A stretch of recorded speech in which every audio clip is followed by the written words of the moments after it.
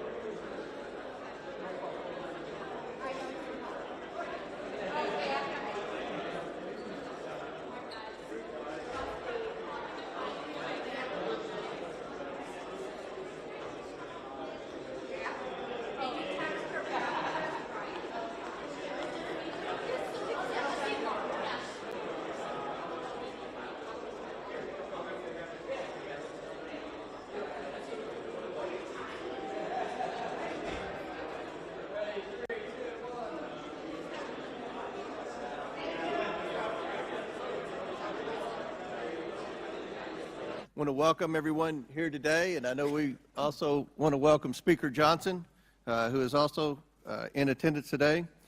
Without objection, the chair may declare a recess at any time. I now recognize myself for the purpose of making an opening statement, but first, without objection, Representative Mills of Florida and Representative Miller of Ohio are waived onto the committee for the purpose of questioning the witness at today's hearing. Without objection to order. Good morning. Today's hearing is for the American people who are seeking answers about the attempted assassination of President Trump.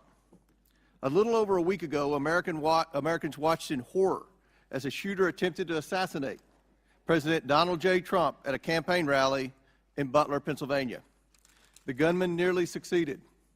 The bullet that struck President Trump's head was less than an inch from taking his life.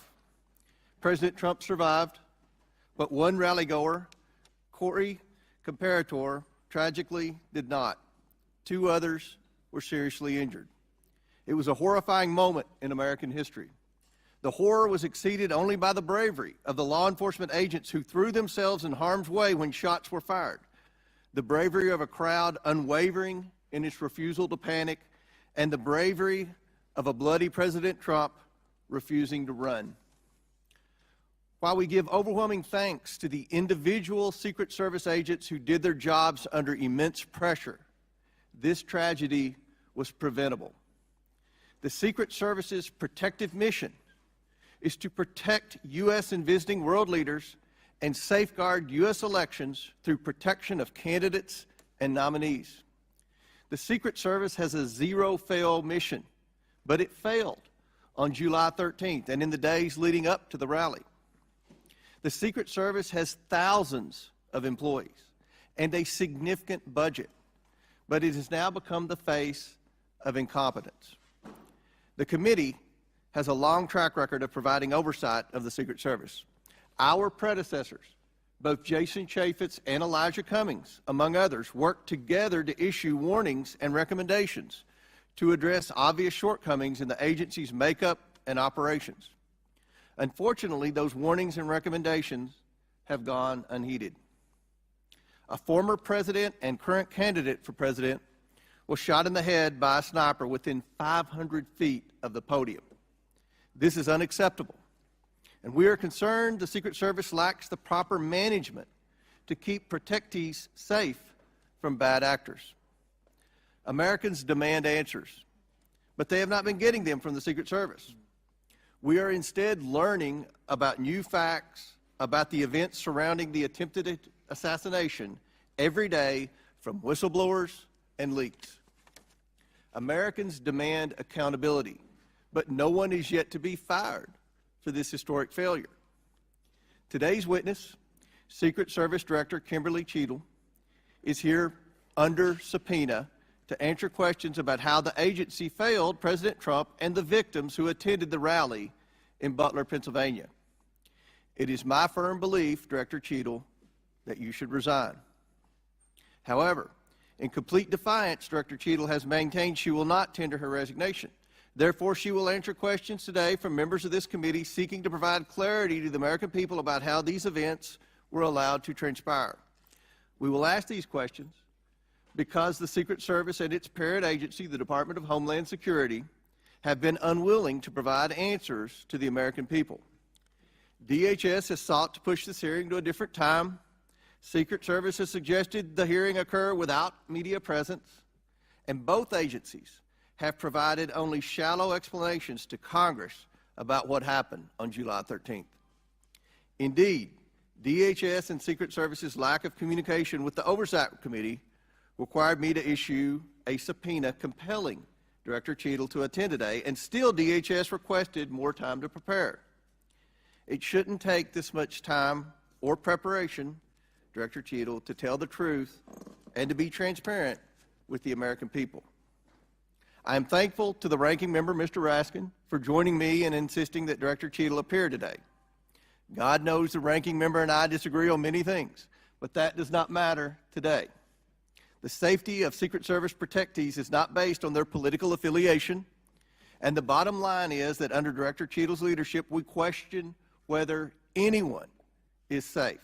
Not President Biden, not the First Lady, not the White House, and certainly not the presidential candidates. The July 13th assassination attempt is one of the darkest days in American political history. It represents the ugliest parts of what American politics has become: hatred of each other and a dangerous turn to extremism. Before we were Republicans or Democrats, we are Americans. If we place our political affiliations above our duty and love of country, we cannot maintain a country. We must ensure our republic is strong, and our republic cannot be strong when our leadership, our elections, our institutions, and our candidates are threatened by extremism and violence. Today, Director Cheatle will answer questions about why she deserves to continue to play a critical role in preserving this country's safety and, at the very least, what led to the catastrophic, deadly events on July 13th in Butler, Pennsylvania. Again, I do not believe Director Cheatle deserves to maintain her position as head of the Secret Service, but members of the American people will make their own decisions based on her answers today. I urge Director Cheatle to be transparent and forthcoming in her testimony today. Americans deserve no less.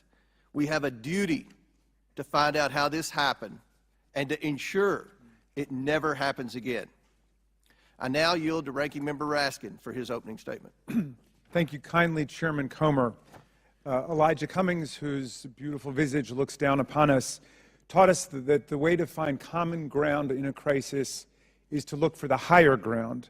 And last week, Chairman Comer and I came together to reach for that higher ground. We made a joint statement condemning the mass shooting and assassination attempt against former President Trump as a grave assault on our democracy. As we wrote, "We are united in condemning all political violence." I join the good chairman in expressing condolences to the family of cori comparatori, and in sending healing wishes to the wounded victims also of this atrocious act of violence. Some are calling it a miracle that former President Trump escaped this AR-15 attack, unlike so many thousands of our fellow citizens who have been killed or seriously wounded in other AR-15 shootings. Whether this miracle is of divine providence or of an adventitious nature will be up to each of us to ponder, but our job in Congress is not simply to marvel at miracles or count on good luck, but to act as public policy legislators to do whatever we can to prevent future political violence, attempted assassinations, and mass shootings. The chairman and I are thus determined to get to the bottom of the stunning security failures that enabled this 20-year-old lone gunman who borrowed his father's AR-15 to perpetrate a mass shooting and assassination attempt at an event protected by the Secret Service as well as state and local police. We'll ask hard questions of Director Cheatle today in order to identify and understand the shocking security failures that occurred and to help transform the operations of the Secret Service to prevent anything like this from happening again. But we can't let ourselves off the hook either, dear colleagues. What happened in Butler, Pennsylvania was a double failure: the failure by the Secret Service to properly protect former President Trump and the failure of Congress to properly protect our people from criminal gun violence. We must therefore also ask hard questions about whether our laws are making it too easy for potential assassins to obtain firearms generally and the AR-15 specifically. Mr. Comparatori, former President Trump, and the other rally attendees wounded in Butler are now members of a club no one wants to belong to, the thousands of people who have fallen victim to mass shootings. Last year, we had 655 mass shootings in America, defined as 4 or more people being shot or killed in a single event, not including the shooter. 712 people died and nearly 2,700 people were wounded in these attacks in 2023. Mass shootings are commonplace. They happen at political rallies and constituent meetings, in our elementary schools, middle schools, and high schools, in churches, synagogues, and mosques, in movie theaters and parades, in nightclubs and grocery stores, in concerts, and on street corners. Here are the worst mass shootings in the last 11 or 12 years. The list is a grim reminder of the horrific damage and death wrought by assault weapons and the AR-15 in particular that have taken the lives of our children, parents, colleagues, and neighbors. This is a very partial list. Mass shootings have become so frequent that we don't even hear about them anymore. Since the mass shooting in Butler, there have already been at least 10 additional mass shootings in America, 2 of which took place the same day that former President Trump was targeted. One of the mass shootings on that violent Saturday, July 13th, happened at 11 p.m. at a nightclub in Birmingham, Alabama, where 4 people were shot dead and 10 others wounded. This means, amazingly, that the Butler attack was not even the deadliest mass shooting to happen in America on that day. A weapon that can be used to commit a mass shooting at an event under the full protection of the Secret Service, together with dozens of state and local police, is obviously an intolerable threat to the rest of us who do not receive such protection and obviously does not belong in our communities. It's time to pass universal background checks and build on this administration's work to ensure that we permanently close the loopholes in the Brady law for gun show purchases, online purchases, and private sales to prevent those weapons from getting into the hands of people we know to be a threat to others. What happened in Butler shows why even closing these loopholes, however, will not keep assault weapons out of the hands of potential assassins and mass murderers. Under federal law, and in the vast majority of states, even young people not old enough to buy a beer legally can legally purchase and own the AR-15 and carry it in public. The shooter in Butler used his father's AR-15. We have to find the courage and resolve to pass a ban on the AR-15 and other assault weapons. A ban has broad support. Even the New York Post loudly endorsed such a ban in 2019. We have passed an assault weapons ban before. Republicans and Democrats together passed it in 1994.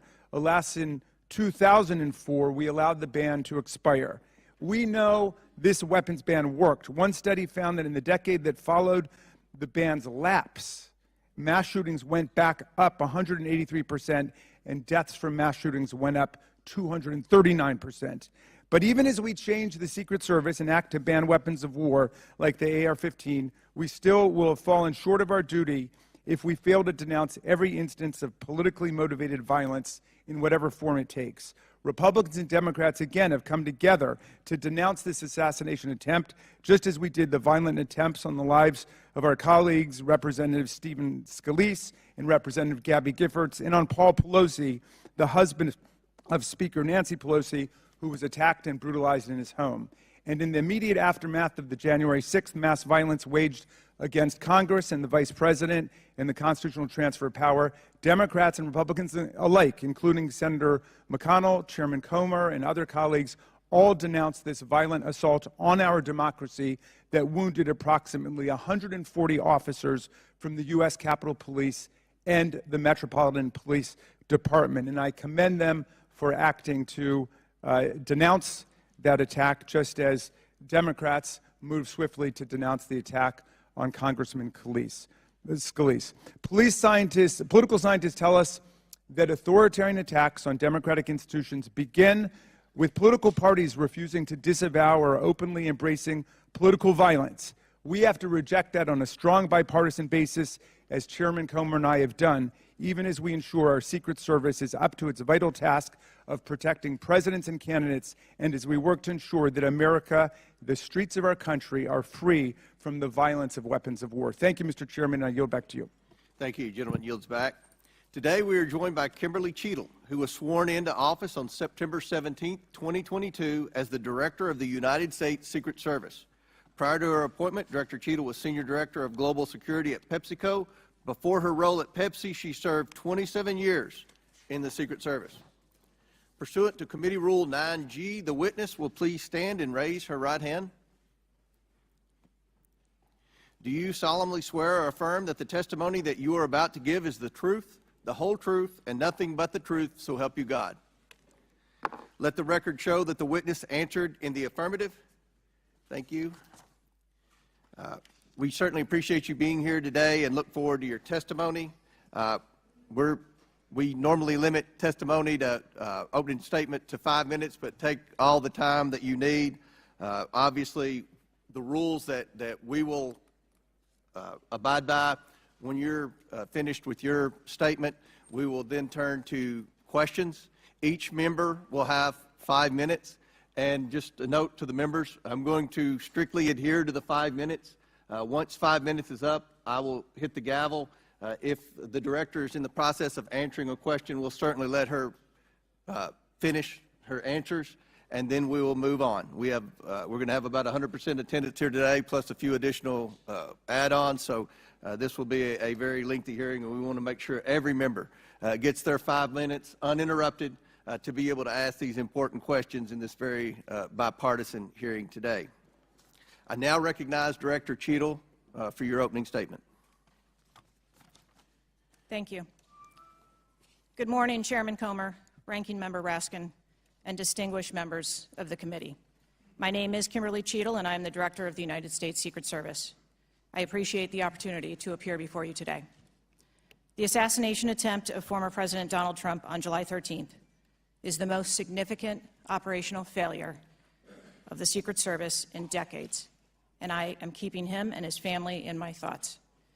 I would like to offer my sincerest condolences to the family of Corey Comparator, a former fire chief and a hero who was killed in this senseless shooting. I would also like to acknowledge those who were injured in Butler, David Dutch and James Copenhagen, and I wish them a speedy recovery. I would be remiss if I did not also extend my condolences on the passing of your colleague, Congresswoman Sheila Jackson Lee. Ms. Jackson Lee was always engaged in the oversight of the Secret Service, and her passing is a great loss to this body. The Secret Service's solemn mission is to protect our nation's leaders. On July 13th, we failed. As a director of the United States Secret Service, I take full responsibility for any security lapse of our agency. We are fully cooperating with ongoing investigations. We must learn what happened, and I will move heaven and earth to ensure that an incident like July 13th does not happen again. Let me state unequivocally, nothing I have said should be interpreted to place blame for this failure on our federal, state, or local law enforcement partners who supported the Secret Service in Butler. We could not do our job without them. We rely on the relationships built over years of working together to secure events and conduct investigations. Our agents, officers, and support personnel understand that every day we are expected to sacrifice our lives to execute a no-fail mission. As witnessed on July 13th, our special agents shielded former President Trump with their own bodies on stage while shots were being fired. Selflessly willing to make the ultimate sacrifice without hesitation, I am proud beyond words of the actions taken by the former president's detail, the counter-sniper team who neutralized the gunman, and the tactical team who was prepared to act. I will be transparent as possible when I speak with you, understanding, though, at times that I may be limited in providing a thorough response in this open setting due to associated risks with sharing highly sensitive protective methodologies. I do not want to inadvertently provide you today with inaccurate information. Since January 1st, 2024, the Secret Service has successfully secured over 7,500 sites. Every protective advance comes with its own set of challenges and requires a customized mitigation strategy, including specific assets. Security plans are multi-layered, providing 360 degrees of protection. These layers include personnel, technical, and tactical assets, which are a force multiplier for our protective posture. During every advance, we attempt to strike a balance between enabling the protectee to be visible and our protective requirements to be secure. I know this because I have spent 29 years in this agency. I came up through the ranks. I've secured events for every president since President Clinton, supervised on Vice President Cheney's detail, led our training center, oversaw all of the investigations and protective visits in the state of Georgia, supervised on Vice President Biden's detail, and the agency's entire protective mission during the Trump administration. The comprehensive advance process involves collaborative planning between our Secret Service, the protectee's staff, local law enforcement partners, and the level of security provided for the former president increased well before the campaign and has been steadily increasing as threats evolve. The security plan included a full assessment of the Butler Farm showgrounds to identify security vulnerabilities and craft a security plan for the protectee, attendees, and the public. Immediately following the assassination attempt, I directed the activation of my crisis center. I assembled my executive team to begin surging more protective resources to the former president and to ensure the wellness of our people post-incident, all while securing an active crime scene. I immediately ordered a reevaluation of the Republican National Convention security plan, and I increased the security posture in the National Capital Region for all permanent protectees and sites. At the same time, I initiated a mission assurance investigation within our agency. I have instructed my team that all necessary resources will be dedicated to investigating these matters. We will not rest until we have explored every option, and we will leave no stone unturned. But I want to be clear. I am not waiting for these investigations to be completed prior to making changes. Over the past 2 weeks, we successfully led the planning and execution of the 75th NATO Summit and the Republican National Convention.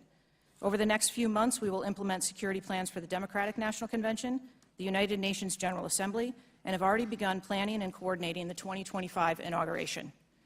It is now more important than ever for the men and women of the Secret Service to remain resilient and to focus on what is necessary to carry out our critical mission.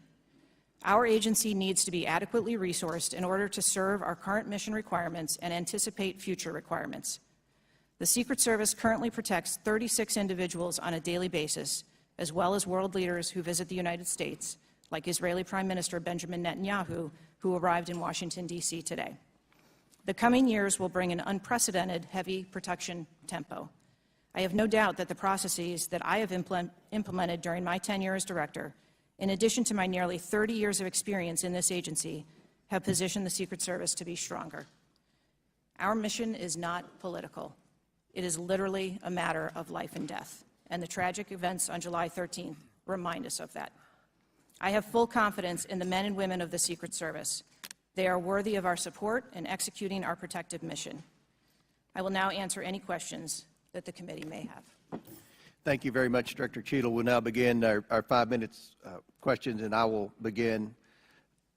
Just for the record, the Secret Service has an annual budget of around $3.1 billion, and I believe around 8,000 employees. Is that correct?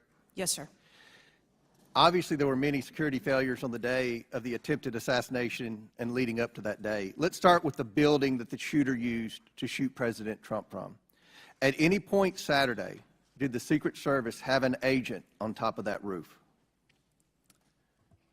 Sir, I'm sure, as you can imagine, that we are just 9 days out from this incident, and there's still an ongoing investigation. And so I want to make sure that any information that we are providing to you is factual. You can't, okay. Why did the Secret Service not, can you answer why the Secret Service didn't place a single agent on the roof? We are still looking into the advance process and the decisions that were made. Okay. Wasn't that building within the perimeter that should be secured? Do we agree with that? The building was outside of the perimeter on the day of the visit, but again, that is one of the things that during the investigation we want to take a look at and determine whether or not other decisions should have been made. One of the things that you said, I believe, in an interview, that there wasn't an agent on the roof because it was a sloped roof. Is that normal, and do you fear that that immediately creates an opportunity for future would-be assassins to look for a slanted roof? I mean, this is a huge question that every American has. Why wasn't a Secret Service agent on the roof? And there have been reports that agents were supposed to be on the roof, but it was hot that day and they didn't want to be on the roof. Can you answer any of those questions, Director? So I appreciate you asking me that question, Chairman.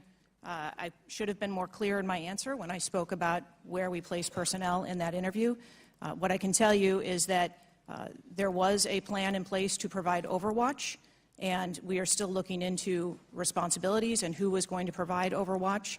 But the Secret Service in general, not speaking specifically to this incident, when we are providing overwatch, whether that be through counter snipers or other technology, prefer to have sterile rooftops. Did the Secret Service use any drones for surveillance that day? So again, I'm not going to get into specifics of that day in itself, but there are times during a security plan that the Secret Service does deploy an asset like a drone. There were reports that the shooter used a drone just a few hours before the rally start time. Is that accurate? I have heard those same reports, and again, am waiting for the final report. Do you know, if you can't answer the question, that's your answer. But can you answer this? Do you know, I'm not asking yes or no, but do you know if the shooter used a drone before the shooting? That information has been passed to us from the FBI. How many Secret Service agents were assigned to President Trump on the day of the rally? Again, I'm not going to get into the specifics of the numbers of personnel that we had there, but we feel that there was a sufficient number of agents assigned. There are reports that several agents assigned to the rally on July 13th were temporary agents, agents not normally assigned to President Trump. Is that accurate? What I can tell you is that the agents that were assigned to former President Trump are Secret Service agents that provide close protection to him, and that was what was actual on that day. How many temporary agents were there that day? Quite frequently, sir, during campaign events, the Secret Service utilizes agents from HSI or the Department of Homeland Security. You don't know how many? Supplement you can't answer? our plan. Have the investigators reconstructed the shooter's precise movements over the past days, weeks, and months? So, again, we need to have confidence that if the FBI is leading this investigation, that they're leading a credible investigation, because there's some of us sitting up here today that don't have a lot of confidence in the FBI.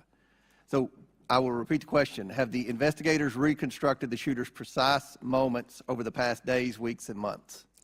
I understand your question, Chairman, and I share your concerns about wanting to make sure that we have factual information. The FBI is conducting a criminal investigation. The Secret Service is conducting an internal investigation. There are a number of OIG investigations, and there is the external investigation that the President Last question for me. Before July 13th, had the Trump detail requested additional resources? What I can tell you is that for the event on July 13th, the details that were the assets that were requested for that day were given. Okay. My time has expired. Chair now recognizes Ranking Member Raskin for 5 minutes. Thank you, Mr. Chairman. It's been reported that before former President Trump got up on the stage at around 6 p.m. on Saturday, July 13th, that the local police had identified and even photographed a man who was acting suspiciously. And this man, who turned out to be the gunman, had been flagged as a potential threat. Is that accurate? What I can say is that the individual was identified as suspicious. So he was known to be suspicious before former President Trump took the stage. That is the information I have received. Why was he allowed to take the stage with a suspicious person having been identified in the crowd? So I appreciate the question, and I'd like to make 2 points. If the detail had been past information that there was a threat, the detail would never have brought the former president out onto stage. That is what we do, and that is who we are. We are charged with protecting all of our protectees. So you distinguish between someone who is suspicious and someone who's threatening, is that right? I do. There are a number of times at protective events where suspicious people are identified, and those individuals have to be investigated and determined what is it that identifies that person as suspicious. So did you deny a request for additional resources that had been made by the Trump campaign? There were no assets denied for that event in Butler on the 13th. I see. So you're saying there were requests made for additional assistance for other specific events rather than for the campaign as a whole. Is that right? I'm sorry, I'm not understanding. Well, you seem to say that there were not additional resources requested for that event. And forgive me for being unfamiliar with this. Is it requested event by event, or is it requested just in general for the campaign? So if I can explain the advance process, when an event or a venue is identified by, in this case, campaign staff, then the campaign staff works together with Secret Service agents who go out and conduct an advance. Generally, that is a 5-day time period where those discussions are had about what the perimeter is going to look like, what the size of the event is, what the venue is, and then from there, there is a request made to mitigate potential risk and threat. And I'm saying that on that day, the requests that were pushed forward were granted. So the Secret Service did not know that the gunman actually had a weapon before President Trump was allowed to get up on the stage? To the best of our knowledge and the facts that we have at this point, that is correct. So can you answer this question, which I think is on the mind of most Americans thinking about this? How can a 20-year-old with his father's AR-15 assault weapon climb onto a roof with a direct 150-yard line of sight to the speaker's podium without the Secret Service or local police stopping him? So again, sir, I will say we are 9 days out from this event, and I would like to know those answers as well, which is why we are going through these investigations to be able to determine that fully. Okay. It's been reported that the shooter was not carrying a driver's license or any form of identification. They had no idea who he was, but then he was quickly identified, I think within 30 minutes, by using the serial number on the AR-15 under a tracing system that is now controversial. Some people say we should get rid of it. Some people want to keep it. But is that right, that the serial number was the key information which led to the identification of the shooter? That is my understanding, sir, yes. Okay. If an American citizen were just to stop you and say, Director Cheatle, we support your work to the tune of billions of dollars and thousands of employees, what went wrong? What would you say? Again, knowing that we're 9 days out, I would say, as I have said from the very outset, I accept responsibility for this tragedy. We are going to look into how this happened, and we are going to take corrective action to ensure that it never happens again. Well, I appreciate that, and I hope you will act with vigor and focus and intensity, and it seems you understand the gravity and solemnity of this to the American people. millions and millions of Americans don't feel safe with all the AR-15s out there. We thought at least the President of the United States or a former President of the United States would be safe, but now that's not even clear. Mr. Chairman, I yield back to you. Gentleman yields back. Chair now recognizes Chairman of the House Judiciary Committee, Mr. Jordan from Ohio. Thank you, Mr. Chairman. Director, were you guessing or lying? The day after President Trump is shot, Secret Service spokesman Anthony Guglielmi said, quote, "The assertion that a member of the former president's security team requested additional security resources that the U.S. Secret Service or the Department of Homeland Security rebuffed is absolutely false." The next day, Secretary Mayorkas said, "That is an unequivocally false assertion. We had not received any request for additional security measures that were rebuffed." But 5 days later, the Washington Post said this: "Top officials repeatedly rejected requests from Donald Trump's security detail for more personnel." The next day, the New York Times said this: "Mr. Guglielmi acknowledged that the Secret Service had turned down some requests for additional federal security assets for Mr. Trump's detail." So which is it? Because both statements can't be true. Were you guessing or lying when you said you didn't turn down requests from President Trump's detail? Neither, sir, and I appreciate the question. Well, what were you doing? Because those statements don't jive. So what I can tell you is that for the event in Butler, there were no requests that were denied. As far as requests... Well, maybe they got tired of asking. Maybe you turned them down so darn much, they said, not worth asking. How many times did you turn them down ahead of that? I think that it is important to distinguish between what some people may view as a denial of an asset or a request. Well, is Mr. Guglielmi your spokesperson? He said he acknowledged the Secret Service had turned down some requests. I'm asking how many? A denial of a request does not equal a vulnerability. Well, tell me what it is. There are a number of ways that threats and risks can be mitigated with a number of different assets, whether that be through personnel, whether that be through technology, or other resources. Well, tell the committee which it was. They asked for additional help in some form or another. You told them no. How many times did you tell them no, and what did you tell them no to?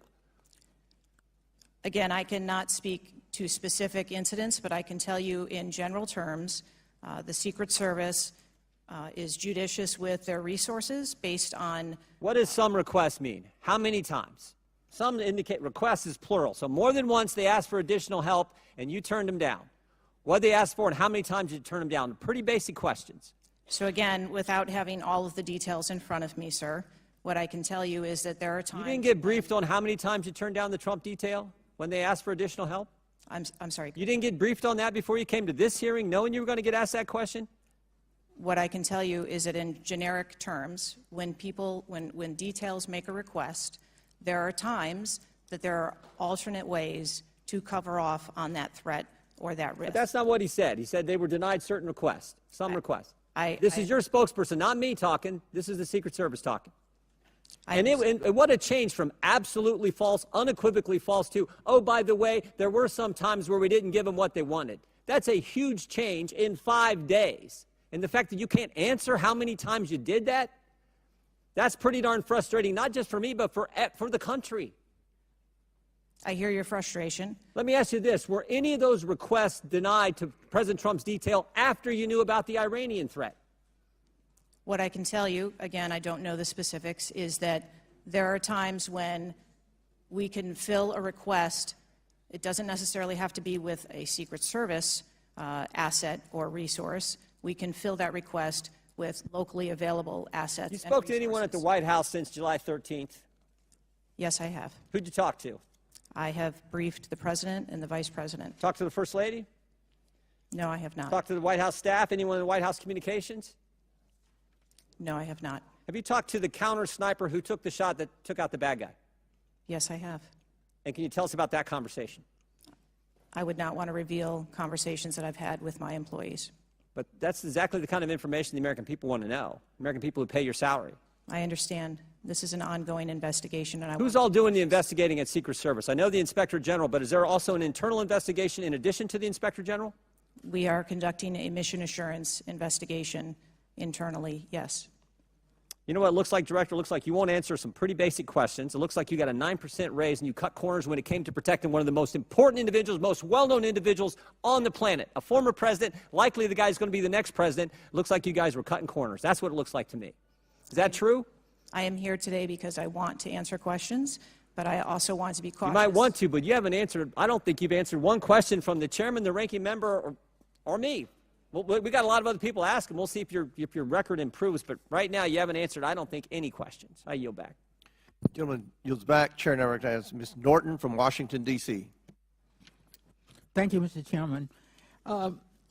In the summer of 1963, as a law student, I traveled to the South to work in the civil rights movement. When I arrived in Jackson, Mississippi, I was met by a civil rights activist who showed me around town and tried to convince me to work in Jackson that summer.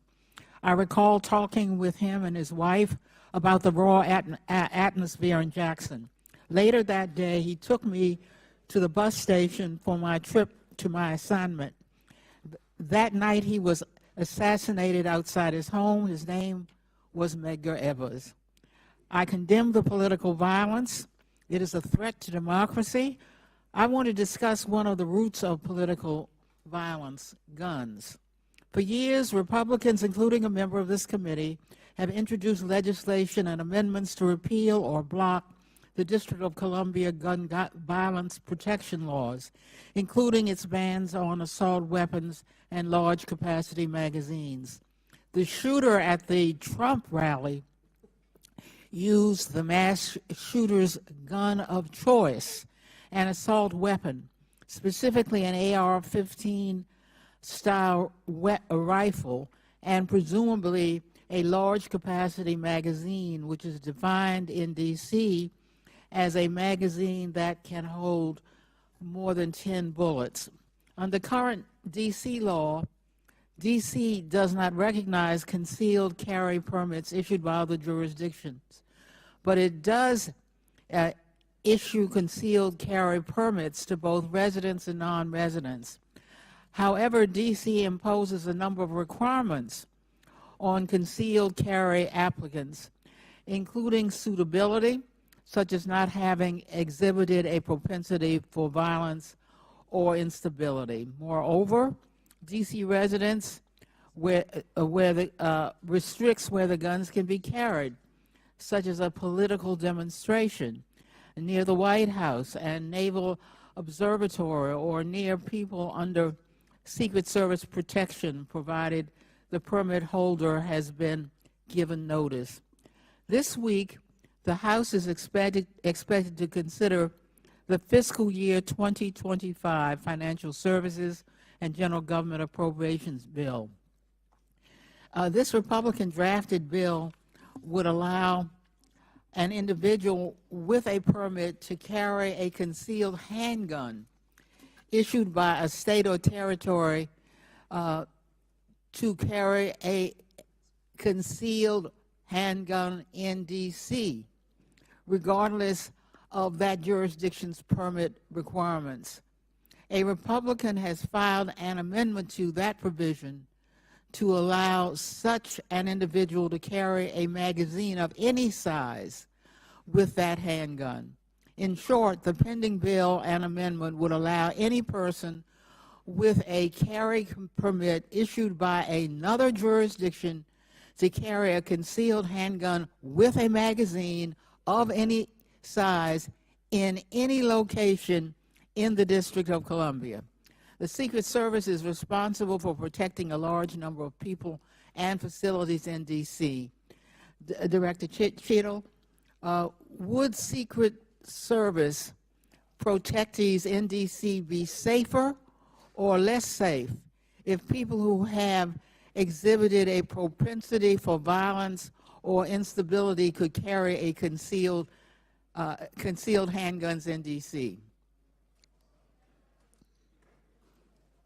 I think being a Secret Service agent and an officer or a law enforcement officer in any state is difficult. They are required to make decisions and snap judgments in the blink of an eye.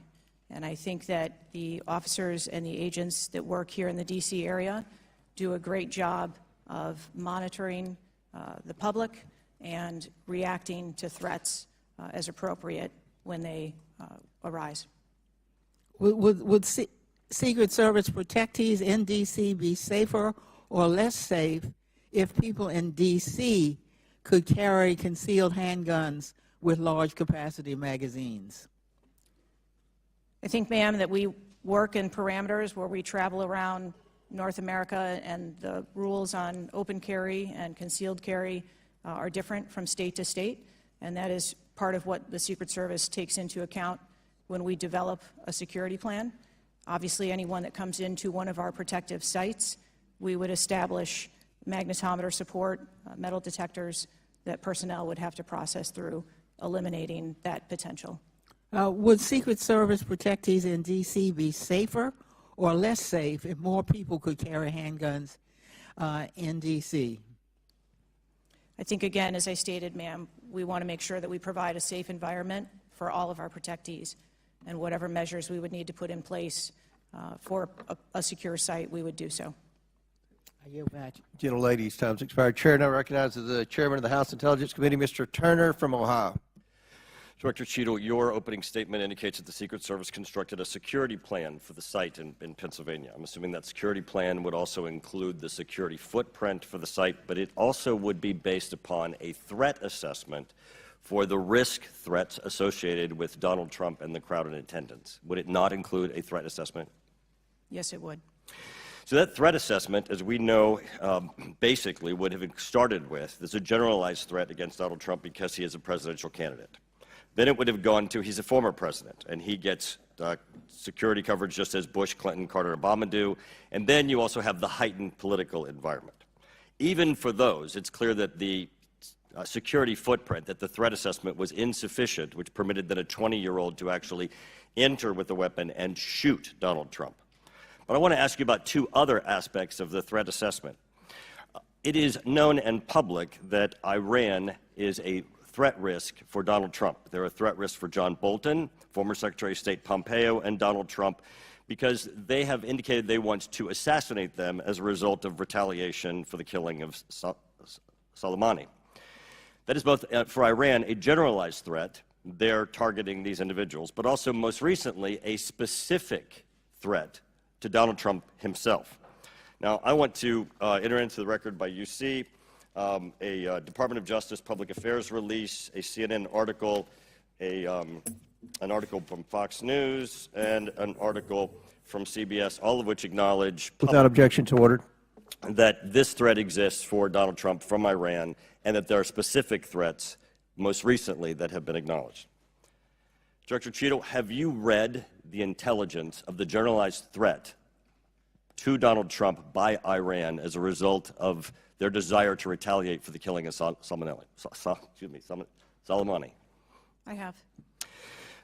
Have you read or been briefed about the intelligence of the specific recent threat to Donald Trump from Iran? Yes, I have. Director Wray, when we were getting our briefing, indicated that he thought the threat assessment should have included this threat from Iran. Is it your testimony today that the threat assessment, since you've read this intelligence, was sufficient to protect him from this threat from Iran? My testimony today is that the information that we had at the time was known. Was it sufficient? Director Cheatle, was it sufficient for the Iranian threat that you said you have read the intelligence briefings for? That information was passed to... Well, I'm not asking the bureaucratic issue of who did it get passed around to. Director Cheatle, was it sufficient for the specific and generalized threats to Donald Trump's life from Iran? Yes, I do believe it was. Director Cheatle, is an Iranian assassin more capable than a 20-year-old? Sir, I think we've acknowledged that there was gaps and a failure that day. When I raised this issue with Director Wray, he was incensed. He was shocked that the threat assessment of Iran did not seem to be, as we and I discussed, baked in to your security footprint and your threat assessment. And he went on to say that the generalized threat that he has told the whole country that we are under from a terrorist a potential terrorist threat. He has said we're under the highest threat level since 9/11, that the lights are flashing red. And he has specifically indicated that people have crossed the southern border as a result of the Biden administration's policy, and that there are in our country today terrorists and individuals who are affiliated with terrorist groups and organizations. That would be a heightened threat environment, Director Cheatle, would it not? Yes.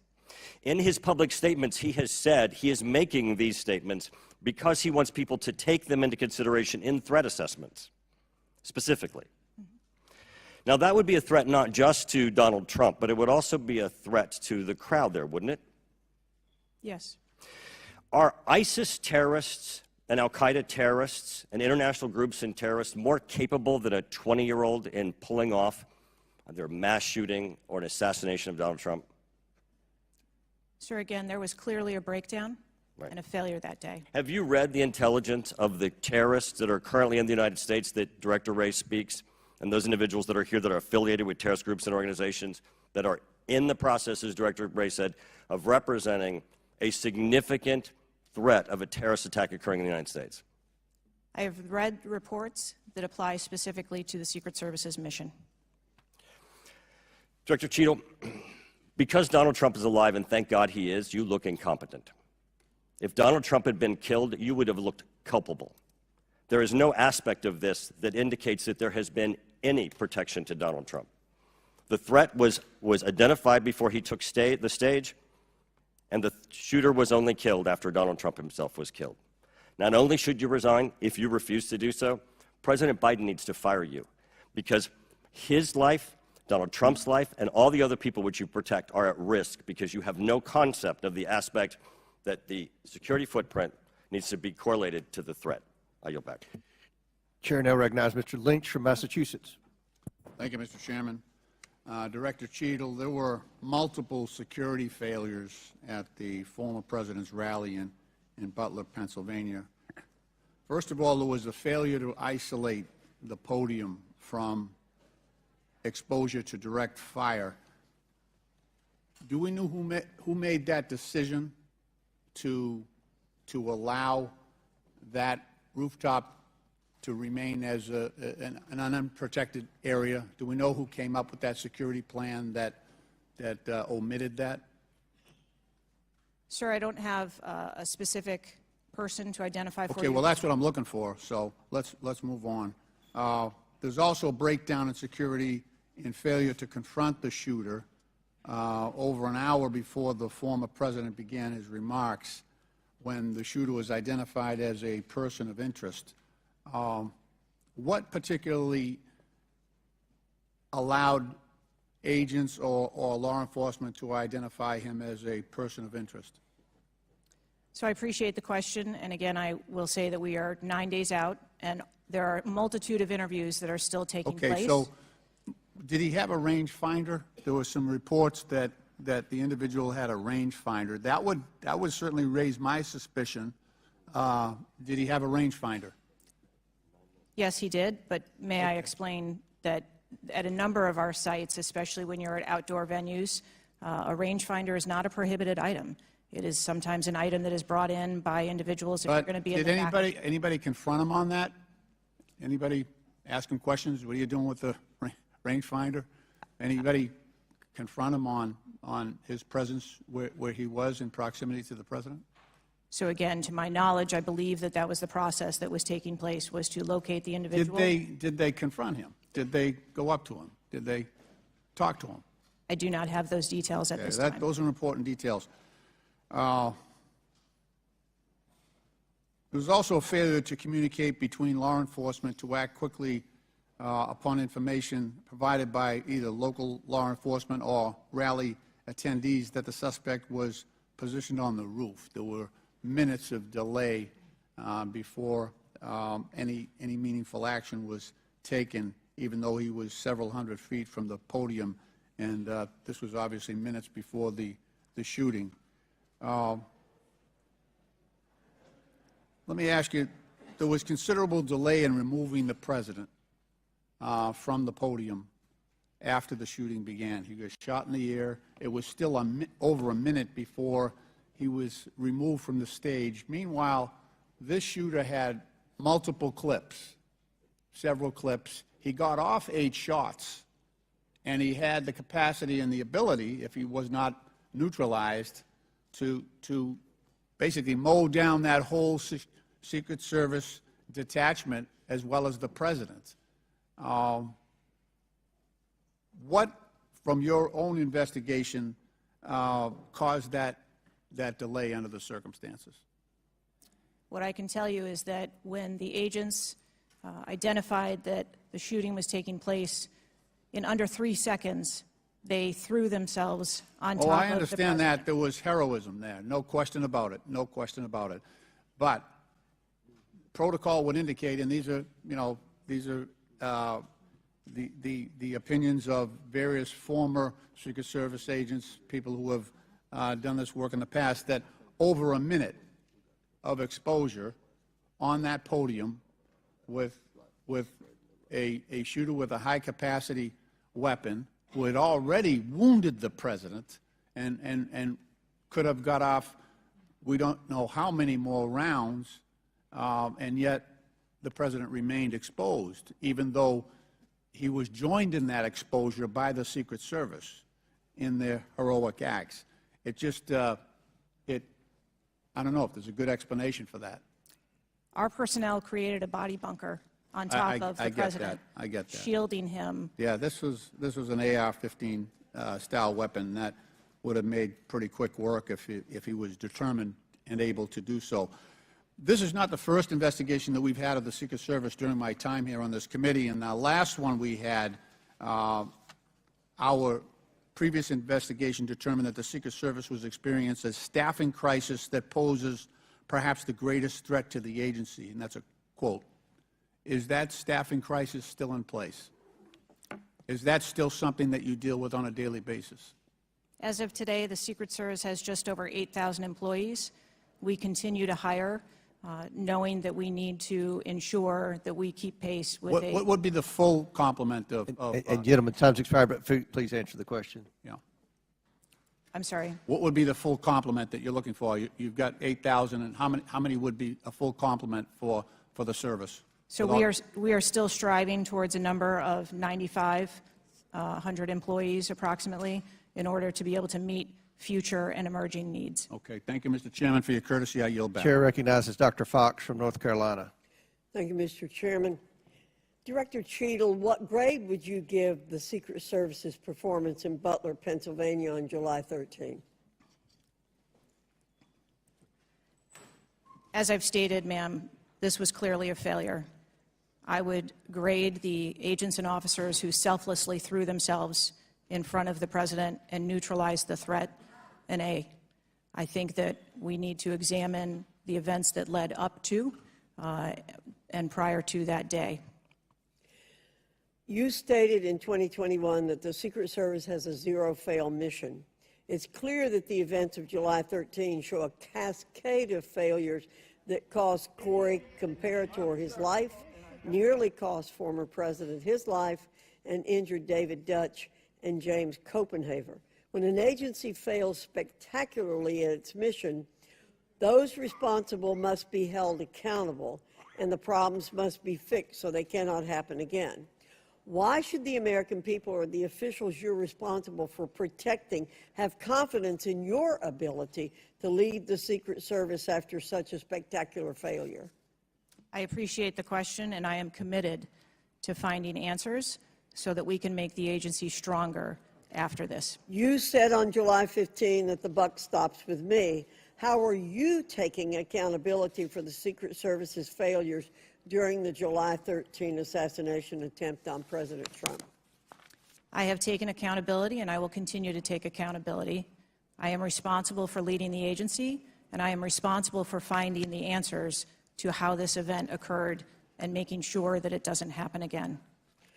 So I would like to explore how you got the job as director of the United States Secret Service. Is it typical for the director of the Secret Service to be recommended for the role at the behest of a president's family and senior staff, perhaps at the request of Joe Biden or Anthony Bernal? I got the job as a director of the Secret Service because I spent 27 years in an agency with a mission that I absolutely love. I started my career in Detroit. I worked my way up through investigations and protection. Was there competition for the position? You would have to ask those who were involved in the interview process. But you think you are the best person in the country to head the Secret Service? I think that I am the best person to lead the Secret Service at this time. The Secret Service receives billions in funding each year, as has been explained by my colleagues here. In fact, you've had an increase in real terms of 55%. As you're no doubt aware, staffing levels for those assigned to protect the president, former presidents, and other senior officials has decreased by about 350 between 2014 and today. Clearly, a lack of financial resources not to blame for the staffing shortage. In 2022, the Secret Service saw nearly half its workforce leave in 1 year, and during the same year, it was ranked dead last among law enforcement agencies in the best places to work in the federal government. Can you explain why your agency was so poorly rated and why so many staff left in just 1 year? So with all due respect, I dispute the statistic of half of the employees leaving in 2022. I think that has been inaccurate data that's been reported out there. But what I can tell you is, as I have returned as the director of the agency, we have had an increase in hiring and staffing and an increase in resources, and we are committed to continue to hire so that we can be staffed appropriately to meet the dynamic mission that we have. Well, you may want to dispute it, but it's out there. My understanding, given the high-profile failures and rotten culture at the Secret Service during your nearly two-year tenure, why should the American people have any confidence in your ability to lead the Secret Service to perform its zero-fail mission to protect our senior leaders?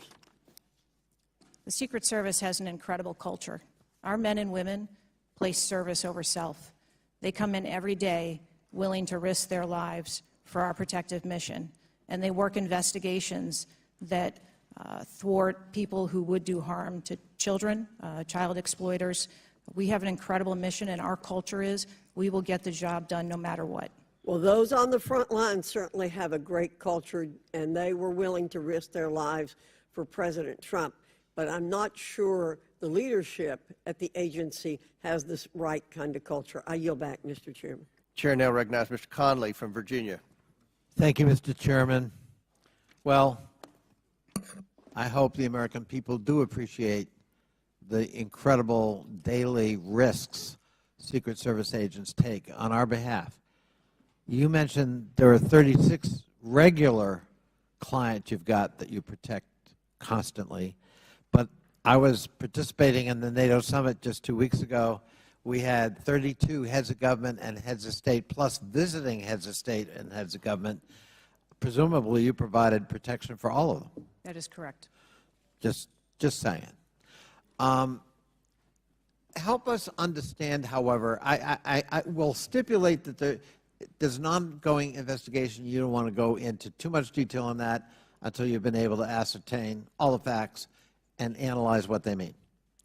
You can understand, however, the anxiety we and the American public have about how could this happen and how can we ensure it can't recur. Now, there are some things my friends on one particular side of the aisle don't really want to talk about, like AR-15s and access to them by a 20-year-old, or anybody for that matter. Presumably, Director Cheatle, the ubiquity of weapons, guns in America, especially assault weapons or semi-automatic weapons, that's helped your job and the mission of your agencies, right? It's made it less complicated. Isn't that true? I'm sorry, I'm not understanding your question. Real simple. More guns, especially dangerous ones, have made your job protecting people easier. Is that not right? I think from every Director state, Cheatle, This is simple English. More guns, do they make your job more complicated or less complicated in protecting these 36 clients and visiting heads of state and heads of government that come to Washington? I think the Secret Service needs to take into account I didn't ask that that. they're in. I'm sorry. I asked a simple question, which deserves a simple answer. The ubiquity of guns, dangerous weapons in America like AR-15s, has that made your job, that is to say the mission of the Secret Service, easier or more difficult? I think the threat environment for protecting our Secret Service protectees is always difficult, and that's dynamic, and it's always evolving. We stipulate it's always difficult.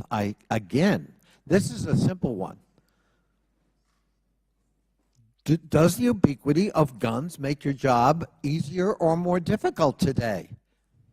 I understand the Second Amendment rights of individuals. I didn't ask that question. I'm not questioning the Second Amendment. I'm asking a simple analysis, Director Cheatle. And I can tell you, you're not making my job easier in terms of assessing your qualification for continuing on as director. Please answer the question. You're the head of the Secret Service. You're speaking on behalf of 8,000 members who put their lives on the line. We just had a failure by your own admission. Do guns make your job easier or harder? I think the job of the Secret Service is difficult on every day, and we need to make sure that we are mitigating all threats, whether that be That weapons, isn't my question. personnel. That is not my question. And now I think you're evading the answer, which is not a hard one. I am sorry that you feel that way, sir. How else could I feel, Director Cheatle, when you're clearly avoiding a direct answer to a very simple declarative question? We almost lost a presidential candidate the other day. A 20-year-old had access to his father's AR-15 and got on top of a roof within 500 yards or feet of the podium. And I'm asking you, did the availability of that AR-15, which is replicated all across America, make your job harder or easier? And you're not willing to answer that question?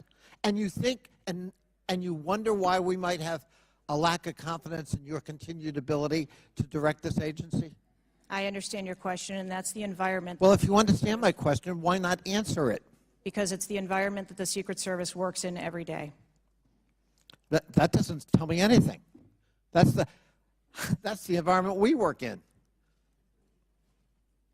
I had an attack on my office a year ago. I know a little bit about violence too. He came to kill me. When he couldn't, he beat one of my staffers 8 times with a baseball bat on the head. We live with the threat of violence. But a simple answer from the director of the Secret Service would be helpful. And I'm sorry you've chosen to evade it. I yield back. Chair, now recognize Mr. Grofman from Wisconsin.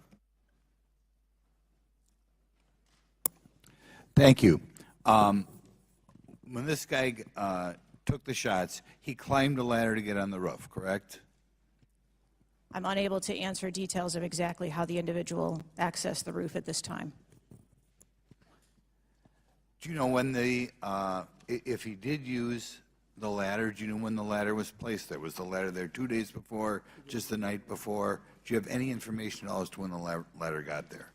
I would like to be able to answer those questions. The FBI is still conducting an investigation. How did the rifle get to the roof? Again, sir, at this time, I'm unable to answer questions to provide clarity. Have they cleaned the roof since the assassination attempt? Have they cleaned the roof? Right. Has anything been done to the roof? Is it just like it was, whatever, 10 days ago, or not? Has anything been done to the roof? I don't have an answer for that. Okay. Were President Trump's normal agents normally assigned to him there that day? Yes. These were the same agents that were always there? Yes, sir. Correct. The people that are assigned to his detail were working on that day. Okay, there's stuff on the internet that says they were not there that day, but these are the same agents who are routinely there? Yes, sir. Okay. Do we know which agents fired the shots that finally took down the potential assassin? Yes, sir, I do. Could you give us those names or background of those agents? I would not offer their name up in this setting, but it was one of our technical officers, our counter snipers. Okay, so can we privately get those names, the committee? I am certain that we can make names available privately. Okay.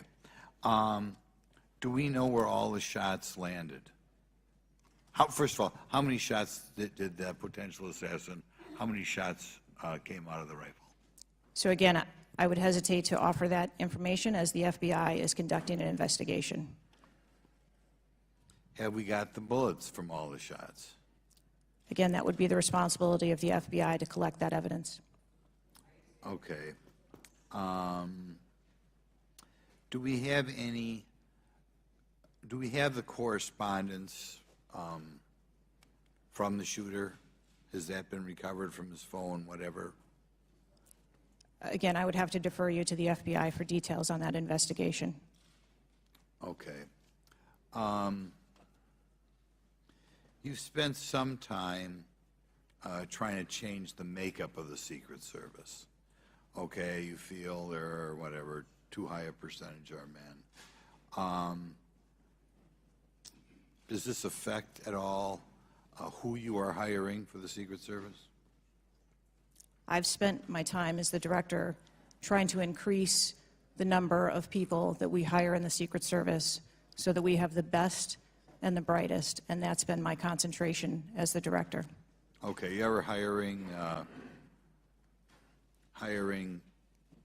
not hiring men because of your desire to hit certain targets?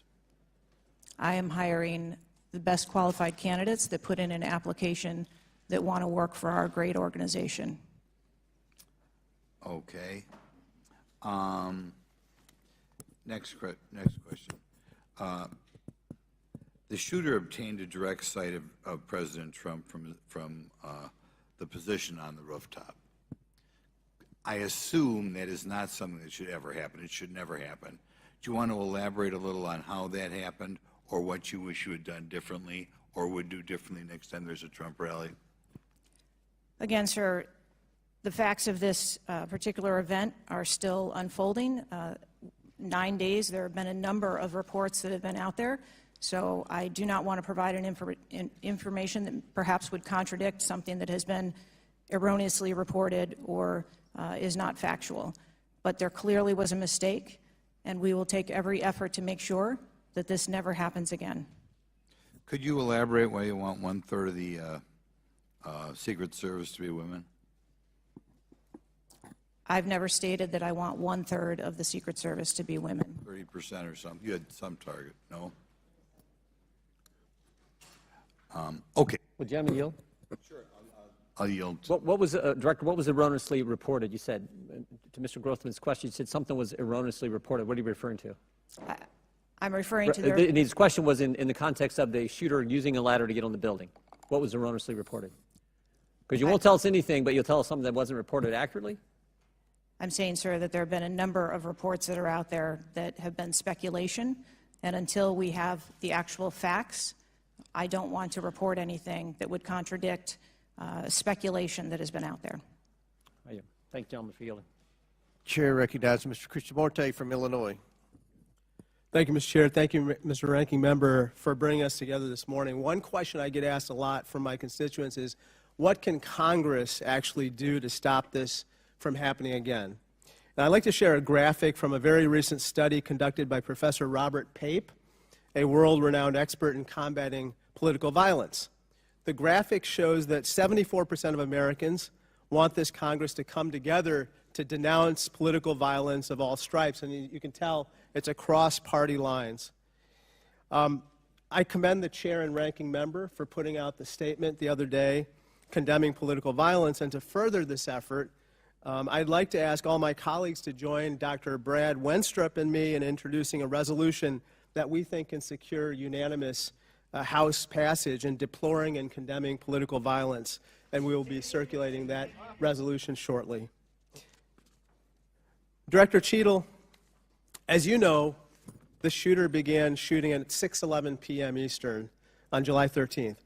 NBC reported that at 5:51 p.m., 20 minutes before the shooting began, the state police informed the Secret Service of their concern. Now, the rally was not paused at that point, correct? No. And according to NBC, just 2 minutes later, at 5:53 p.m., the Secret Service notified its snipers about the gunman. The rally wasn't paused at that point either, correct? No. Let me show you some video footage by rally goers. If you could play the video on the screen up here. This was taken 2 minutes before the shooting started. If you could turn up the volume. Criminals. We have criminals.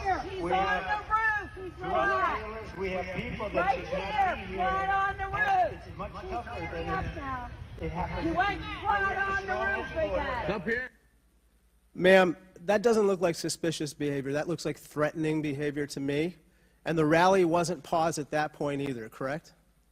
I can tell you, as I stated earlier, sir, that the moment that the shift surrounding the president were aware of an actual threat.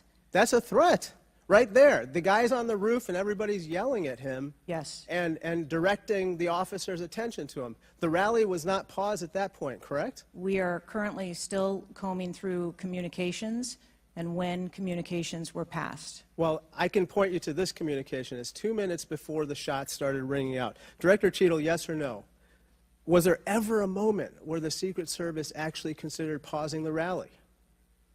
The Secret Service would have paused the rally had they known or been So the told answer is that there was no. an actual threat. The answer is no. Correct? I can speak to you in generalities. No, I don't want I don't generalities. I know want all of the specifics. communications The that were- answer is no. You did not consider pausing the rally, correct? The people that are in charge of protecting the president on that day would never bring the former president out if there was a threat that had been identified. Well, they did, because we've now identified 3 points in the 20 minutes before the shooting that the threat emerged. Let me point you to something else, which is the building that the church on, seen here. This building is called the AGR building. I'm sure that you're familiar with it. It's no more than 150 yards from the stage where Donald Trump stood, yet the security perimeter was drawn such that the AGR building was placed outside of it. Director Cheatle, according to the Washington Post, the AR-15 styled rifle used in the shooting had a range of 400 to 600 yards, and therefore the AGR building was clearly within rifle range of the stage, correct? Yes.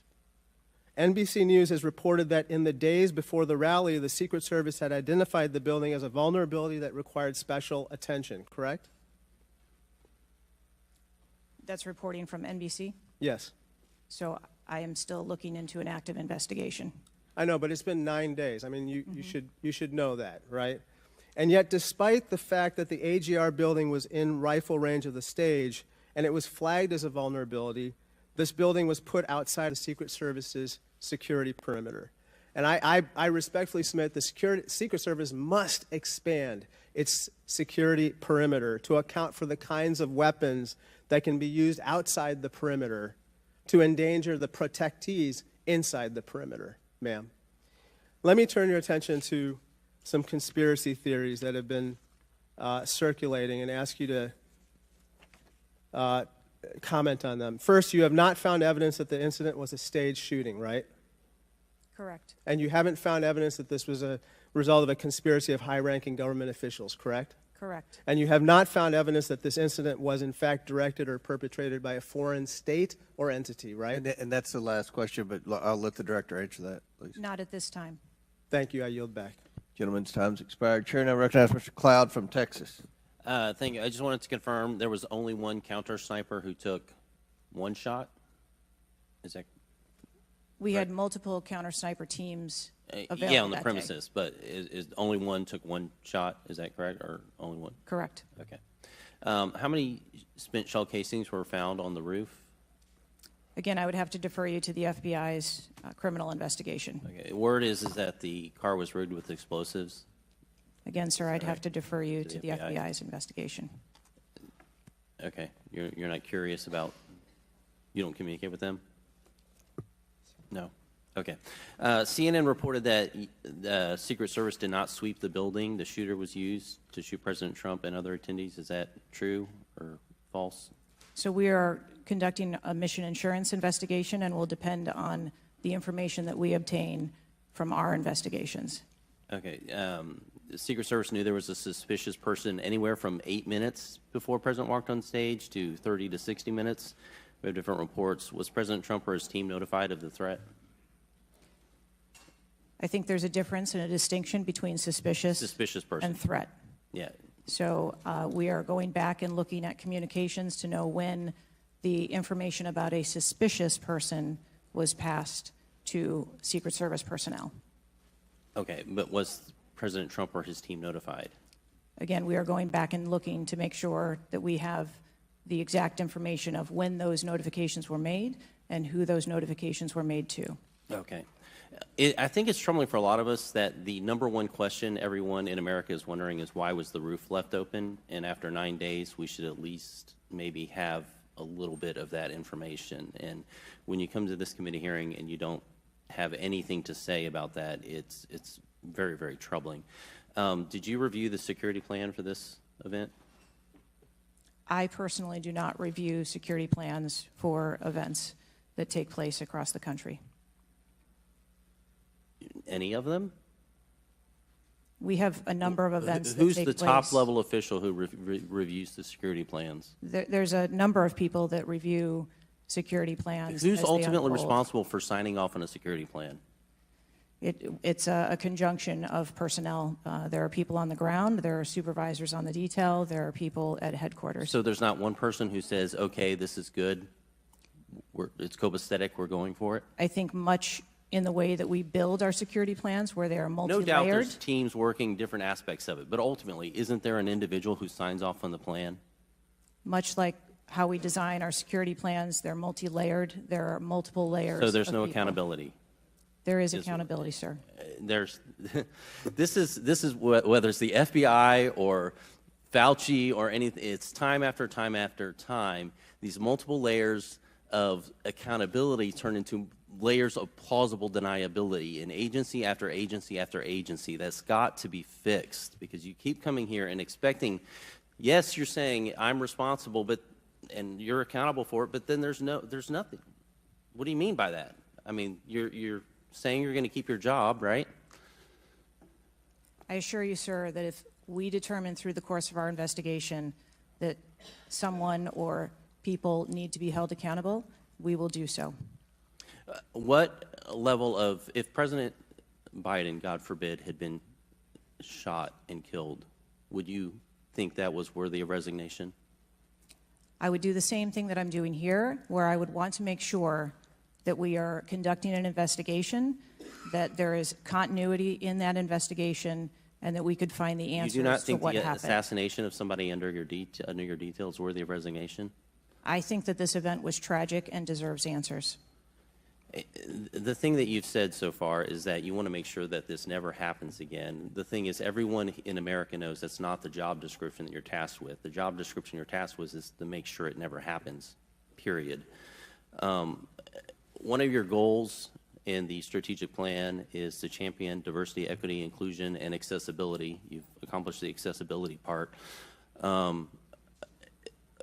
What standards, do you keep the same standards for all applicants and all, or does every Secret Service agent meet the same qualifications, or do you have different standards for different people? Yes, sir. Everyone who moves through the application process has to meet the same standards to become a special agent. Okay.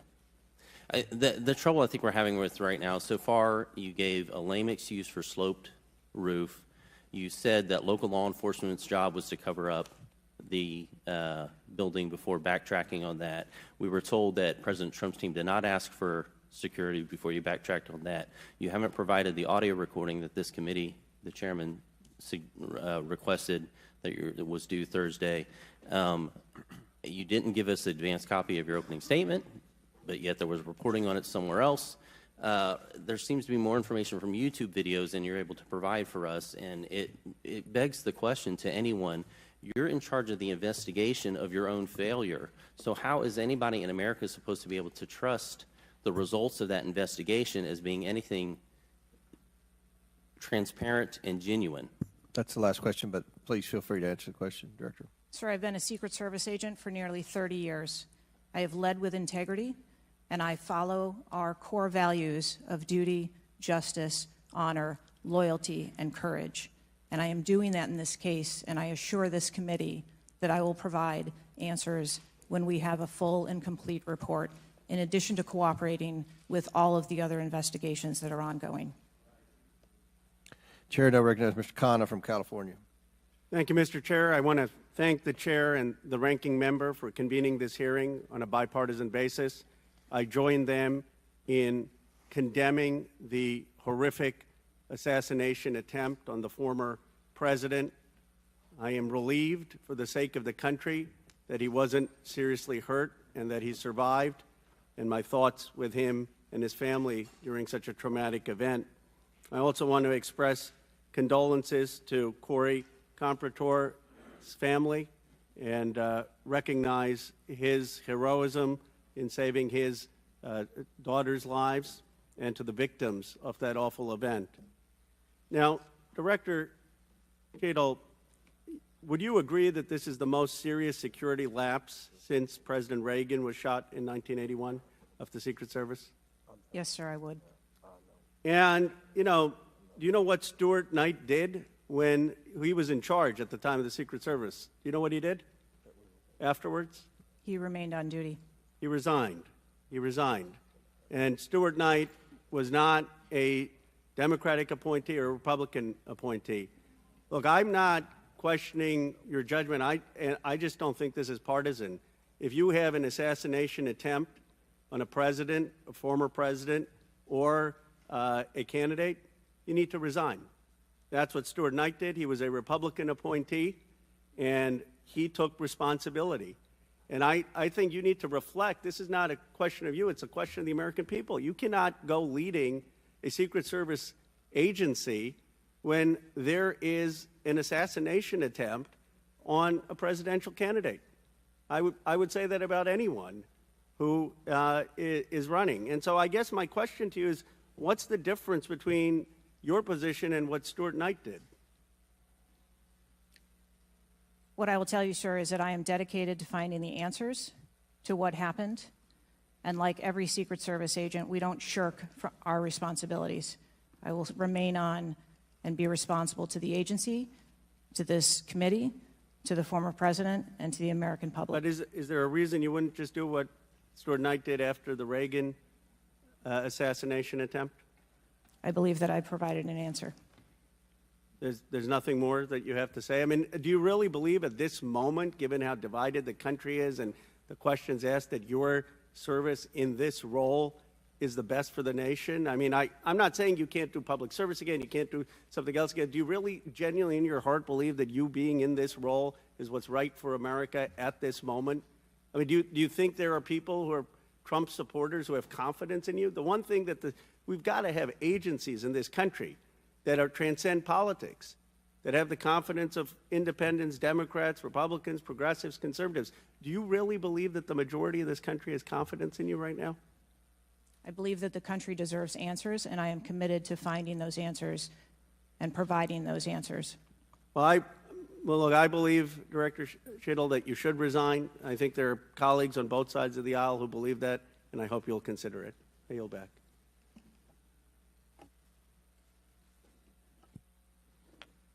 Chair now recognizes Mr. Palmer from Alabama for 5 minutes. Director Cheatle, did local law enforcement ESU teams have compromise authority to engage a perceived threat? Yes. Why do you think they didn't use it?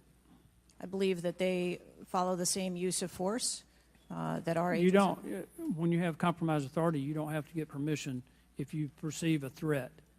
And there were not just the ESU units, but there were local law enforcement that had line of sight on the shooter before the shots were taken.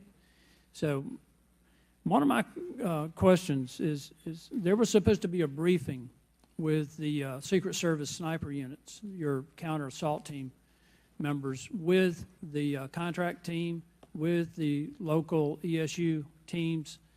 That didn't take place. Why was that? So I have been told that there has been a briefing. There was a briefing that took place. I've been told that there wasn't one.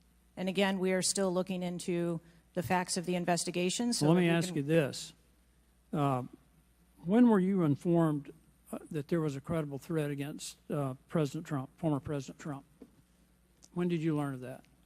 Sir, the former president has a number of threats. I didn't ask you that. There was a credible threat from Iran. When were you informed of that? Answer the question. We have been monitoring the threats You for the knew former before. president. You knew before the rally, okay? All right.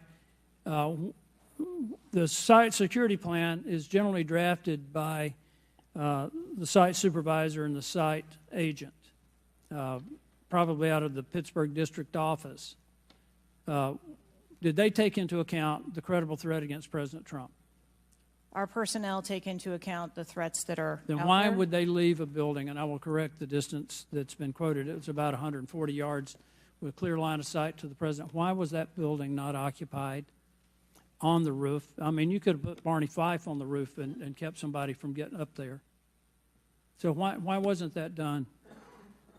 The plan that was developed that day encompassed a number ma'am. of security mitigations. The issue is the site supervisor, the site agent, and the special agent in charge, who I think signed off on the plan, did not include that in the inner perimeter, and they didn't have a plan to secure the building. As I understand it, the Butler County ESU unit was situated on the second floor of a building next to that, but they didn't have a clear line of sight of the roof. The angle was too severe. The photograph that was taken of the young man, of the shooter, when he had the rangefinder, was taken at 5:15. It wasn't until 5:38 that photograph was transmitted to the Secret Service sniper units. I don't understand the lack of interoperability here in the communication process. I don't understand why people didn't perceive that as a credible threat. The video that Mr. Christopher Morphy had shown there was clearly a credible threat. So how is it that all of these mistakes could be made? How many explosive devices were found on or near the site? Again, I would have to defer you to the FBI. Madam, I believe Details they of were that. in his car, and I think there might have been one near a main gas line. It wasn't just the fact that he had a rifle. It was the fact that he had the ability to inflict enormous harm, enormous numbers of casualties, had those devices exploded. I want to know also, when your agents conduct a site review, are they fully informed of all of the threats that are being made against the principle that they're protecting? What I can tell you is that when our agents go out to conduct an advance, their whole goal is to ensure the I safety understand and what their security. goal is. The failure to secure that building not only put the former president's life in danger, it put the lives of individuals in the crowd in danger as well. I mean, the Reagan shooting, there were other people shot at that time as well. And the Secret Service members' lives were in danger. So I don't understand how you can continue to stay in the position you're in when this was a failure of historic magnitude. 43 years without anything like this happening. And you failed, in this case, in a spectacular way. Mr. Chairman, I yield back. Gentleman yields back. Chair recognizes Mr. Mfume from Maryland.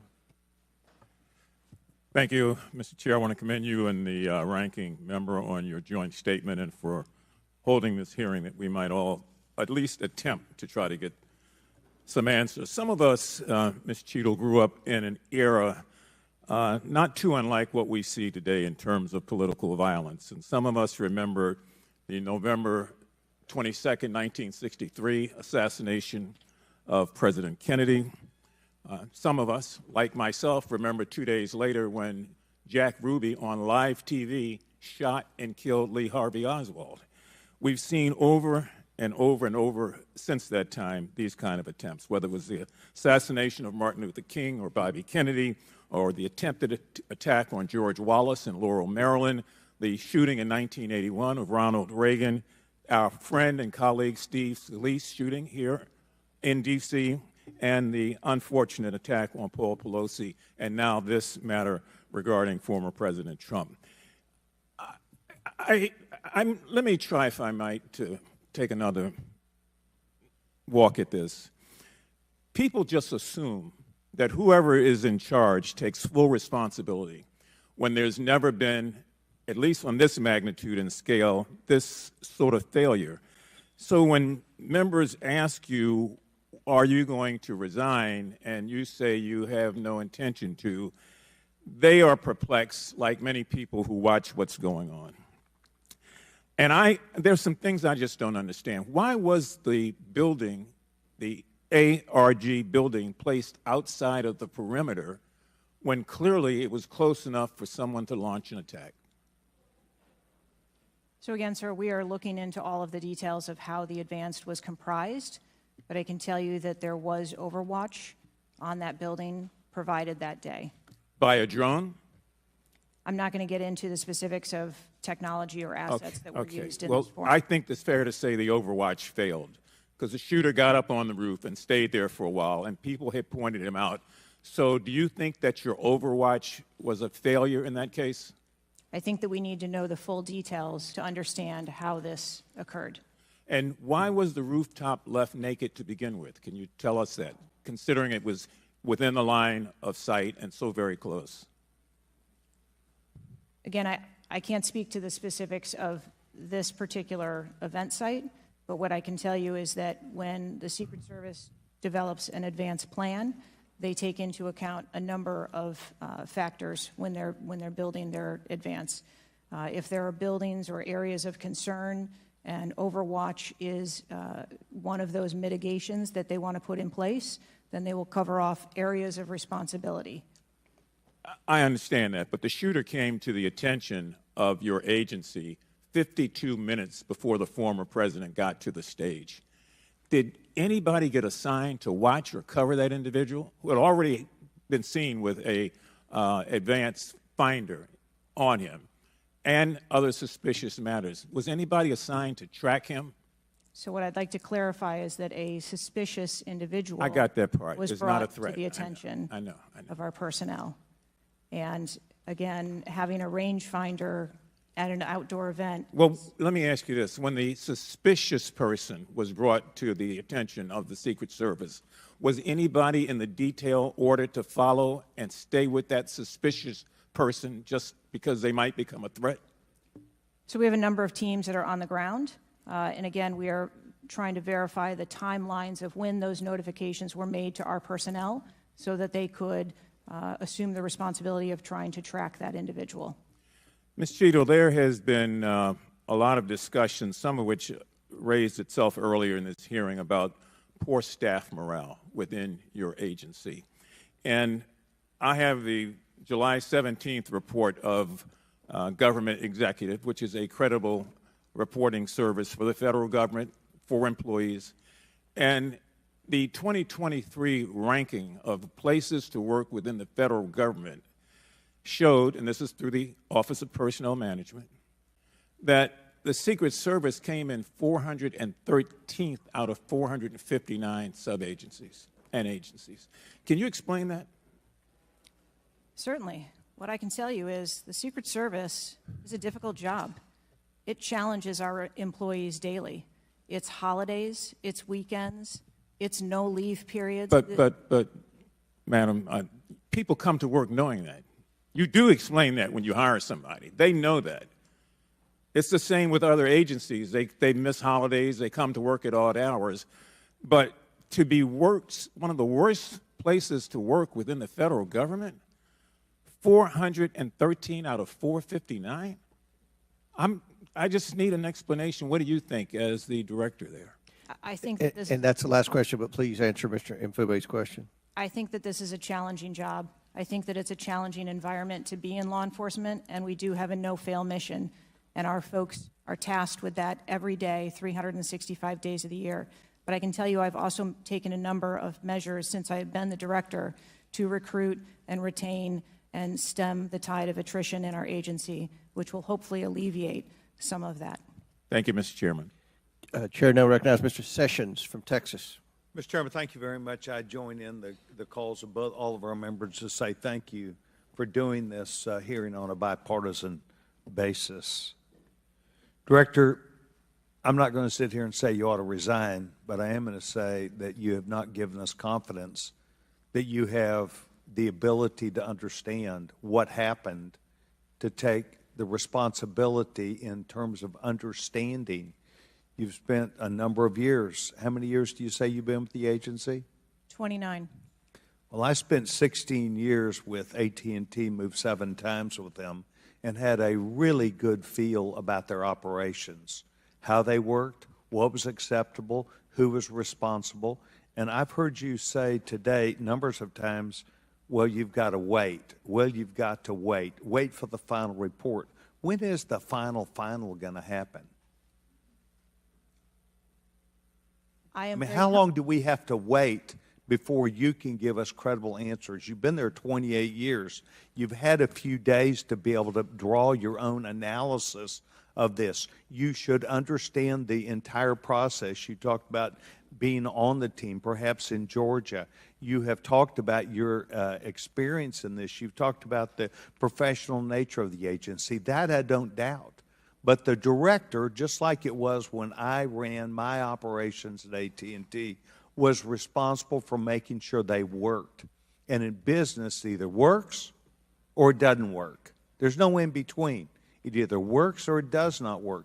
And your job as the, in essence, administrator, the director, is to make sure it looks right and works.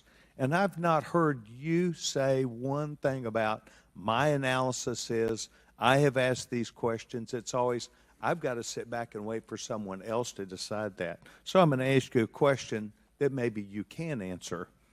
Have any employees been disciplined for their role in Butler, PA incident? No, sir, not at this time. I am asking those questions. So no employee has been disciplined and no employee has been placed in any position that would place their job in jeopardy nor their standing in the agency. We are still in the process of That's interviewing not what people. I asked. You're the person that runs the place. You're the person that knows right from wrong, good from bad. You've had a number of days, and now you come before this committee knowing you're going to be before us, and you've got to slough it off to someone else.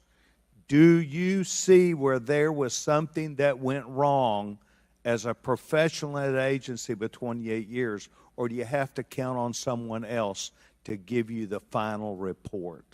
I see that something went wrong, and I've acknowledged that something went Then wrong. what went wrong? I Was need the to- special agent in charge not doing their job? Was the shooter was the shooter given extra time? Was the sniper doing their job? I mean, these are things that people who've been around for 28 years can analyze quickly. I watched it live on TV, and then within minutes saw a number of facts and factors that would have and should have been known by people who were there. You've got 28 years. You're showing up here telling us and the American public, well, I've got to wait for the final answer. What is your evaluation? I'm asking those same questions. Well, no, you're before the And I committee. Tell us what went wrong. A special agent in charge, the person who was there. Tell us, and don't try and play a shell game with us. Do you have the ability to effectively, as the director of this agency, to understand what went wrong and at least tell us, I do or don't know what I'm doing? And we come away with, and I'm not asking for you to resign. I'm asking for you, if you've got this experience, then you should be able to say to us, we know what we did wrong. It was a failure in our system, and we're immediately making these corrections. That's why you're having a difficult time with this group of members of Congress, because we saw it too. We've seen the things, but you are the 28-year expert. You are the person that, and only you, that can make the changes. And I hear you say, well, I've got to wait for a final report before I, at 28 years experience. That is why we think what you're doing, the answers you're giving us, are not correct, and you are not using your professional expertise. Mr. Chairman, I will allow her to respond. I am asking those same questions, sir, and I assure you, when I have a full and complete report of exactly what happened, there will be accountability, and we will make changes. Before I recognize the question, just out of curiosity, Director, it's been 9 days. Every American wants these questions answered. Do you have a ballpark estimate of when what Mr. Sessions asked you would be able to answer? So I can tell time-wise? I can tell you on our mission assurance internal investigation, we are targeting to have that completed within 60 days. There's also an external investigation that is going to be taking place. There are a number of Office of Inspector General investigations as well, and we are working in concert. And then, of course, there is the Department of Justice, FBI, criminal investigation. Chair recognizes Ms. Ocasio-Cortez from New York. Thank you, Mr. Chairman. Director Cheatle, respectfully, what you had just laid out about 60 days. We are currently in the midst of an especially concentrated presidential campaign in the moment. That is also paired with, of course, elections happening across the country that are happening in about 100 days. So the notion of a report coming out in 60 days when the threat environment is so high in the United States, irrespective of party, is not acceptable. And I think it's very important to understand that. This is not theater. This is not about jockeying. This is about the safety of some of the most highly targeted and valued targets internationally and domestically in the United States of America. So the idea that a report will be finalized in 60 days, let alone prior to any actionable decisions that would be made, is simply not acceptable. It has been 10 days since an assassination attempt on a former president of the United States, regardless of party. There need to be answers. Again, this party, this committee, this is not a moment of theater. We have to make policy decisions, and we have to make them now. We do. And that may be that may require legislation. That may require policy that we must pass in the immediate term. And without that, we are flying blind. So the lack of answers and the lack of report is just simply not something that we can accept here. Director Cheatle, is there a standard perimeter that the Secret Service establishes around an event, or are those perimeters independently determined per event and scenario? There is no standard. Every event and every venue is different and treated as such. So each event has a different perimeter that is established depending on the logistics of that event. Now, you established earlier that the building upon which the shooter operated from was outside of that established perimeter, correct, for the Butler, Pennsylvania event? It was outside of our secure perimeter, yes. Now, that building was, I believe, 500. How far away was that building from the president? It was approximately 200 yards. 200 yards. Now, the individual used an AR-15 in order to act out his assassination attempt. An AR-15 has a range of about 400 to 600 yards. My question is, why does the Secret Service perimeter, why is the Secret Service protective perimeter shorter than one of the most popular semi-automatic weapons in the United States? There are a number of weapons out there with a number of ranges. Again, an advance was completed. The determination of the perimeter, I'm not going to speak to specifics, but there are a number of factors that are taken into account. when we determine our perimeter. Some of it has to do with terrain, some of it has to do with buildings, some of it has to do with assets and resources that are available. And so what I'm hearing is that a perimeter was not established outdoors in an outdoor venue that would prevent an AR-15, which is one of the most common weapons used in mass shootings, from being able to be within the range of Secret Service protection. A perimeter was established, and even though there were buildings that were outside of that perimeter, it wasn't just that building. There were a number of buildings in the area, and there was overwatch that was created to help mitigate some of those buildings.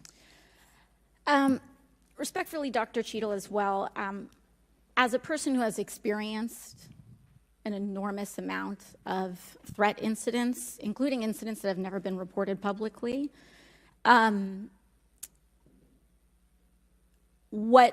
there is a common pattern that happens here, whether it's Secret Service, FBI, Capitol Police, local departments. After a critical security failure, we often hear there will be an independent investigation. That independent investigation gets set up. Usually the expectation is between 2 to 3 months after the incident, and then nothing really occurs from there. The report is usually not satisfactory to the questions that are usually being raised here, and most importantly, corrective action is rarely taken. If I were to state anything that I think is profoundly important, is that we need to have answers to the public.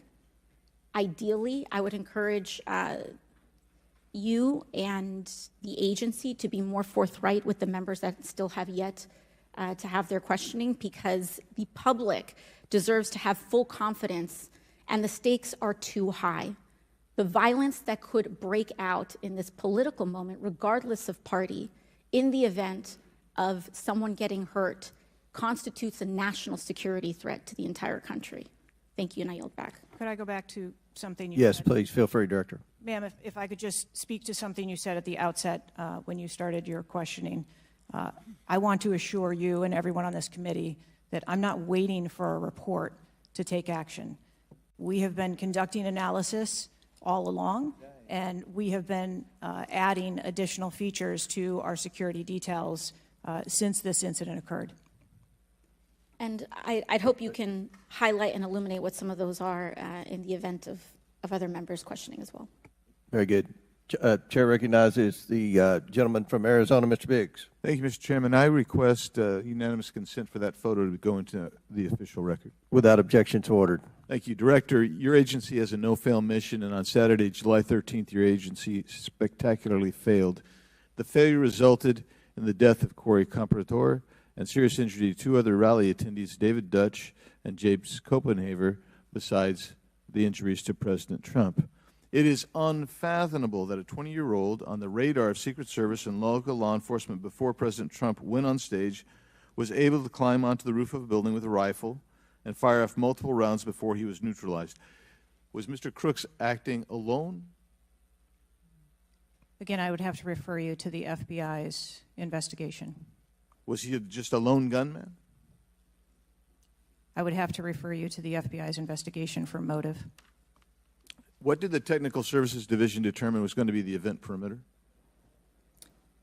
Those are questions that we are asking, and we are I mean, you're sitting here today. Come on, Director. Everybody said this. You knew you were going to be asked that question because it's been asked multiple times. So this is an easy one.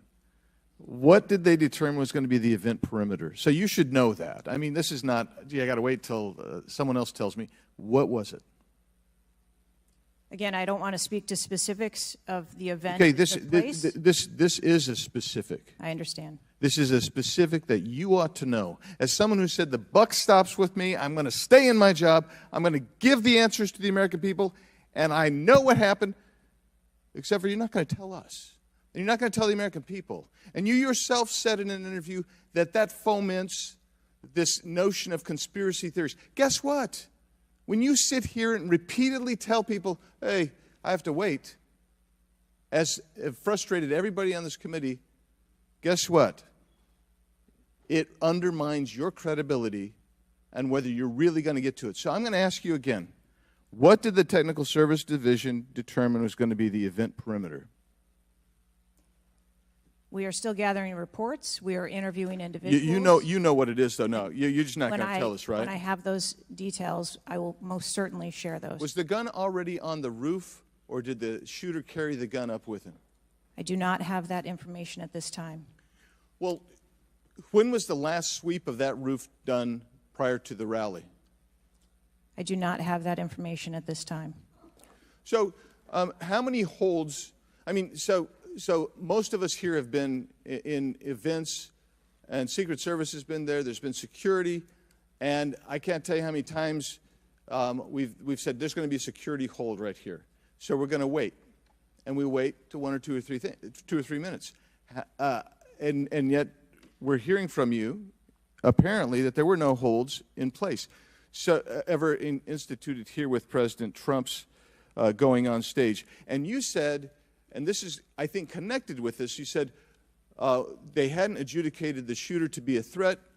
He was adjudicated to be a suspicious person, even though we've got some dynamic video that Mr. Krishnamurthy put on the video for us. So I guess my question for you is, and I think you answered this, I just want to see if you're consistent with what you said about an hour and a half ago.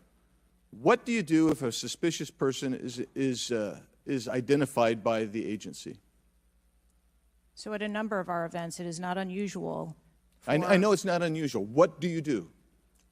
Those individuals that are identified as suspicious, we will send teams out Was a team sent out here then?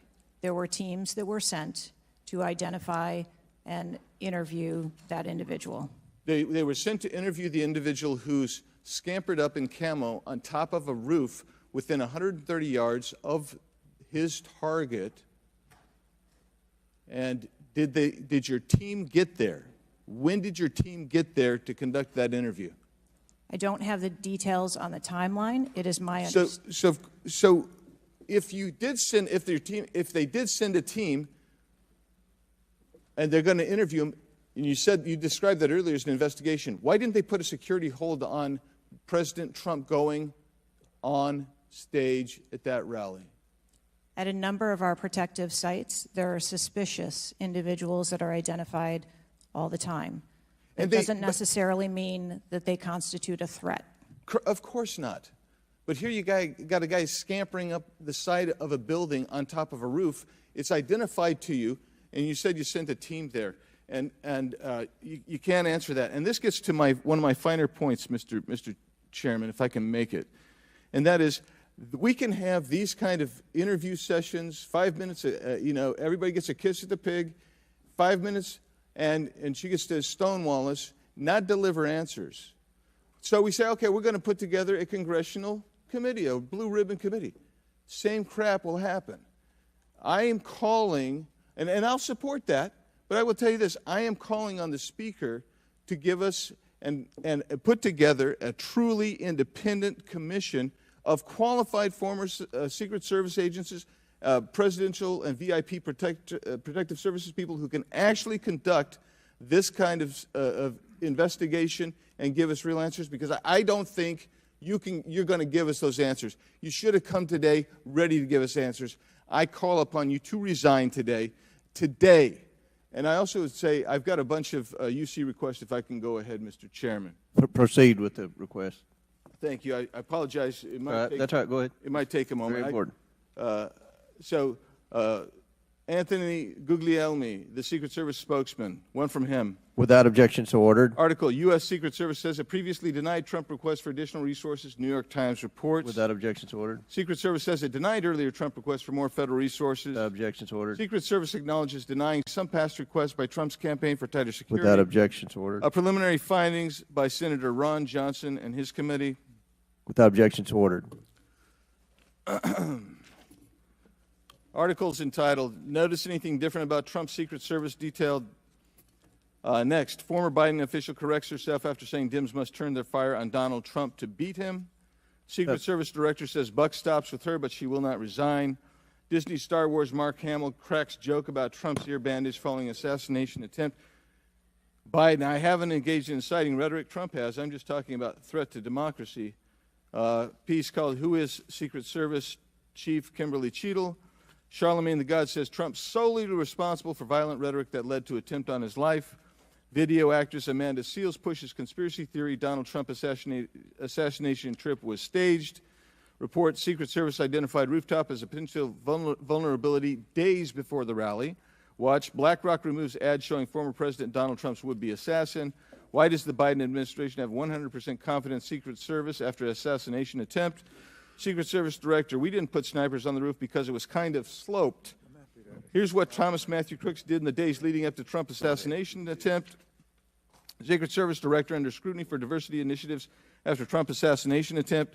The official story on Trump shooting makes no sense at all. Andrew McCabe says Trump assassination. Mr. Chairman, point of order. I'm happy to assent to all of them.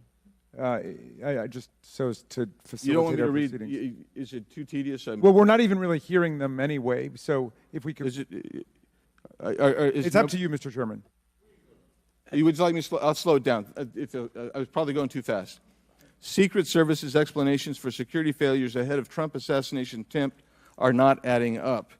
U.S. reportedly received intel of Iranian plot to assassinate President Trump. What WTH, Secret Service now saying that they didn't put any agents on the roof because slight slope was too dangerous. Report, U.S. officials received intel of Iranian plot to assassinate Donald Trump before Crooks' attempt. Exclusive GOP rep Cloud. Homeland Security Agency is interfering in House's assassination investigation. Why Trump's raised fist after surviving assassination attempt is triggering the liberal media. Questions swirl over the security lapse at Trump rally, reviving old concerns about Secret Service. Secret Service scrambles to shift blame after Trump shooting as backlash hits hard. Nobody contacted me. Must-see 6-camera split screen of assassination attempt captures everything shooter was in open 2+ minutes. Murillo, 5 reasons you should be angry. Breaking, shooter spotted up to 30 minutes before firing, reported multiple times. Pictures taken, no one stopped him. Cheatle calls the 30 minutes between noticing and neutralizing shooter a very short period of time. Secret Service Director says buck stops with me on Trump assassination attempt but won't resign. Mr. Biggs, we'll stop right there. We can retake them on the next one. I know there are more, Okay. but without objection, we'll enter into the record all of those, and we'll take up the others after the next speaker. Chair now recognizes Ms. Brown from Ohio for 5 minutes. Thank you, Mr. Chairman. I first want to highlight certain comments from Ranking Member Raskin, my colleagues on both sides of the aisle, President Biden and Vice President Harris, and that is political violence is completely unacceptable in this country, full stop. It is an assault on our democracy itself, and I am devastated by this attack on a candidate for the president, for the office of the highest office in the land, and continue to pray for the victims of this shooting and their families. As someone who has known gun violence firsthand, no one should have to experience the pain of losing a loved one to weapons of war. It is deeply unfortunate political violence has become far too common. Whether it is the deadly attack on the Capitol on January 6th, the assault on Speaker Pelosi's husband, or the threats of violence against election workers, we all must work to condemn political violence and tone down the rhetoric. So, Director Cheatle, on behalf of the hardworking men and women of the Secret Service, can you give us some perspective as into what goes into securing an event like the rally? Like, how much time do you have to prepare? Thank you for the question. Generally, when we receive notification that there's going to be an event taking place at a venue, the advance team assignments are made, and there is a 5-day process to conduct walkthroughs, coordinate with staff, local staff, and whether it be campaign staff or the protectee staff, and then with local law enforcement on where the perimeter is going to be, the size and the scope of the event, how many attendees there are going to be, if it's an indoor rally, outdoor rally, what sort of assets are available locally, what sort of assets the Secret Service can bring to bear, and what the scope of the event that the staff is trying to accomplish. So to that point, how many agents were recommended or requested as opposed to how many were assigned? So I'm not going to get into specifics of how many were assigned, but those numbers that were requested were provided. And how many local agents were involved in the preparation, if you will, that you talked about, that 5-day preparation? So there were a number of local agents from the local office, as well as agents from the former Trump detail that were involved in that advanced process. Do we have a number? I do have a number. I'm not going to release that number in this setting. You're not making this easy for us. This is a shocking incident on the former president's life and an appalling instance of political violence and a threat to our democratic values. I'm thankful that the former president is on the mend. And again, I'm grieving for the family and friends of Corey Compatore, who lost a loved one in this shooting and now know the unbearable pain of gun violence. I really hope this serves as a reminder about our responsibility to attack policies, not personalities, to be honest and truthful, and to treat one another with dignity, respect, and thoughtfulness. And with that, I yield my remaining time to Ranking Member Raskin. Thank you, Ms. Brown, for those very powerful and moving remarks. Director Cheatle, we don't want to lose a presidential candidate to an AR-15 attack. We cannot lose a presidential candidate to an AR-15 attack, and we can't lose any more citizens to AR-15 mass violence, mass shootings. And we certainly don't want an attempted AR-15 assassination or assassination attempt to set off political violence or riots in America. So this is deadly serious business. The vice-ranking member pointed out that a report in 60 days won't do it for us because we have a responsibility. Members of Congress have a responsibility to take action now if there's anything we can do to prevent this. So my question for you is, what is informing your operational decisions right now that you've invoked? Without a report, can you tell us what are the preliminary judgments, or if you don't want to foreshadow the report, fine. What are your personal professional judgments informing the operational decisions you're making right now? Certainly, and I appreciate that question. I don't want to make any preliminary judgments on what happened on this particular day, but I can tell you that we have looked at, as we did immediately in the aftermath, what the security plan for the Republican National Convention was going to be, and we made adjustments to the interior of the perimeter there. We looked at the protectees that we have here in the Washington, D.C. area and our protective sites, and we did make some adjustments to their security posture. And as we continue to move through the next several weeks, even yesterday with the announcement of the president no longer running, we have made adjustments to the vice president's detail.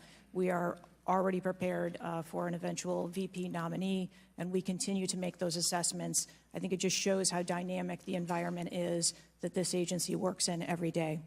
So you've made the same kinds of common sense judgments and intuitive recommendations that members of the public and members of Congress are asking about right now? Yes. Okay, thank you. I yield back, Mr. Chairman. And before I recognize Ms. Mace, I have to say, Director, we're pretty close to the halfway point during this. You answered more questions with an ABC reporter than you have with members of Congress. We have a lot more questions. The American people are demanding that we get answers to those questions, and that's what the purpose of this hearing is today. So I'm sure a lot of the questions that have already been asked are going to be asked again, and hopefully we can get some answers to those questions. I strongly implore you to answer those questions. You're here with a subpoena, and we expect you to answer the questions. Chair now recognizes Ms. Mace from South Carolina. Thank you, Mr. Chairman. Director Cheatle, the American people are watching, and they're wondering if there are any questions you can answer honestly today. So, Director Cheatle, I have a series of questions, very specific questions. I want very specific answers. Most of my questions are going to demand a yes or no answer. Do you understand? I do. Okay, my first question. Both sides of the aisle today have asked for your resignation. Would you like to use my 5 minutes to draft your resignation letter, yes or no? No, thank you.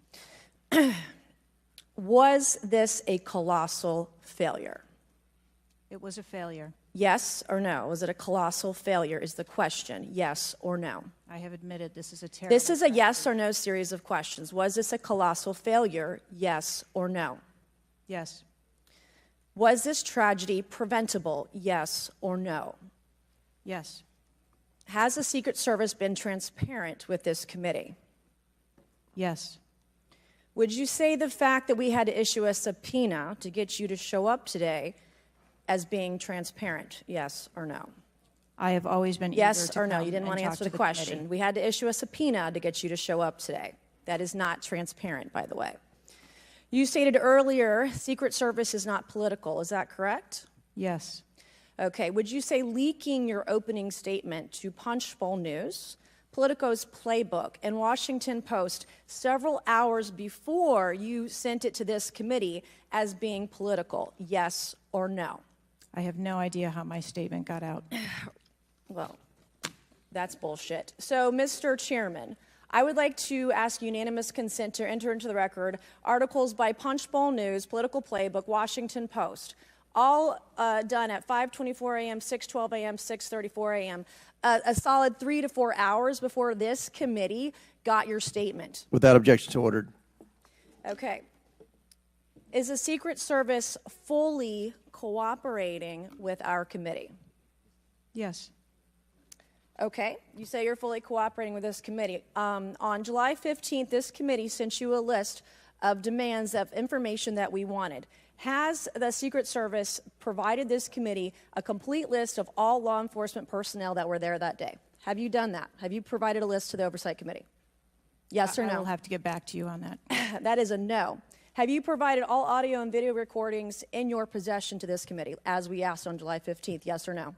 I would have to get back to you. That is a no. You're full of shit today. You're just being completely dishonest. Mr. Chairman, Mr. Chairman. Chairman, I want to. Come on. We have to maintain decorum in this committee, no matter how have you provided upset we any get. and all memos to this committee that we've asked you on July 15th? Have you provided all memorandums within the Secret Service? I would have to get back to you on that. That is a no. You are being dishonest or lying. You're being dishonest here with this committee. These are important questions that the American people want answers to, and you're just dodging and talking around it in generalities. And we had to subpoena you to be here, and you won't even answer the questions. We have asked you repeatedly to answer our questions. This isn't hard. These are not hard questions.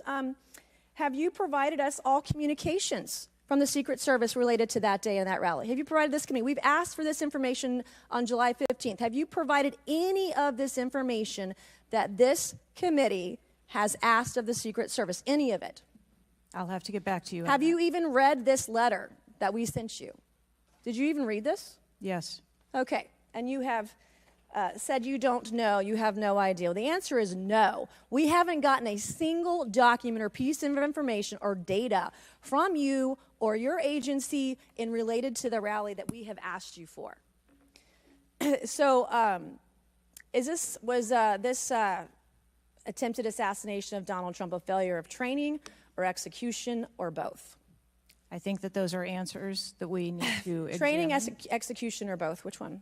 I think those are answers. All right. we How need to determine. many Secret Service personnel have lost their jobs due to this colossal failure? At this time, none. How many Secret Service personnel have been required to take a refresher course on how not to let people shoot Donald Trump? Our personnel are currently operational. We are examining the facts of this investigation, and we will make the changes necessary. What time did law enforcement become aware that there was an individual on the roof with a clear line of sight to President Trump? I am still verifying timelines. Of course. 9 days in, you have no answers. How many minutes went by between the time law enforcement saw and took photos of crooks and the shooting? How many minutes? I am still verifying timelines. 57 minutes. Thank you, Mr. Chairman, and I yield back. Gentlelady yields back. Before I recognize Ms. Stansberry, I believe I want to recognize Mr. Mfume for a unanimous consent. Yeah, thank you, Mr. Chairman. I beg your indulgence. I meant to do this earlier. I'd like to have unanimous consent that it be submitted for the record. The 2023 ranking of best and worst workplaces in the federal government, compiled by the Office of Personnel Management, which shows the United States Secret Service coming in, again, as I said earlier, 413th out of 459 sub-agencies, and this appears in the July 17th edition of Government Executive. Without objection, so ordered. Chair now recognizes Ms. Stansbury from New Mexico. Thank you, Mr. Chairman. You know, I want to start by just saying that part of why you have bipartisan agreement here on the dais about the severity and importance of this hearing is because this is not just a single shooting. This is about national security and the security of our democracy. It's not just one operational failure. This is about our public officials safe.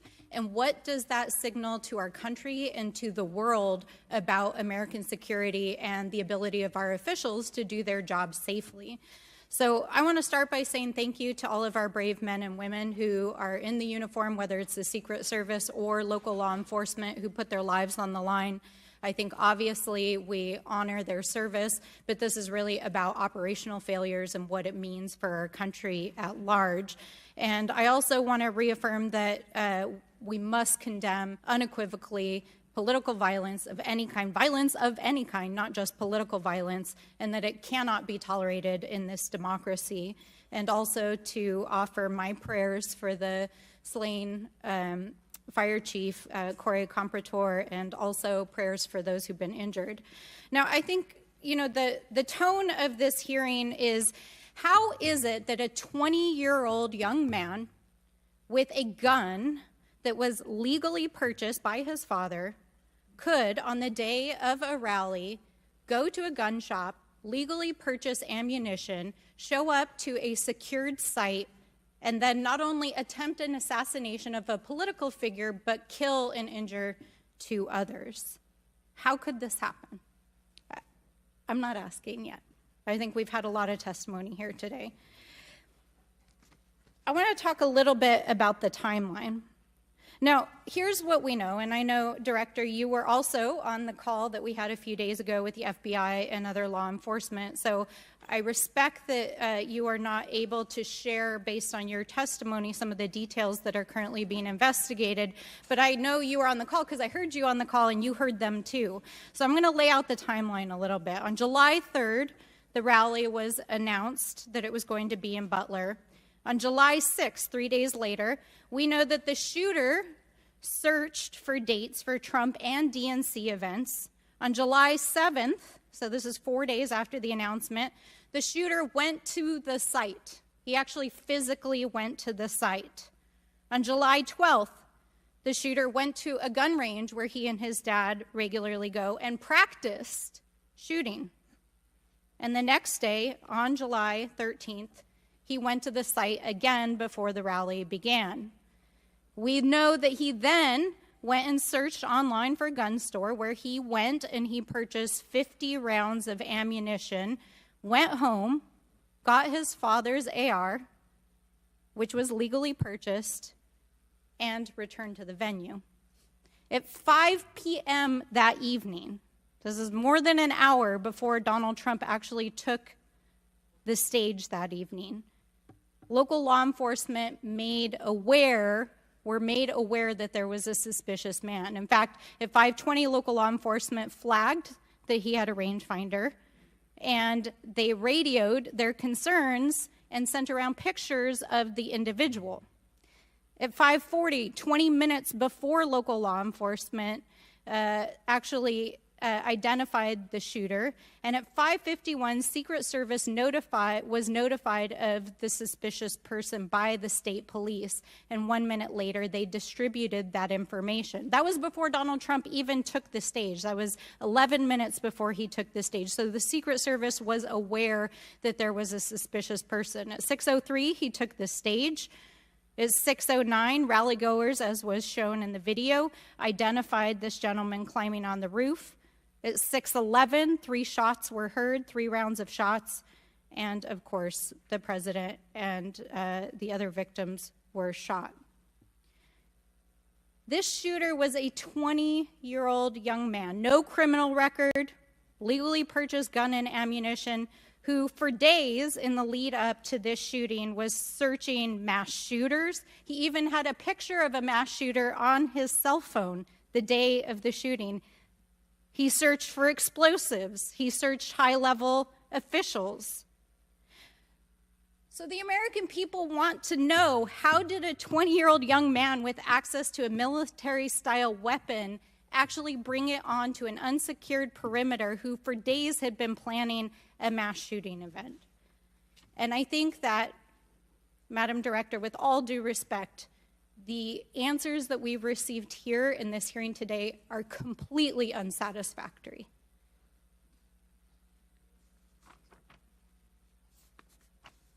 How could this happen?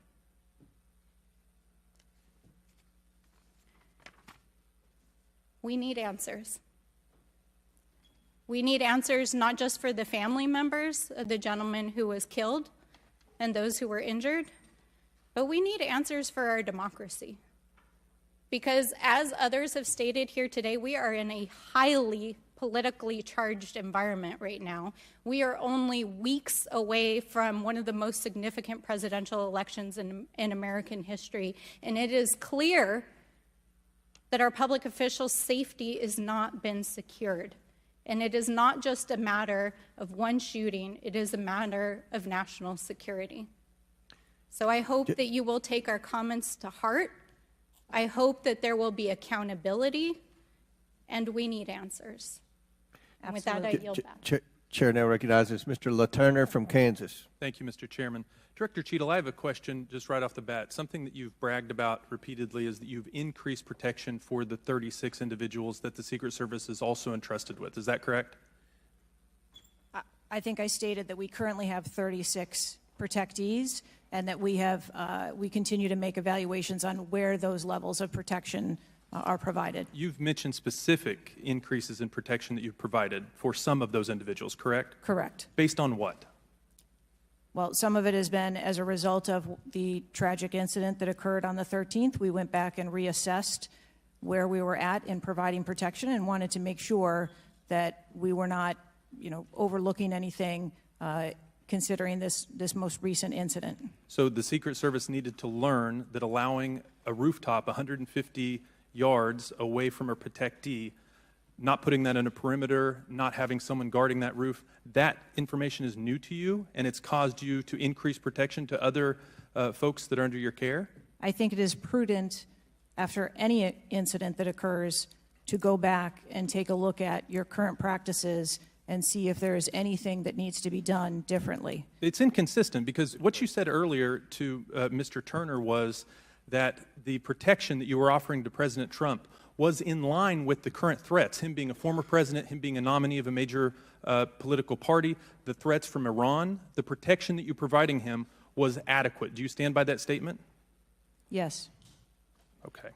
Do you think it's a problem that the Americans' trust in the federal government is an all-time low? Do you think that's a problem? I think that it's unfortunate. I don't know why you're quibbling with my word. Is it a problem or is it not? I think the American public deserves to have trust in their federal government. Okay. I don't know why you're being difficult. It's a simple question. Are you concerned about the increasing prevalence of conspiracy theories going on out there right now? Yes. I am too. You've been incredibly inconsistent with your answers before this committee today and what you were willing to reveal. You've acknowledged that the shooter was identified with a rangefinder, that President Trump's detail was sufficient for the threats he faced from Iran, that certain details were erroneously reported, in your words, but you haven't been willing to provide any information about the decision to place the building in question outside the perimeter, the explosives placed in the shooter's vehicle, the use of a drone by the shooter, or when exactly the Secret Service identified the shooter as a threat rather than merely suspicious. What is your standard today for what you are willing to answer and what you are not, because you've been inconsistent? I'm certain that you can understand that some of the information that's been provided to you thus far has come from the FBI's investigation and has come from information that we have released. I want to make sure that information that is being provided to this committee is consistent and is factual. But the question about the drone that the chairman asked at the beginning of the hearing, he said, do you know this information? And you acknowledged that, yes, you do know the information, you just don't want to tell us. I guess my question is that if you wanted to wait till the end of the investigation to draw conclusions, which you've acknowledged you're not, you're drawing conclusions right now and making changes. But if that was your standard, that you want to wait till the end of the investigation to draw conclusions, okay, at least you would be consistent in that. But what we're wanting to know today, and what would dispel some of the conspiracy theories out there, what would increase trust with the American people, is for you to let facts out, for you to tell us what you know. And I want to understand from you, why is that a problem? Why is it inconsistent with a quality investigation to release to the American people today at least the information that you know for sure? Because you certainly know for sure more information than you're willing to give us today. I have released that there was a failure and that there are gaps that we need to make sure that they don't happen again. That's not acceptable. That's not enough. That doesn't quell any conspiracy theories out there. In your 27 years of experience, would you have been concerned about an elevated location within 150 yards of a protectee that did not have a Secret Service presence? Just based on your experience. What I can tell you is that every site and every venue No. I'm asking for your experience. Looking at this situation, would that have been of concern to you? Or would you have agreed that it's fine, it doesn't need to be covered? What I have explained today You're is not going that to answer. there was... Is it true that at 5:45 p.m., approximately 18 minutes before President Trump took the stage, the Beaver County Emergency Services Unit noticed the shooter on the roof and photographed him? Is that a fact or not? That is the information that I have from the FBI's report, yes. You haven't been willing to share whether or when this was communicated to the Secret Service, so I'd like to get into the difference between suspicious activity and threatening activity. Is it suspicious or threatening if an individual is seen around the perimeter with a rangefinder? Is that just suspicious? That could be termed as suspicious. If that same individual with the rangefinder is found on a rooftop, is that still just suspicious, or is that considered threatening? That could be termed still as suspicious. All right, my time is over. Mr. Chairman, I yield back. Thank you. Chair now recognizes Mr. Frost from Florida. Thank you so much, Mr. Chair. And obviously, I want to start by stressing that political violence is always unacceptable, and acknowledging that this is still an ongoing investigation. But oversight hearings like this are essential components of an investigation, and I want to thank the chair for pulling this together. Madam Director, I appreciate you for being here. The events of July 13th raised serious questions about the efficacy and thoroughness of the security protocols in place. The gravity of the fact that an unsophisticated gunman was able to secure his perch and take a shot at a former president despite multiple layers of security and intelligence are not lost on me. Before I came to Congress, I used to work advance for a major political candidate and have interacted with many different law enforcement agencies on large political events like the one that just happened. How many times was the Secret Service alerted about a suspicious person at the July 13th campaign event prior to the first shot being shot? I don't have an exact number to share with you today, but from what I've been able to discern, somewhere between 2 and 5 times there was some sort of communication about a suspicious individual. To the Secret Service specifically? Mm-hmm. According to reports, the shooter was photographed twice by security officers prior to the shooting. A police officer saw the shooter on the ground and reported him with a photograph as a suspicious person. Multiple local law enforcement officers identified the shooter, radioed that he was acting suspiciously near the event's magnetometers. A local law enforcement tactical team saw the shooter on a roof and notified other security services and also photographed him. One police officer who photographed the shooter saw him scoping out the roof and carrying a rangefinder. My question is, and you've answered this, but why, or you haven't answered this, why wasn't the event paused right then? Again, I'm not clear on the timeline of when the Secret Service shift and the counter sniper were notified. But earlier, Madam Director, earlier you said that the Secret Service would have paused the rally if they identified a threat. Correct. So why wasn't it paused? Because I have to assume that they did not know that there was a threat when they brought the president out on the stage. I feel like this is a breakdown in communication between local law enforcement, you all, and other actors at the rally. And again, as someone who's worked on these, I understand that there's multiple people with multiple with the ability to make different decisions on the ground. I've taken over the last week, I've spoken with a lot of folks in local law enforcement in my district and across the country that I've worked with before, and other people have brought up concerns around being able to communicate with with Secret Service during these big events and having their flags taken seriously. I do believe that if Secret Service believed that there was a legitimate threat, that they would have paused the rally. My concern is before that something was flagged and it wasn't taken as seriously as it should have been taken. So I think this shows an issue with communication, and I want to know, Madam Director, what you intend to do to fix that, not in 60 days, but now. We're in the middle of a presidential election, obviously a former president who had an assassination attempt, another rally goer who was killed due to this gun violence. We now have a presumptive nominee of the Democratic Party who's also historic, first black woman to be running for president. And so I am worried about everybody's life. What do you all intend to do to fix this communication breakdown and making sure that you actually take what local law enforcement, local folks are saying more seriously? We take what local law enforcement relays to us seriously. Let me just be clear on that. As far as the communication, But not this time. we always trust our law enforcement partners and have a great relationship with them. We are looking at whether or not there was a communication breakdown. If that was the case, we will take steps to ensure that we correct that, because to your point, we cannot have a communication breakdown. Madam Director, does you mentioned that the perimeter of the event did not include the rooftop where the shooter was. Does your responsibility and the Secret Service's responsibility to protect a principal stop at the perimeter of an event? Our responsibility is to ensure the safety and security of the event itself and the protectee who is attending that event and the personnel who are protecting. So you would say the fact that the rooftop was outside the perimeter is not an excuse for what happened, saying that it was outside the perimeter of the event? I am not offering that as an excuse. Okay. Thank you. I yield back.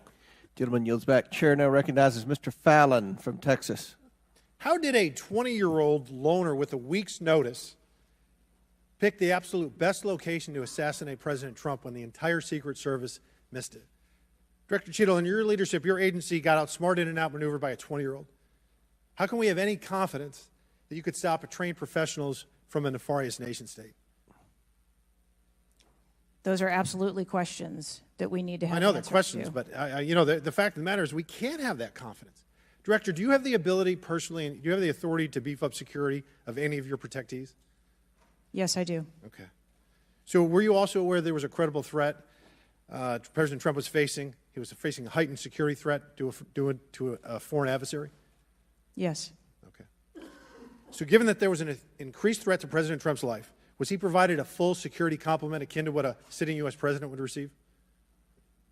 He was provided a full complement of security based on the threat assessment that we had. That's not my question. And the venue. My question is, if he'd been the sitting president, would he have had the same security he had on July 13th, or would have been beefed up? There is a difference between the sitting So he president didn't. So your answer is he didn't. and continuity of government and the responsibility So he that we did have. not. Okay, there wasn't a CAT team, a full CAT team on site. There wasn't counter-surveillance teams on site. But this is the thing. You just said you had the ability to beef up the security. You knew about the threat, and you didn't. And that's as telling as it is chilling. We have satellite images from the Butler Fairgrounds. Have you visited the site? No, I have not. 9 days and you have not visited the site. You should have been there that night. Did you talk to, that evening, did you talk to the team, the heroes that surrounded the president? Did you call them that night? They were still operational working. So that's for an answer is protection no. Did you call them the next of the day? President. Yes, I spoke with You called them the very next day, not the day of, or was it 72 hours after? I don't know the timeline, but I spoke with Okay, them because you're under oath. immediately following. I think it was 72 hours after. You waited 3 days. What is immediately clear is that there are a number of structures that need to be secured. Of these, Director, other than the first, immediate 4, what's the most dangerous site that should have been secured? Because Security 101, you got to mitigate the high ground. Yes. Okay. Do you know what the next most dangerous site, what was the closest structure to the president, other than the 4 immediate ones that you had your counter-sniper teams on? There are a number of structures around that event site. You know who the shooter knew? The shooter has visited the site 2 more times than you have, and he had a drone, and he picked the AGR building. So you said, do you remember in an ABC interview you did that you didn't have people on the roof of the AGR building because you were worried about safety because of the slope? I recall that statement. Okay. Does the Secret Service have written policy you can share with us about slope roofs? No. Okay. So why'd you act like there was one? Because is it your practice to comment on enormous events of enormous national implications when you're ignorant of the facts? That's rhetorical. So here's this thing with the slopes. You go all the way up to like 1812. You can go to a 112, which is about as flat as you can get without it being completely flat. And you're saying that there was a danger, safety concern there. But the problem is, Director, you put your counter snipers on a 312 roof, which is steeper than the 112. And by the way, the 112 is ADA compliant. You can build a ramp for a wheelchair on a 112 roof. So these are nothing but pathetic excuses, and they make no sense, and they're a bunch of cow dung.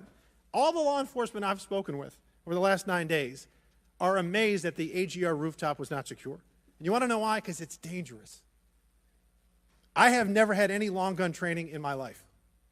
I own an AR-15, and last time I shot it one time my whole life. It was 6 years ago. That is until Saturday, where we recreated the events in Savoy, Texas, where you recreated what happened in Butler. I was lying prone on a sloped roof at 130 yards at 6:30 at night. And I knew that he had a scope. I didn't know what kind, red dot or magnified. So I shot 8 rounds from both. You know what the result was? 15 out of 16 kill shots. And the one I missed would have hit the president's ear. That's a 94% success rate. And that shooter was a better shot than me. It is a miracle President Trump wasn't killed. Corey Comparatore's life is over because that damn shooter made it on the roof. And it wasn't the roof that was dangerous. It was the nut job on top of the roof. You know what else is dangerous? I believe your horrifying ineptitude and your lack of skilled leadership is a disgrace. Your obfuscating today is shameful. And you should be fired immediately and go back to Garden Doritos. Mr. Chairman, I yield back. Chair recognizes Ms. Lee from Pennsylvania. Thank you, Mr. Chair. I'd like to thank the chair, the ranking member, for coming together and holding this hearing. But I have to say, I don't think any of our concerns have been addressed today, and what little we've learned has not inspired much confidence. I will just say that we obviously can't allow the violence we're seeing in this country become the norm or a commonplace, but that seems to be where we're heading. On this occasion, it was, very shockingly, a former president and current political candidate at a rally that we all assume is one of the most secure places we can be. But the violence we saw last Saturday is the same culture of violence that makes too many of our kids and our community members feel unsafe to play outside or to go to class or to simply live their lives each day. But again, this was a political rally, and it is supposed to be one of the most secure places. So we do have very specific questions about that. Director Cheatle, I'd like to start by following up on some of my colleagues' questions. My colleagues, Mr. Krishnamurthy and Mr. Frost, highlighted a number of points that showed the shooter presenting an active threat. So I'd like to ask you, Director Cheatle, to clarify what the protocol is for postponing or canceling an event based on a threat, and how the events on July 13 didn't meet those standards. So again, I think we're talking about the distinction between suspicious behavior and a threat. And at the time that this individual was identified, they were displaying suspicious behavior. I'm still waiting for interviews from the FBI to determine what it was that identified that individual as suspicious and what those behaviors were. To that question, does suspicious behavior vary between different events? For instance, if we have an event with a president, would there not be a heightened standard for suspicious behavior? I think that there are a number of ways that someone could be identified as suspicious, and it doesn't matter whether it's at a rally or an indoor event or who the protectee is. I think it's up to law enforcement or citizens to identify someone as suspicious. Okay, thank you. According to the Associated Press, at least 6 different agencies, including 2 sheriff's office, local police, state police, as well as fire and emergency rescue officials, were involved in securing the rally in Butler. When there are so many teams that are collaborating, who takes the lead and how is that determined? The Secret Service is responsible for the security of the site and the coordination. And that was the case on July 13th? Correct. Okay. changing gears, in 2024's appropriations budget, the Secret Service was given a little over $3 billion, which was about $78 million above what was requested. For 2025's budget, you've requested yet another increase. How much of these funds goes towards training and improving protection procedures?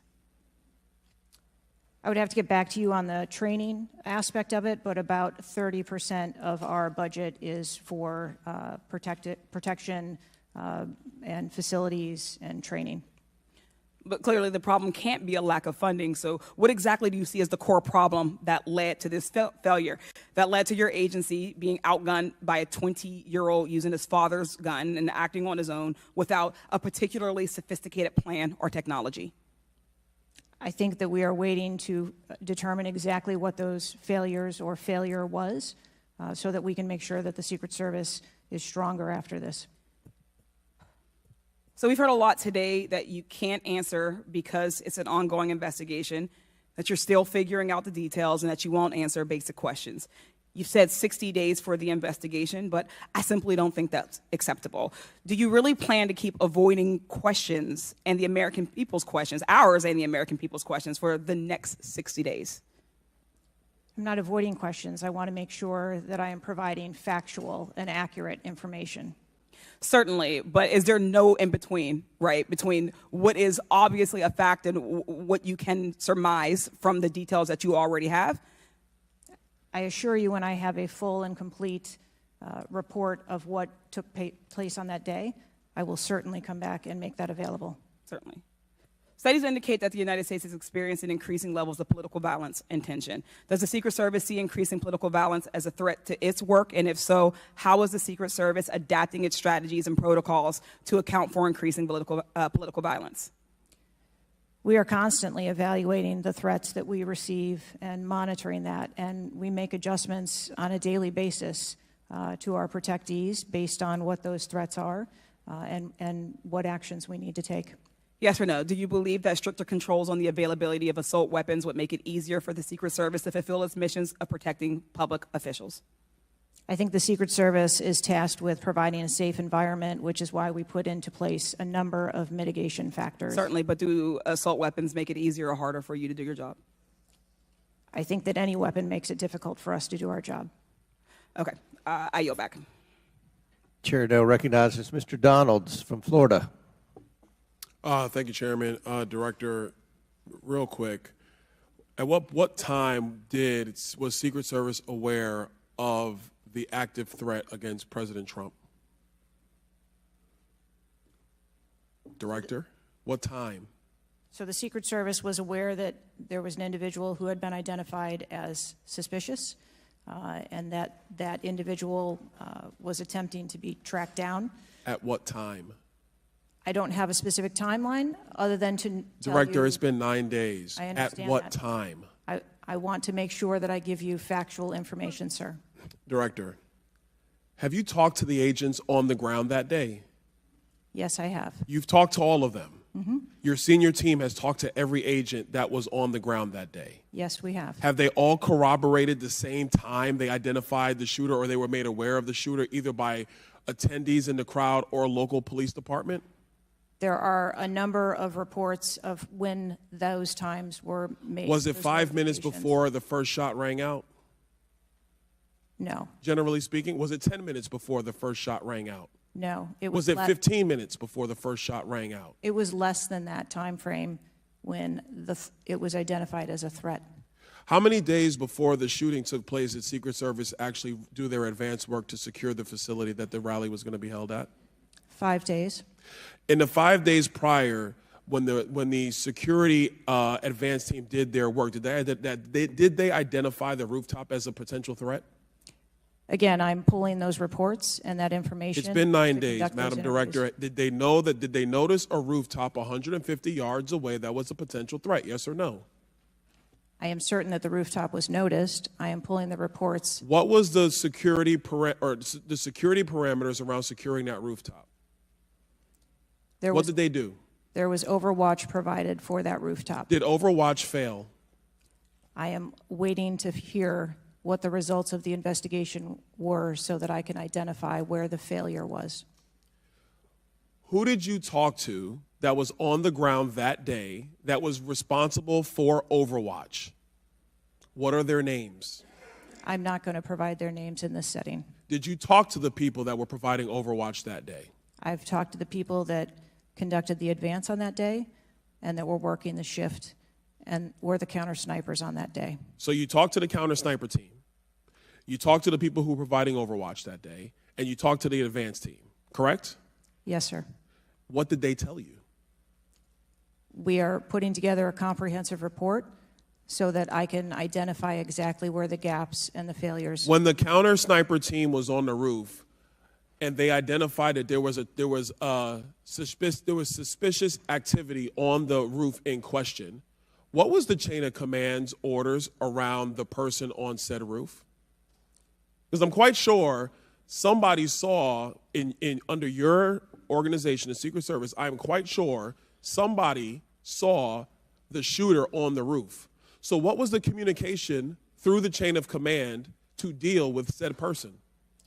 What I can tell you is that when the individual was identified by the counter sniper, they took one shot and neutralized that individual. But that was after the shooter already took a shot. Is that correct? That is correct. So what you're saying now is that the Secret Service did not see the shooter on the roof until after the shooter took a shot? I do not have all of those details at this time. If you don't have those details after 9 days, Director, then what you're telling me is that you guys didn't see it. Is that correct? I am telling you I don't have all the details of the sequence at this time. Director, it's been 9 days. Either you have the information or you do not. Is that correct? We are still in the process of conducting interviews and an investigation. Some of my colleagues have texted me over the last couple days, bipartisan, about whether you should lose your job. And I've been quiet on that question because I wanted to see what you were going to do today. In my opinion, you do need to be fired immediately. And it is because this is gross incompetence. And the fact that it's been 9 days, and these are simple questions to answer, I'm quite sure if I asked any one of my kids if they got in trouble and I told them to give me the details, I would get more answers from them than I'm getting from you right now. And that's what's frustrating on a bipartisan basis, on a nonpartisan basis. This is a joke. And Director, you're in charge, and that's why you need to go. Mr. Chairman, I yield back. Chair now recognize Mr. Goldman from New York. Thank you, Mr. Chairman. Director, I want to follow up and just understand a little bit why there is so much information about this out in the public, including some from you and your communications team, and yet you're here pursuant to a subpoena under oath in front of Congress, and you're unable or unwilling to answer some of those same questions. Can you just explain why you are answering so many fewer questions here than you have to the media? I'm answering the questions that I'm able to answer based on the fact that there are multiple ongoing investigations. But you have answered some of these questions previously, correct? To the public, to the media. Which questions? Well, did you have an interview with ABC News? Yes, I did. Okay. And did you explain the interaction between local law enforcement and the Secret Service, and that local law enforcement was responsible for securing the perimeter of the building where the shooter was? I said that the Secret Service is responsible for designing and implementing and executing the security plan, and that we rely on the assistance of our local law enforcement partners to assist us with that plan. Let me ask you something. Were you given any instructions about what you can and cannot answer here today? My ability to answer questions is solely reflective of the fact that there are multiple ongoing investigations, and I want to make sure that I provide accurate information that doesn't conflict with any of those investigations that are going on. So is it your view that you can't talk about anything that happened that day until those investigations are completed? My view is that I want to make sure that this committee and the American public gets correct and actual information. And So is it your view that that can only happen after the completion of the investigation? It is my view that when the investigations are complete, that we will be able to share that information. And how about before that? If I have factual information that I can share before that, I absolutely will. I'm guessing you have factual information as to when the suspicious photograph of the suspicious person was relayed to the Secret Service. There's a timestamp on that text message or whatever it was, correct? Sir, I'm sure you can understand that when you're dealing with text messages, emails, and other communications, the timelines don't always match up. Not really if they're time-stamped, but let me move on. Because you have acknowledged that this was a major security failure. Is that right? Yes. Do you acknowledge that it was a major security failure not to secure the rooftop of the building that the shooter shot from? I believe at this time that the rooftop was provided Overwatch. I acknowledge that we are unaware at this time how the individual was able to access the roof. Overwatch meaning from other counter, sniper, other higher points? Correct. And so was it a failure then that when that shooter was on the rooftop that Overwatch did not identify him before he fired his shots? I don't have the timeline of how the individual accessed the roof, where they accessed the roof, or how long they were on the roof. Let me ask a couple things quickly. You have testified here about all the resources that the Secret Service needed to deploy to protect the NATO summit and all of the leaders here. Is that right? Yes. Did you have to rely more on local law enforcement because of the NATO summit for this event?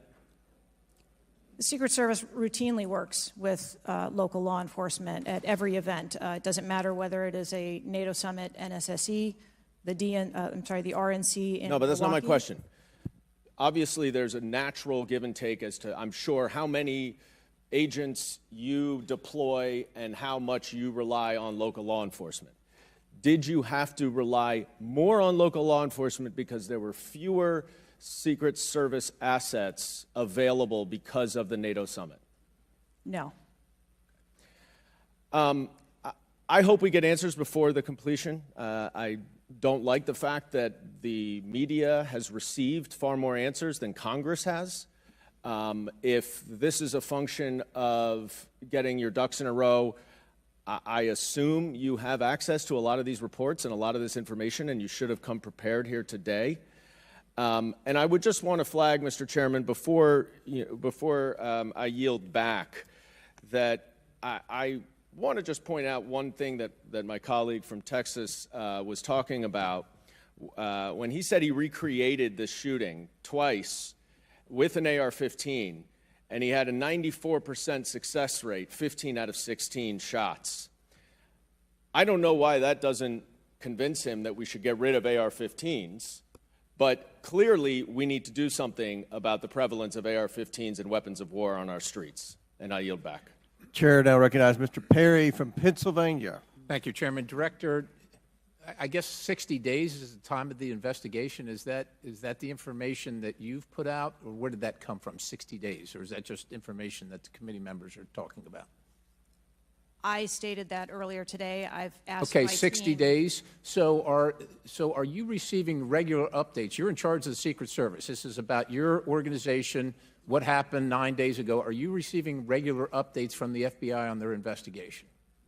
Yes, I am. So you know some things are true, some things are probably not true. We want to talk to you about the things that we're hearing about and find out if they're true. Have you've been in contact with the FBI, then you're getting updates on a daily basis, right? Yes. Based on what you said.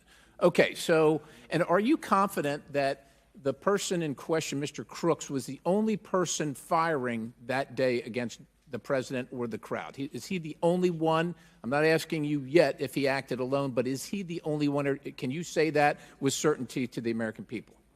That is the information I have at this time, yes. Okay. Does it appear he acted alone? That's the information we have at this time. Okay. Now, let's talk about the fact that he was noticed as a person of interest, of concern, suspicion, as you say. Your PI team, how do they stay in? There's a sea of people. How does the PI team get to that individual that's in question in the sea of people? How's that individual tracked?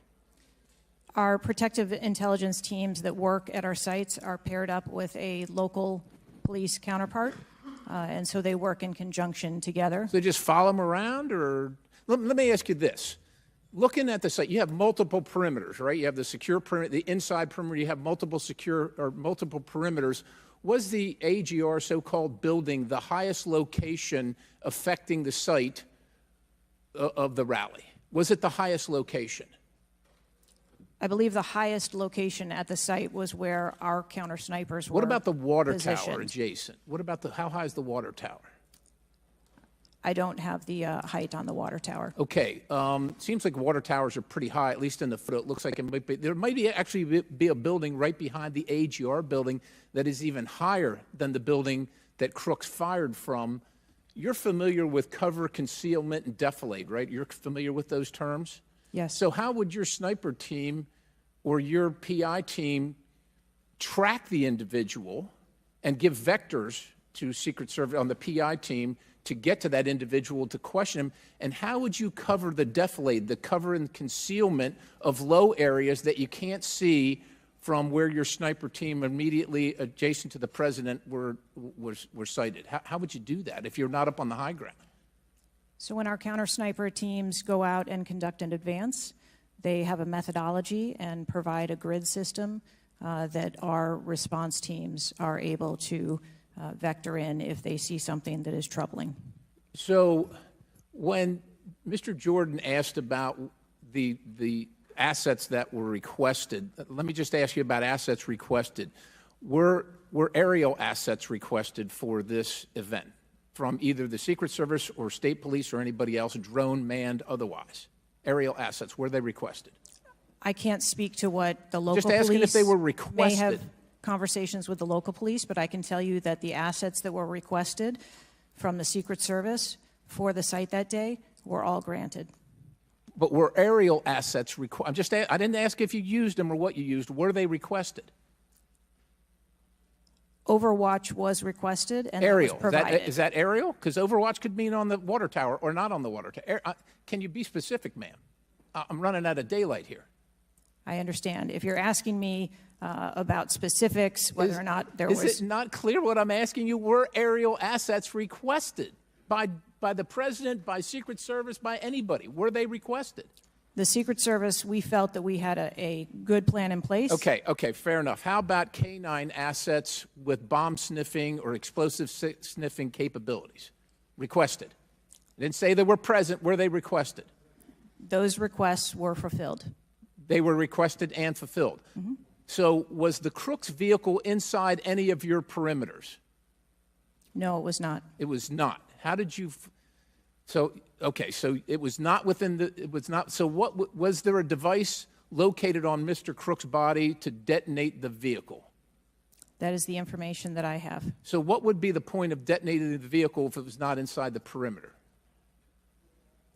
I have no idea what Mr. Crook's motivation was. Ma'am, the fact that you haven't, I'll close with this, Mr. Chairman, haven't even visited the site. I understand there are other things going on, but the culture of your organization, the culture that doesn't, do you know how tall the president is? How tall is the president? President Trump, how tall is he? He's over 6 feet tall. I don't know. Okay, so do you assign agents based on their ability to cover physically and carry, if necessary, the President of the United States when you assign them to this mission? Is that a parameter that is considered? I assign agents to work our protectees that are capable and have been trained by the Secret Service. I understand they're trained, but if you're not tall enough, it has nothing to do with, we're not mad at you, but if somebody's 7 feet tall and you're 5 feet tall, there's going to be a delta there that is problematic in protecting the protectee. And I'm asking, is that a consideration when these agents, not saying you, but when they're assigned to the protectee? The agents that are assigned to our protectees are perfectly capable. Okay, ma'am. So of the providing culture is what I'm protection. concerned about, because the primary objective here seems to be something other than securing the site, securing the principal, and securing the people at the site. And that's the concern based on the answers that you've given today so far. Without a yield, Mr. Chairman. Chair now recognizes Mr. Moskowitz from Florida. Thank you, Mr. Chairman. Thank you for this hearing. I want to thank the subpoena that you sent. I want to thank Ranking Member Raskin and your work, the letter you sent to the committee. And I also support the creation of a commission to get to the bottom of what happened. Director, I just want to give you an honest assessment of how this is going for you today. Did you happen to catch the hearing many months ago in education where there were a bunch of university presidents and Elise Stefanik asked a very easy question and couldn't get an answer? Did you see that hearing? No, I don't think I did. Okay, well, let me tell you, it didn't go well, and the short end of that story was those university professors all resigned. They're gone. That's how this is going for you. This is where this is headed, okay? This is, I don't know who prepared you for this. I don't know how many times you've testified in front of Congress, but a president was almost assassinated live on television, not just for Americans, but for the world to see. And this being your first opportunity, I understand there's an ongoing investigation. I understand there's things that you can not talk about. But the idea that we're getting less than you did on television is something that Democrats, Independents, or Republicans are going to find unacceptable. My high school, Marjorie Stoneman Douglas, was on the list of mass shootings that Representative Raskin held up. That very day, the school resource officer, a police officer, did not run into the building. He hid in the stairwell while the shooter was in the building. He stayed outside, never helped. Okay? He also directed other officers who showed up on the scene not to go into the building. When it was determined that the failures in response and training, and that the sheriff fired nobody in his agency, Governor DeSantis then removed that sheriff. I supported the removal. So here's my question. You said there's going to be accountability. I understand you don't want to give us names. When you say that, are you telling the committee that once it's concluded, you're prepared to fire the people on the ground who made poor decisions that day? I'm prepared to take the actions necessary. No, that's nonsense. Okay? Accountability. The failure was human. That doesn't mean they're bad people. It means they failed that day, and a former president was almost assassinated. Okay? Are you prepared to fire the human failure on the ground? Yes or no? When you have the names of where those failures were, they're people. It's not like a piece of technology failed. It was people who failed that day. Are you prepared to fire them? I don't have an answer as to whether. Well, then how can there be accountability if you're not prepared to fire someone? And the reason why your name is going to be the person who's held accountable, the reason why members in this committee are calling for resignation, and I join in that, or for the president to fire you, is because you're saying there's going to be accountability, but you can't commit that people are going to get fired. Let me ask this question a different way. If Trump had been assassinated that day, if the gunman had succeeded, okay, would you have come and tendered your resignation? I would still be sitting here because I would want to ensure the integrity of the investigation. Totally understand. That's a fair answer, that you would have set up that process. But would you have had the honor to come in front of the committee and say, former president was assassinated on my watch, there should be new leadership? I think that I have admitted that there was No, that's what I'm asking. Would you have failure tendered your resignation if he had been killed? that occurred on my watch, and I am accountable for that. Okay, but would you have tendered your resignation if he had been killed? I think that I've admitted that I've taken accountability and will take responsibility. Okay. Well, let me ask I want to follow up on Representative Connolly's question, in which he asked about guns, and you were not willing to commit that makes your job harder. This is not about the Second Amendment. If there were over 400 million guns on the streets, if all of those guns were machine guns, would that make your job harder to protect people? Again, I think weapons that are out there. If all of those guns were rocket-propelled grenades, would that make your job harder? Yes, sir. Yes. Okay. Thank you. Perfect. This is not a trick question. Thank you. Okay. I won't ask the other 15 things I was going to do. I was going to do drone strikes, but it's okay. So that's all we were asking. It creates a challenging environment. It has nothing to do with the Second Amendment or people's rights, but it does make your job harder. So credit to Representative Connolly for asking that question. One last thing, Mr. Chairman, and I'll conclude. You know, there was a question asked, is an Iranian assassin more capable than a 20-year-old? And I have been tough on Iran. I probably have more resolutions on Iran than almost anyone in Congress. But I can tell you it isn't Iranians walking into schools and grocery stores and movie theaters and churches. It is 20-year-olds, right? And some of them are mentally unstable. And they have access to guns. And they're domestic terrorists. Someone talked about Christopher Wray. Christopher Wray has talked about domestic terrorism. And so, yes, we collectively come together on foreign threats, and I am not at all debasing the fact that there are foreign threats here and abroad, but there are domestic threats, and we have to get to the bottom of how we stop domestic terrorism, because it was a 20-year-old who walked into my high school and killed 17 people. He was plenty capable, and he was an Iranian. Thank you. Chair now recognizes Mr. Timmons from South Carolina. Thank you, Mr. Chairman. Director Cheatle, we've asked you a lot of questions and haven't really got a lot of straight answers. I have intentionally created a line of questioning that I think that you can answer. So the first question is, do you agree that the allocation of Secret Service resources should correspond with the risk profile of any given event? A higher degree of risk at one event should get more resources. Is that fair? That is fair. Okay. And when two events occur at the same time in the same geographic vicinity, that the risk profile of each event should be taken into account, and whichever event is greater risk should receive greater resources. That is correct. Okay, so I'm going to go over the Trump event. So this was publicly announced July 3rd, Butler, Pennsylvania. The venue is an outdoor fairground, open air, no existing security. The crowd size was expected to be tens of thousands. It ended up being over 20,000. There were general and specific threats from foreign adversaries. As the chairman of intelligence remarked, Iran has said they want revenge, as well as when President Trump was in office, he made a lot of people mad, terrorists to be included all over the world. And, you know, President Trump is the former president and the future president. So I would say that that is a fairly high-risk event. Would you agree? Yes. Okay, let's conversely, the First Lady had an event at a casino in Pittsburgh, just a few dozen miles away. It was a dinner for the Italian Sons and Daughters of America.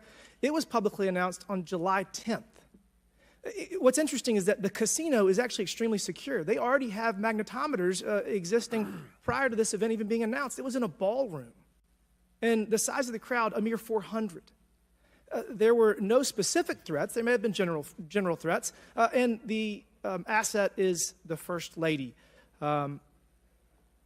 Those seem like there's a huge disparity relative to risk. Would you agree? Yes. Okay, thank you.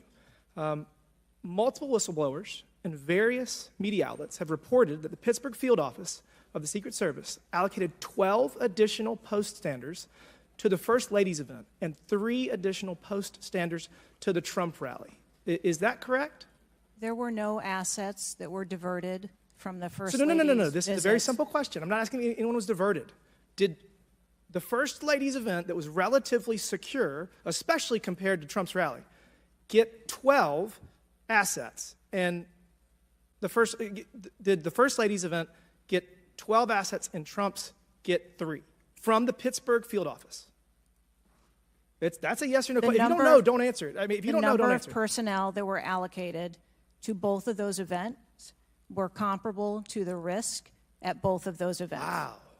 Really? So you think that the Pittsburgh casino, 400-person in a ballroom with ingress, egress through probably a very well-guarded parking garage was 4 times more dangerous than a 20,000-person rally on an open field with the former president and future president? You think that that's 4 times more dangerous, the casino event? I didn't say that at all. Well, they got 4 times the resources from the Pittsburgh field office, who was likely in charge of the final walkthrough for both events. I mean, we've continually highlighted the failures of the Secret Service at the Trump rally. And, you know, you have the former and future president getting shot. You have multiple injuries, one fatality. And I would have to think that if we had 9 more post standards, 9 more individuals that have the training and the integration into the Secret Service defense of Trump at that rally, that I have a feeling that Crooks would have had somebody come say hello to him before he fired a bunch of shots. Do you think that's possibly true? There were significantly more assets and resources available at the former president's event than there were at the first. Who made the decision to deploy 12 post standards to the casino where the First Lady was having a 400-person dinner, and only 3 people from the Pittsburgh field office to the 20,000-person plus Trump rally? Who made that decision? There were additional Secret Service resources available at the former President Trump's event. Who made the decision to deploy 12 to the First Lady's event and 3 to the Trump event? The allocation of resources is decided based on the availability of personnel and their location and where they are, but there were sufficient resources What did you just that say? were given to Did you just say there were sufficient resources? President Trump got event that shot. day. Someone got killed. There were not sufficient resources, clearly. There was and a it gap. doesn't take 27 years of experience to know that. And whoever made that decision, it probably wasn't you, needs to be fired. And then you need to resign because this is absolutely unacceptable and you've lost the trust of the American people. With that, Mr. Chairman, I yield back. Gentleman yields back. Chair now recognizes Ms. Tlaib from Michigan. Thank you so much, Mr. Chair. Thank you, Director, for being here. You know, when we hear the headline, a 20-year-old young man with access to an assault weapon commits an act of mass violence, I mean, we've heard this before, over and over again. But the unfortunate thing is that my residents don't get a committee hearing. We have not had one committee hearing about the over 260 mass shootings that we've had, killing hundreds of people, injuring hundreds, changing their lives forever. And don't get me wrong, to many of my colleagues, I mean, I watched, and even the pool of blood, the screams, it was horrific. But it made me think about the images I saw after mass shootings at schools, grocery stores. I mean, I think of Buffalo, New York at a supermarket where a racist gunman killed 10 shoppers with an AR. In El Paso, AK-47 style assault rifle killed 22. In Florida, in Parkland, Florida, 17 students and teachers murdered, again with an AR. In Pittsburgh, at a place of faith, Tree of Life Synagogue, 11 murdered.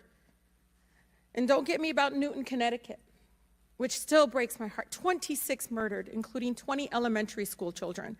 This year in Michigan, we've had, Mr. Chair, 2 mass shootings. 21 shot in Detroit. One of the most horrific shootings we've seen. 2 killed at a splash pad in Rochester Hills, Michigan. 8 shot there. Again, an assault weapon used. But the difference here is the former president gets a hearing in his attempt to assassinate, but our residents don't get a hearing about mass shootings, about gun violence in our country. You know, Mr. Chair, I ask this wholeheartedly. You know, they don't have Secret Service to protect them. They don't. I don't have these mass agencies protecting our kids in the schools or the supermarket, movie theaters, or going to a block party in Detroit. I don't have that. We don't have that. But I can't believe we're just going to focus on that and not the fact that we're hearing yet again in the headlines a 20-year-old young man having access to an assault weapon, a weapon of war many of my veterans say they have to be trained to use.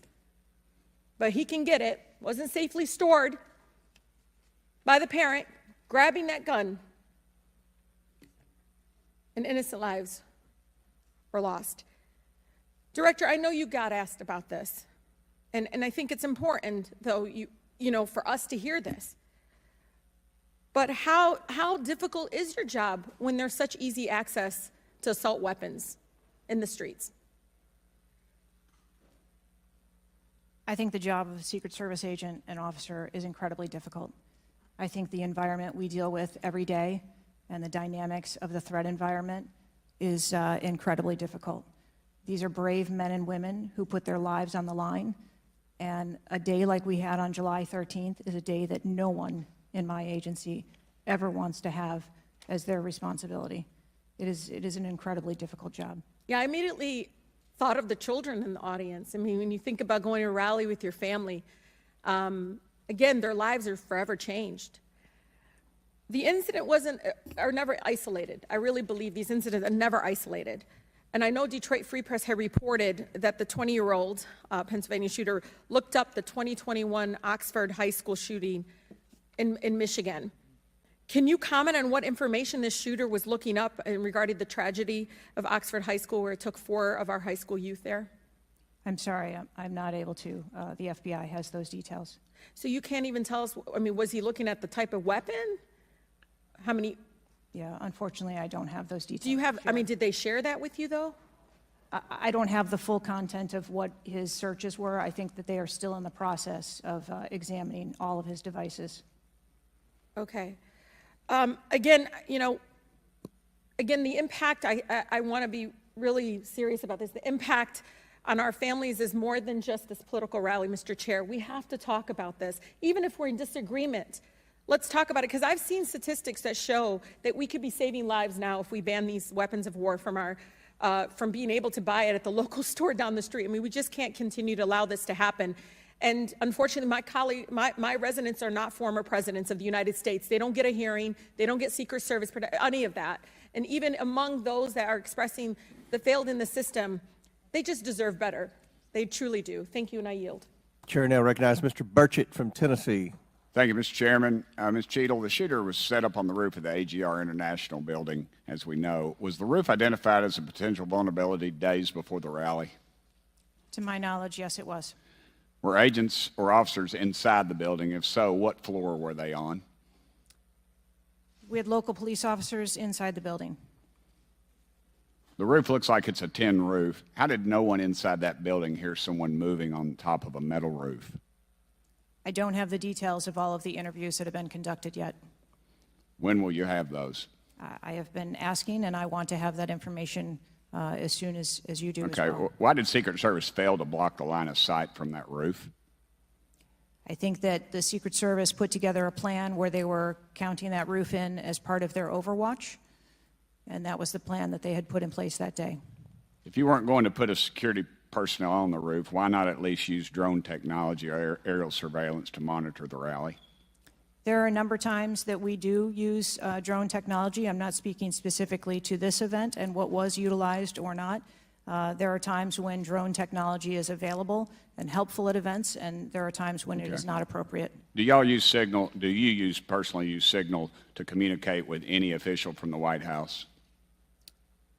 Signal on your phone? Oh, on occasion, I'm sure that there are people that use Signal, yes. Okay. Do you use it to speak with the White House? Use Signal? No, I do not. Okay. When was Thomas Crooks first identified as a person of interest? Let me help you. At 5:10, he was spotted with a rangefinder at 5:51. And when did Secret Service notice him?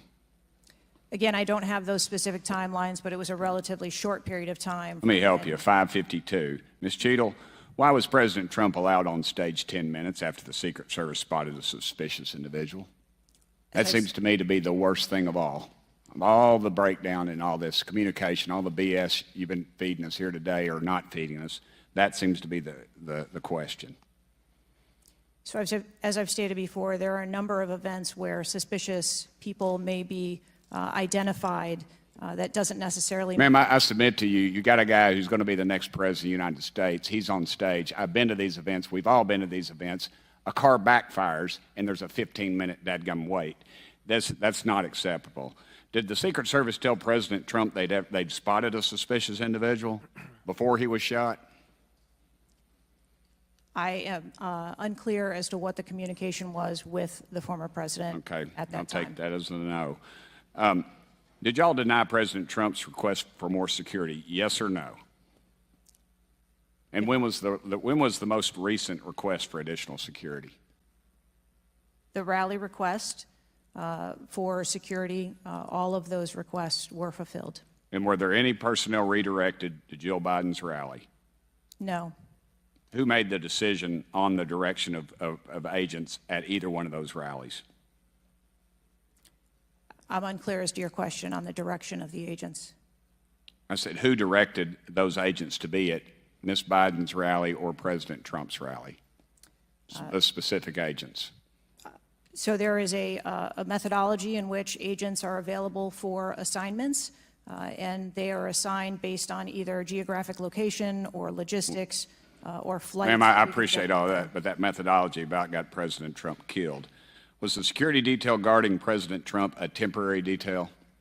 The personnel who are assigned to the former president's detail are assigned to him. Why was there a different detail on the opening night of the convention than the detail that was guarding him in Pennsylvania? The president has a very large permanent protective detail assigned to him.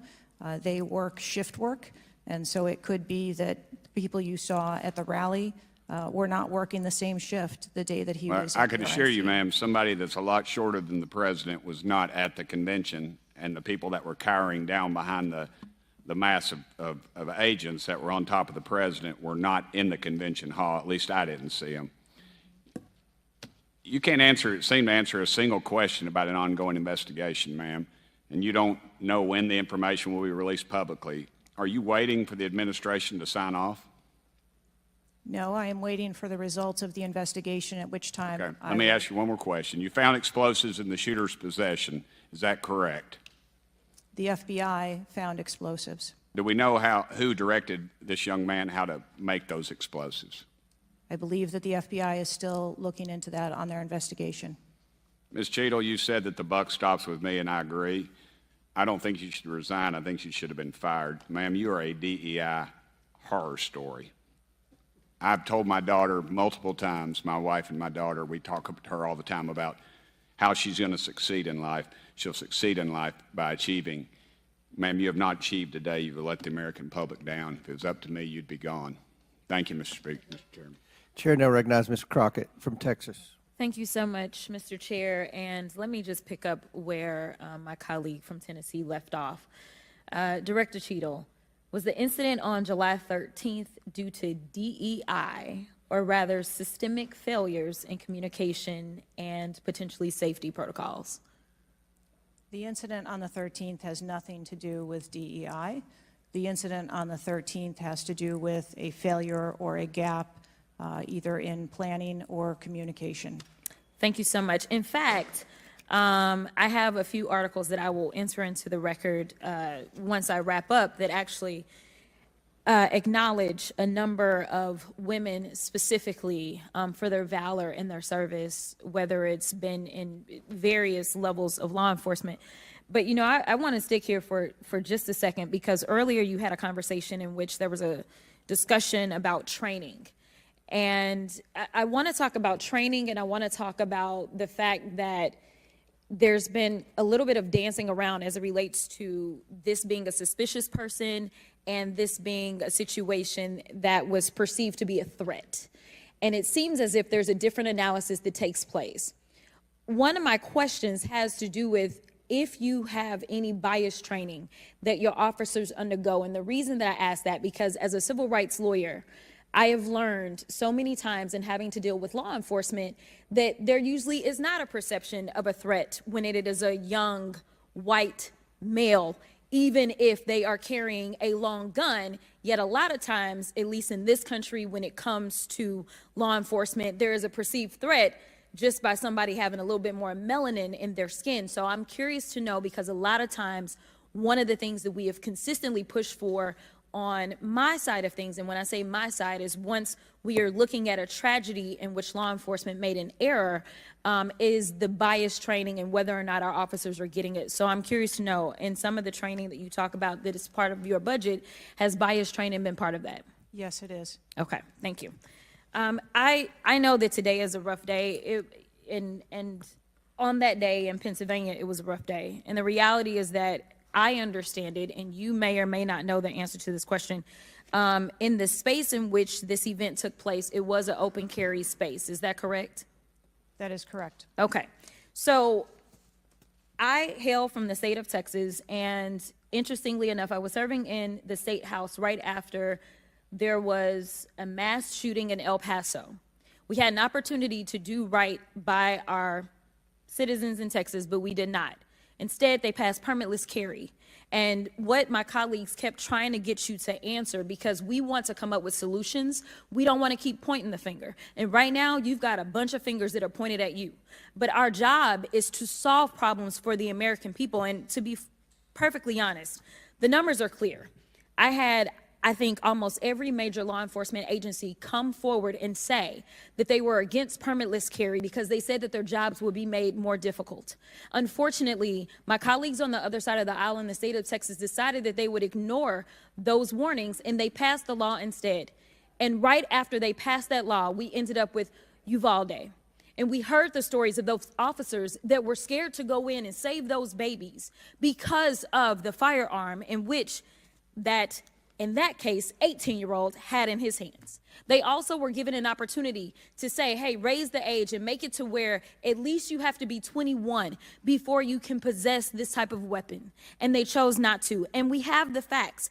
It shows, and I'll enter this into the record as well if there is no objection, deaths from firearms keep climbing in Texas decades after lawmakers began weakening gun regulations.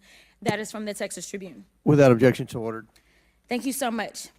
The last thing that I'm just going to make a point of saying is that we all care about this issue because we know that there has been a spike in violence, political violence in this country.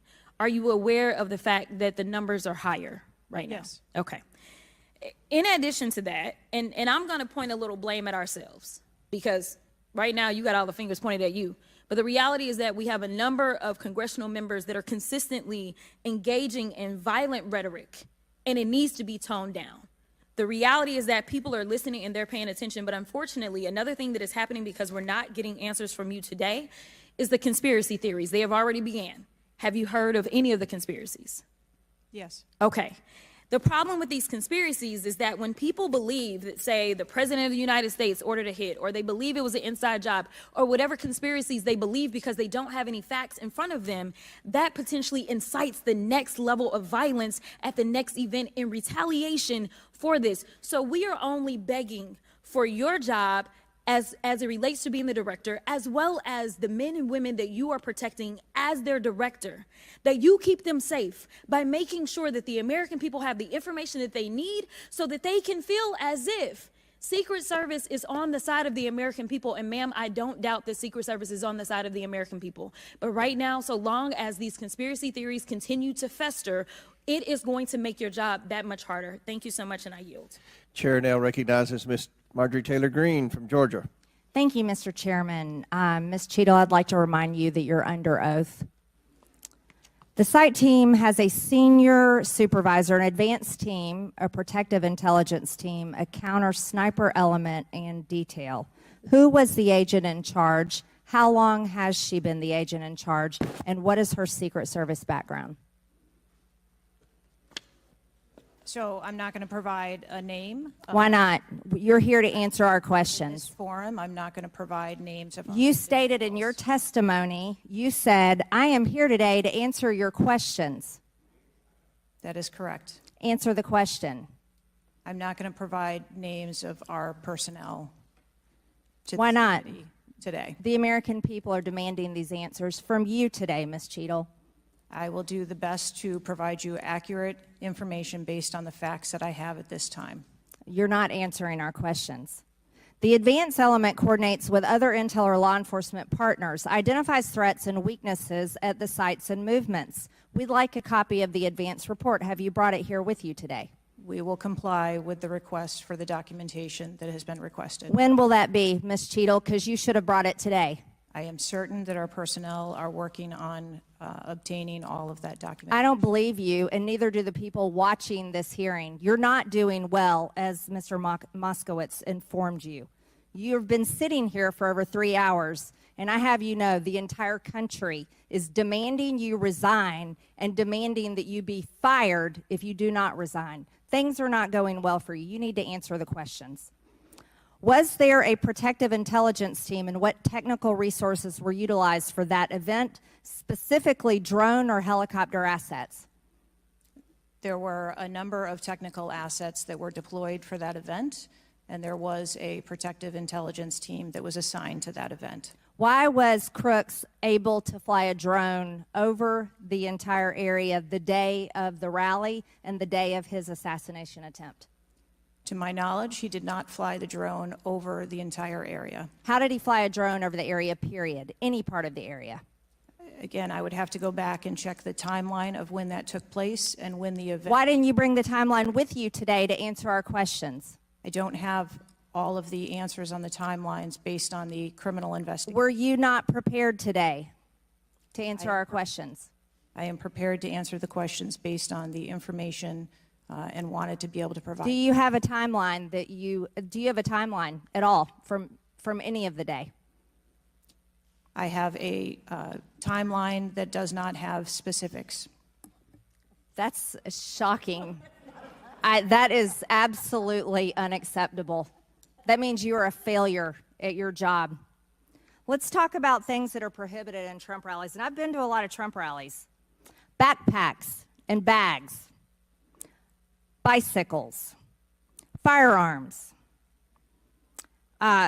any type of weapon, or any other item determined to be a potential safety hazard, like a rangefinder would be one. At 5:10, Crooks is first observed by one of the snipers, AGR Sniper 1, at the building. 5:10, President Trump was shot in the face at 6:11 p.m. 5:28, AGR Sniper 1 takes a picture of a bicycle and 2 bags. Those belong to Crooks. 5:32, AGR Sniper 1 spots Crooks looking at his phone and using a rangefinder. 5:55, Butler ESU Command confirms receipt of photos and states they have been relayed on. 6:05 p.m., AGR Sniper 1 later communicates that Crooks is seen moving northeast in direction of Sheets and that Crooks has a backpack. 2 minutes before the shooting, while President Trump has been allowed to take the stage, people see Crooks laying on his stomach in a sniper position on the roof, and they're yelling he has a gun, and they are trying to alert law enforcement and Secret Service. Why was Crooks not shot by the snipers? Why was he allowed to be there? As soon as the individual was identified as a threat, they were... No. What do you consider to be a threat? A man with a gun laying in a sniper position, a man that had a backpack, a man that had a bicycle, a man that had a rangefinder. At what point is he determined a threat? An individual with a backpack is not a threat. An individual with a rangefinder is not a threat. What about a man laying on a building that has direct line of sight of President Trump with a gun that people are screaming and pointing out? Is that a threat, Ms. Cheatle? Once that individual was identified, they were neutralized. No, they were neutralized. Crooks was neutralized after he shot President Trump in the face, Ms. Cheatle. Is he only a threat once he fires the weapon?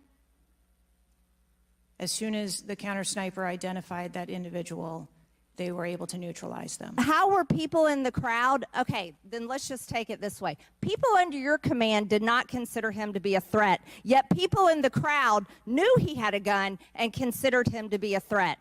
That means that you are a complete failure as the director of the Secret Service, that people under your command don't perceive a man laying on a roof with direct line to the president with a gun. They don't perceive that to be a threat, yet the people in the crowd do. How is that possible? That's the last question, but please answer the question, Ms. Director. I'm not certain at this time how the information from the people in the crowd was relayed to any law enforcement personnel. No, you knew, that everyone knew. The people there knew that there was a danger. They knew there was a threat to President Trump, and it was allowed to happen. Was there a stand-down order, Ms. Cheatle? Was there a conspiracy to kill President Trump? Absolutely not. Then how did this happen? And why are you still sitting here not turning in your letter of resignation? Last question, but please answer, and then I'll recognize Ms. Presley. Please answer the question. That is what we are investigating to determine. We're waiting for your letter. We are waiting for your letter of resignation, and you really need to consider doing that before you leave today. Thank you. Chair now recognizes Ms. Presley from Massachusetts. Thank you. No one, absolutely no one should fear for their life at a political rally, in a classroom, in a faith house, or in their home. We must do something about political violence in all its forms and gun violence in all of its forms. Now, Director Cheatle, you have noted that numerous investigations are ongoing related to the Secret Service response and that we can expect a report in the next 60 days. With the election nearly 100 days away, that is an unacceptable timeline, and it makes people less safe.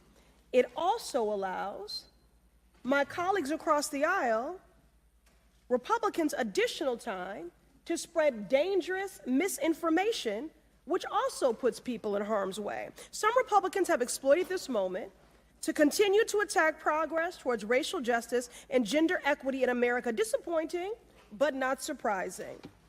I hesitate to repeat their racist and sexist tropes, but in summary, Republicans have wrongfully and shamefully stated that hiring women and people of color hindered the response to the shooting. Now, this is part and parcel of Republican strategy to constantly attack necessary diversity, equity, and inclusion efforts, to undermine the contributions that women, people of color, the disability community, and others make to this country each and every day. And it is disgraceful.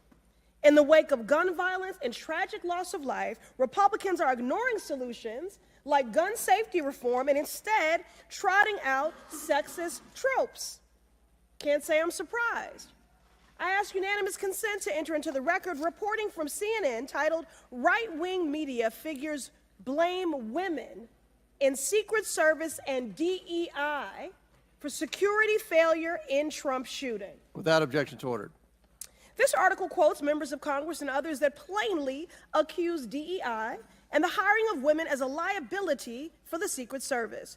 Women have been an integral part of the agency since 1971 and are held to the same standards as their male counterparts. To use them as a scapegoat during a time of crisis is shameful and it is dangerously divisive.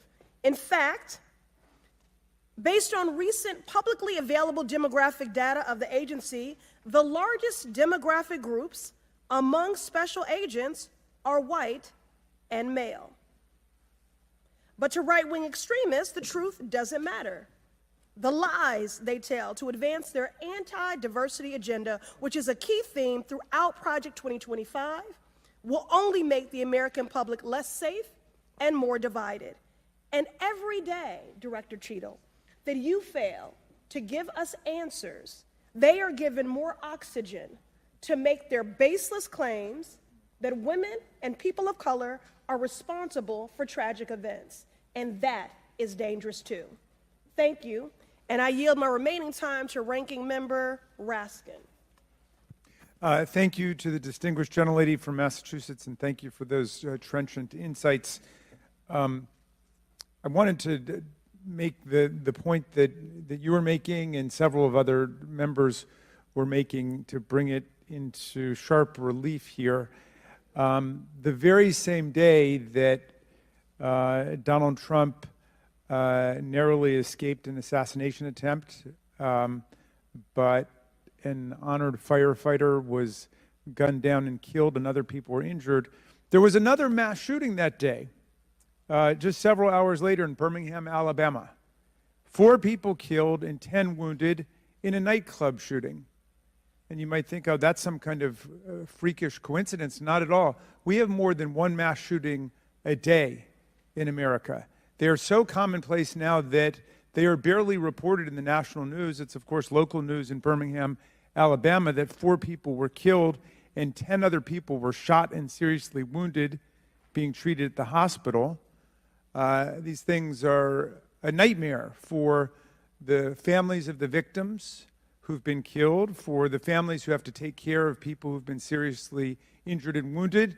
They are a major financial drain, publicly and privately, and yet we allow AR-15s to be purchased with abandon, promiscuously, all over the country. People can just go out and get an assault weapon. And the distinguished gentlelady from Michigan was right. We have a hearing when it affects the President of the United States, but on all the other days of the year, we don't have a hearing about it. And I think it is because of an honest disagreement we have about the Second Amendment. There are some people who think the Second Amendment means you've got the right to arm yourself with whatever weaponry you need to overthrow the government of the United States, and we reject that as a false interpretation of the Second Amendment and a false interpretation of the Constitution. We can ban assault weapons. We did it back in 1994. It dramatically reduced these mass shootings, and when that ban was lifted, the mass shootings went up through the roof again, and we've shown it. And so just like we're demanding real answers and real action from the Secret Service, let us demand real action and real answers from ourselves about the nightmare of mass gun violence, which puts America into a category all its own when you compare us to the countries in the European Union or Canada or other similarly situated countries. There's nothing like what we're going through. So we've got to act on the Secret Service to protect ourselves against political violence, and we've got to act as a Congress to protect ourselves against AR-15 violence in America. Chair recognizes Ms. McLean from Michigan. Thank you, Mr. Chairman. And first of all, I want to thank the Secret Service agents, those who work tirelessly to protect our president, and specifically those agents who did not hesitate to jump in front of President Trump. And my heart goes out to the family of the Comptoir family and the people at the rally who are still recovering. On the other hand, the Secret Service has a leadership problem, and it falls on you. And although I appreciate your hollow words that the buck stops here, I was actually hoping for some answers. Director Cheatle, you must answer to the American people if you want to stay in charge. It's really, really simple. You want to keep your job, right? Absolutely. Okay. The best way to keep your job is to answer the questions, not play this shell game, not sing the Slim Shady song, wasn't me. I mean, come on. How long did you prepare for this hearing? I've been preparing for this hearing over the weekend and into last week. Okay, 5 days, 6 days? As soon as I was notified. And how long was that? About this hearing. Okay, 4 days? I began preparing. 4 days, 3 days? I'm not sure the date that I got the letter asking me to be here. What are you sure of? Are you sure the color of your hair? Are you sure the color of your suit? I'm just, like, tell the American people, what are you sure of? You don't even know when you started preparing for the hearing? I mean, the biggest hearing of your life, and you have no clue? You can't remember when you started preparing for this hearing? Can you understand why those words seem hollow to the American people who are supposed to entrust their faith in you? I assure you, the moment I received notification. But you can't remember. You got a little Alzheimer's, dementia going? I mean, what, you can't remember. I have several active investigations going on and an operational agency to run. Okay. All right. But you want to take accountability, right? The buck stops with you, right? I am taking accountability. Super. Then let's start with trying to answer some questions. You keep referring to the FBI. When asked how many shell casings were on the roof, you referred to the FBI. When asked if there were explosives in the car, you referred to the FBI. When asked if Crooks was acting alone, you referred to the FBI. See a common theme here? I can go on and on. My question is, who at the FBI should I speak with? Wait for it. Wait for it. The FBI is responsible for the criminal Is there a name? I'm not certain. I'm not certain. Who at All the right, here we go. FBI I'm is not running the certain. I don't know. Let me ask a different question. Have you been in communication with the FBI? Yes, I have. With whom? I speak with the director and the deputy director. Okay. And what have they shared with you about this investigation? So I'll give you an opportunity to answer again. Did they share with you how many shell casings were on the roof? They have shared with me the evidence. Did they they've collected. share with you how many shell casing were on the roof? Yes. Okay, how many were there? I would refer to the FBI for their How investigation many were there? and their information that they need to share in their investigation. So they've shared the information with you. You just don't want to share the information with us, correct? We have concurrent investigations that are going on. So they have shared this information with you. You know the answer to the question. You just refuse to answer the question from the member of Congress who has subpoenaed you to be here. Is there a different answer to that question? I was always willing to come here and testify before this oversight hearing. Beautiful. Then let's Wasn't do a- that. was Let's necessary. for once have your actions match your words.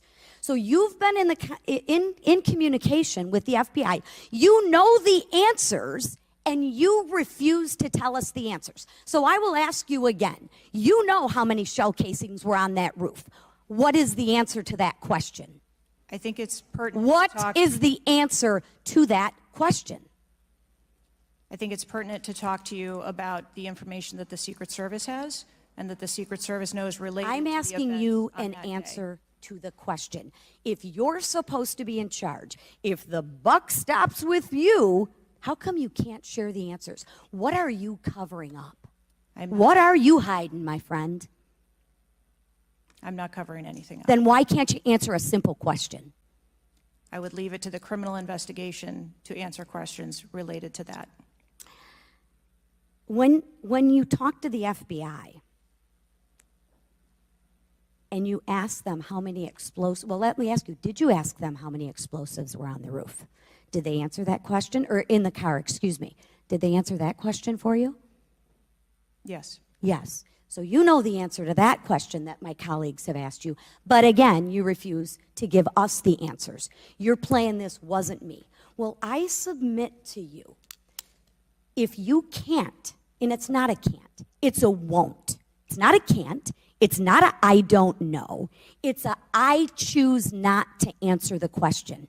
Well, let me tell you, Ms. Cheatle, if you're going to lead, you need to lead. If you want to be in charge, then answer the question or step aside and have someone with the courage and the guts to answer to the American people the questions that they deserve answers to. And with that, I yield back. Chair now recognizes Ms. Boebert from Colorado. Thank you, Mr. Chairman. I'm going to continue down that vein. You have been here sitting today, Director Cheatle, definitively able to dismiss erroneous information and speculation. However, you are refusing to answer questions that we now know that you have the information for. You are saying that you are wanting to answer questions that the Secret Service has information to. Well, ma'am, you are the Secret Service. You are the director. You have said that you are the best for the job. So I'm going to ask you some questions now knowing that you do have answers from the FBI, whom you have been passing the buck to this entire day. And I'll start with something that, maybe the FBI doesn't know because it has to deal with you personally. You said you spoke with President Trump after the assassination attempt. And I want to know, did you apologize to him directly for nearly having President Trump killed? Yes, I did. I appreciate that. I appreciate that you recognize that this was your failure. Now, since the assassination attempt, you are under oath, reminding you, have you communicated with anyone at the White House on an encrypted messaging app like Signal? Yes or no? No, I have not. Are you willing to surrender your personal phone for analysis? If I am required to do so. Okay. I will look into making that request because I would like to see your personal phone to see if you're communicating over encrypted messaging apps. Have you ever turned down enhanced security requests from Donald Trump's detail, his special agent in charge, Sean Curran? Have you ever turned that down? No, I have not. Have there been Has your team? Has the Secret Service? Maybe not you personally. I believe, as I mentioned earlier, there are times when requests are made for And you have assets, denied them. They have been denied. and a denial doesn't Has the Trump necessarily campaign mean, made requests for additional assets that have been denied? denial doesn't mean vulnerability. Have there been additional requests for enhanced security at Mar-a-Lago? We have made a number of enhancements to. You confirmed that there were security. bomb-sniffing dogs that were provided. You failed to confirm if there were aerial security surveillance assets that were provided. So yes or no, was that provided? At the rally? At the rally, yes, ma'am. We had Overwatch provided at the rally. You've confirmed that the assassin was identified as suspicious 57 minutes prior to the shooting. Was the suspicious individual ever approached by an agent? Was any contact ever made with him? Not to my knowledge. Is that the standard protocol for someone who is identified as suspicious? The protocol would be to locate the individual and. And you said that conduct he an was interview. located 2 to 5 times approximately? No, I said that the information was passed potentially somewhere between 2 to 5 And he was never times. located by an agent? To my knowledge, that individual was not located by an agent. We have dozens of rally goers who have identified him and not one agent on the ground. There are many, many, many agents on the ground, local law enforcement, Secret Service. No one was able to identify him and have sights on and see him. What I'm saying is that the agents that were on the ground at the time, I have no knowledge that they were able to interview him or locate him. Thank you. Was there a local law enforcement officer who approached the roof and saw the shooter and saw that he was present on the roof? That is the information that has been shared with me. Have you spoke to that local law enforcement officer? No, I have not. Are you going to? It is part of a criminal investigation that the Are you going to- FBI is interviewing those individuals. Were agents stationed on the water tower? No. Why? That would not be something that would be included in a security plan. Has the man who is reported to have been present wearing a gray suit who allegedly requested a photo of the dead body of the assassin on top of the AGR roof been identified? I don't have that information. Is that something that you've heard of? No. Were ATF agents present at the rally? To attend or to work? To work. Not to my knowledge. How long did the counter sniper have crooks in his sights before the shooter opened fire on President Trump? I don't have that specific timeline. Will you be able to tell us if he communicated with other agents on what he was seeing through his sights? Once I have that information, absolutely. Because we need to know why he waited for multiple rounds to be fired at President Trump before the threat was neutralized. We need to know if he was given an order to hold fire.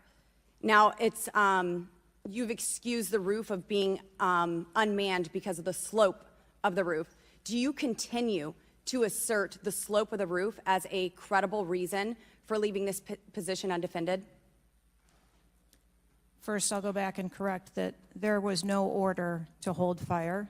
Our agents and officers have the ability to neutralize a threat at the time So you that don't they know, see it. I'm sorry, you don't know the communication that was taking place or how long he had him in his sights because you haven't spoke to him, but you do know that there was no order to hold fire. I can tell you the way that our personnel are trained. They are trained on the use of force scale that when they see a threat, they are authorized to neutralize that threat. They don't have to ask for permission. You excuse the roof being unmanned because of the slope. Do you stand by that assertion? The roof was not covered with an individual on it because there was overwatch provided. Apparently not. No, there was no overwatch provided. This is very evident. President Trump was shot. A man died. there was no oversight provided. I find this rather maddening, especially now knowing that you do have answers from the FBI, who you have been passing the buck to this entire hearing, not answering a congressional hearing, members of Congress, while you are under oath and under a subpoena. I find it maddening that the director, that our country has come centimeters away from oblivion under your watch. You have answers. You are refusing to give those to us, directing us to the FBI, and this entire thing is a waste of time. You are responsible for the loss of a life and the shooting that took place on President Trump. You do need to resign. This is bipartisan. You need to be fired. You do not need to hold this position. You are not the best for this job. I am over my time, but I cannot tolerate your watch any longer, and I'm going to continue to call daily for you to be removed from your position, ma'am. Chair recognizes Mr. Fry from South Carolina. Thank you, Mr. Chairman. Director Cheatle, how long have you been with the Secret Service? 29 years, right? That's correct. And how long have you been director of the Secret Service? Just under 2 years. During your tenure as director under the Secret Service, I know we're here today to talk about the assassination attempt on President Trump, but how many other security lapses have occurred with protectees under your watch? I don't have a specific number, but there have been some lapses. There have been other lapses. Was one of them Jake Sullivan? Yes, sir. What happened there? There was an individual who was able to access Mr. Sullivan's residence. His residence? A protectee, somebody was able to break into his house. And what happened? Did anyone get fired because of that? There were individuals who have been reassigned. Reassigned. What other steps have taken? What I'm seeing. What other incidents have occurred other than Jake Sullivan?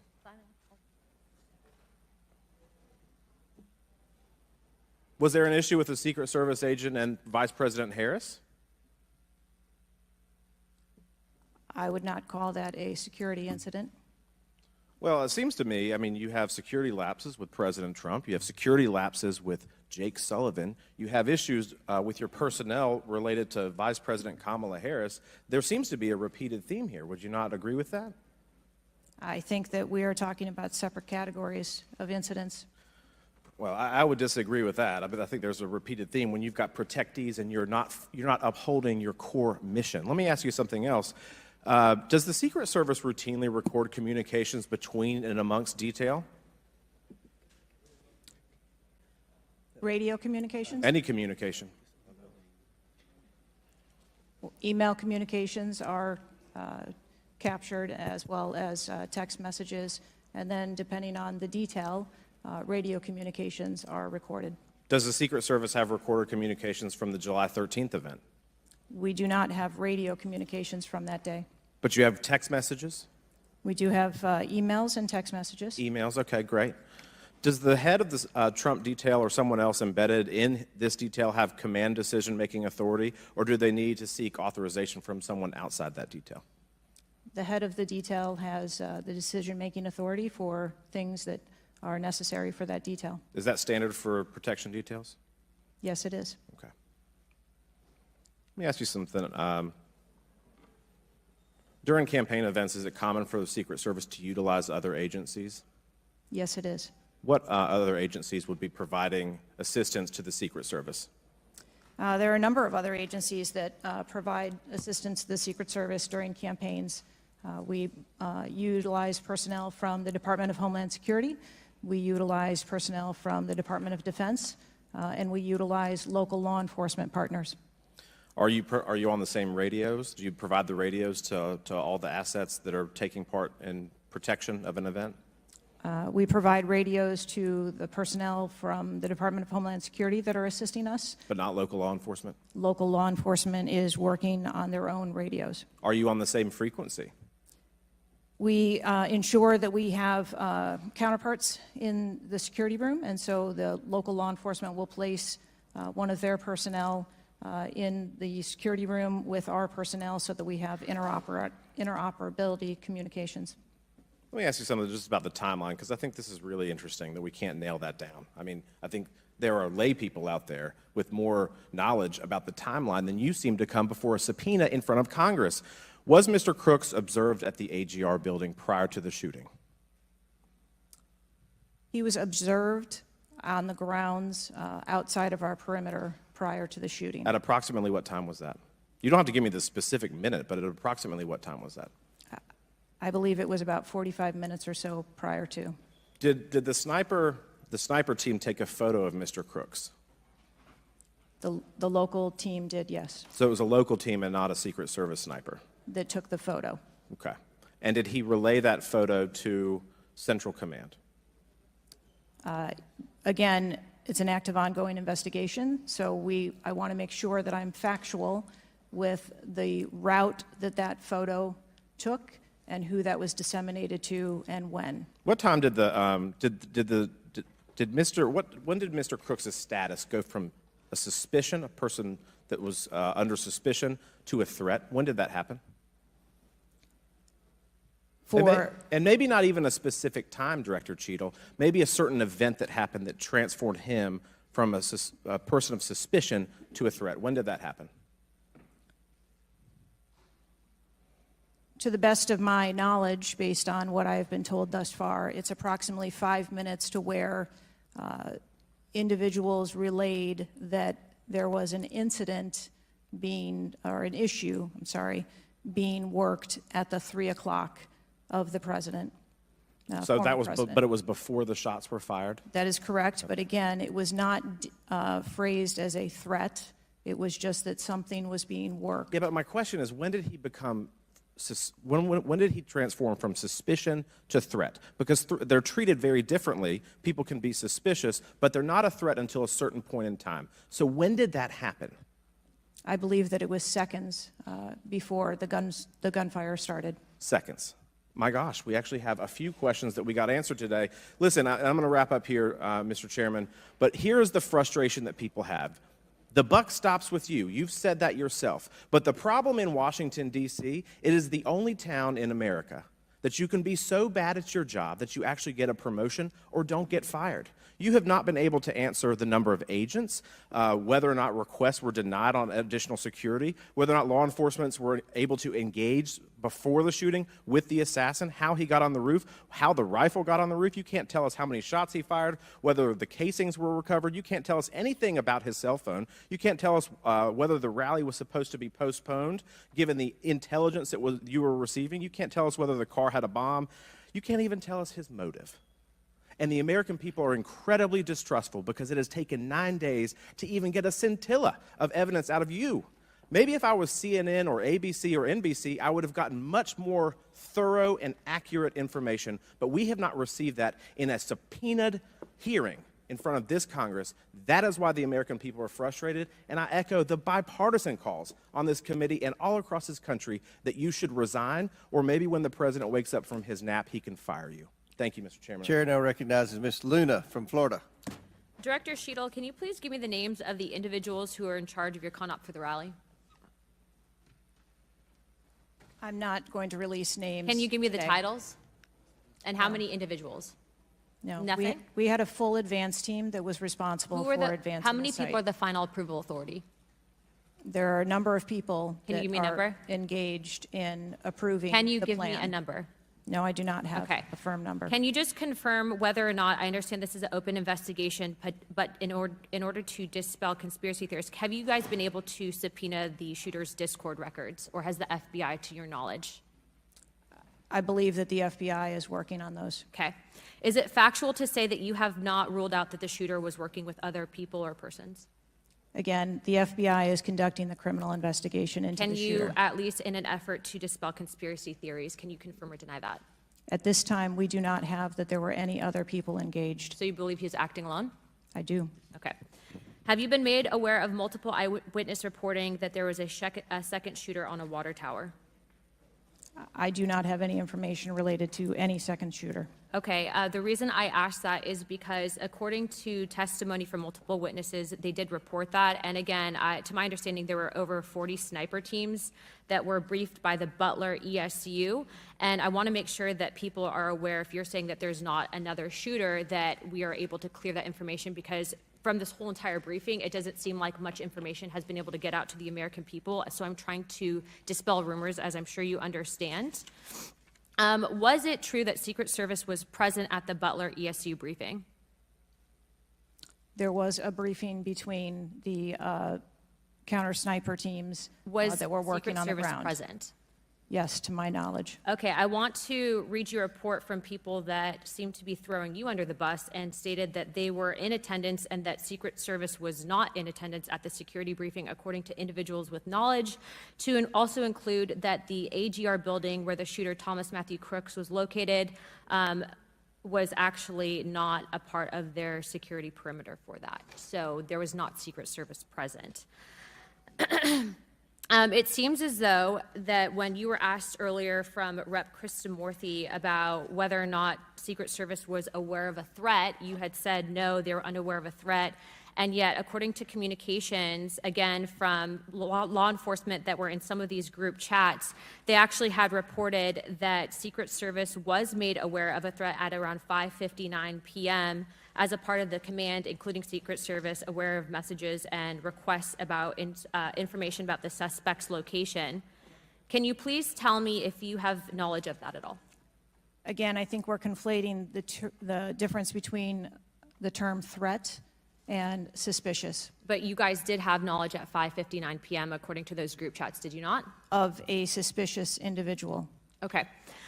Chairman, in my opinion, according to some of the testimony today, I feel that you have perjured yourself in some instances, and so I'm going to ask for a full review of the transcripts by staff, and if you find that to be the case, I do ask that you bring perjury charges against the director. I will say this, it is very frustrating, and I've talked to my colleagues and we've said it to your face, that you have been up here basically stonewalling our ability to get the answers to the American people. And what I will also say is that every single member of Congress does not feel safe with you in charge. You have heard that, and I think that we are all sitting ducks with you in directing the Secret Service currently. But more importantly, it sends a message to our adversaries that we are not protected, and we are one of the strongest countries in the world, so you have essentially made us a less safe country because of it. As a result of that, I'm asking you to formally step down. I share my same opinions as my Democrat colleagues. And I also think that your efforts to bring forward a full investigation and report in 60 days is unacceptable.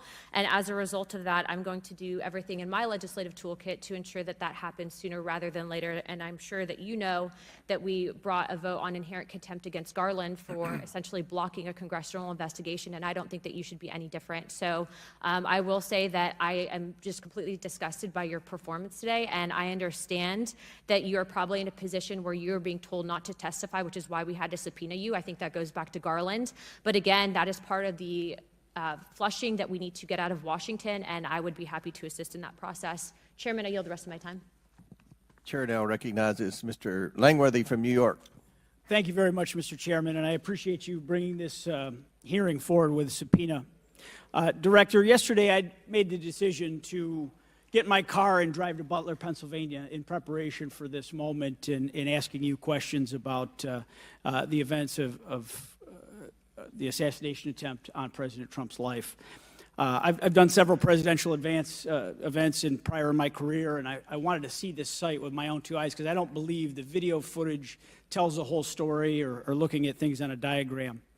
And I was absolutely appalled when I went to the site, when I saw the fact that I could have stood on the roof of that building, the AGR building, and hit that podium with a 9-iron, and I'm a lousy golfer.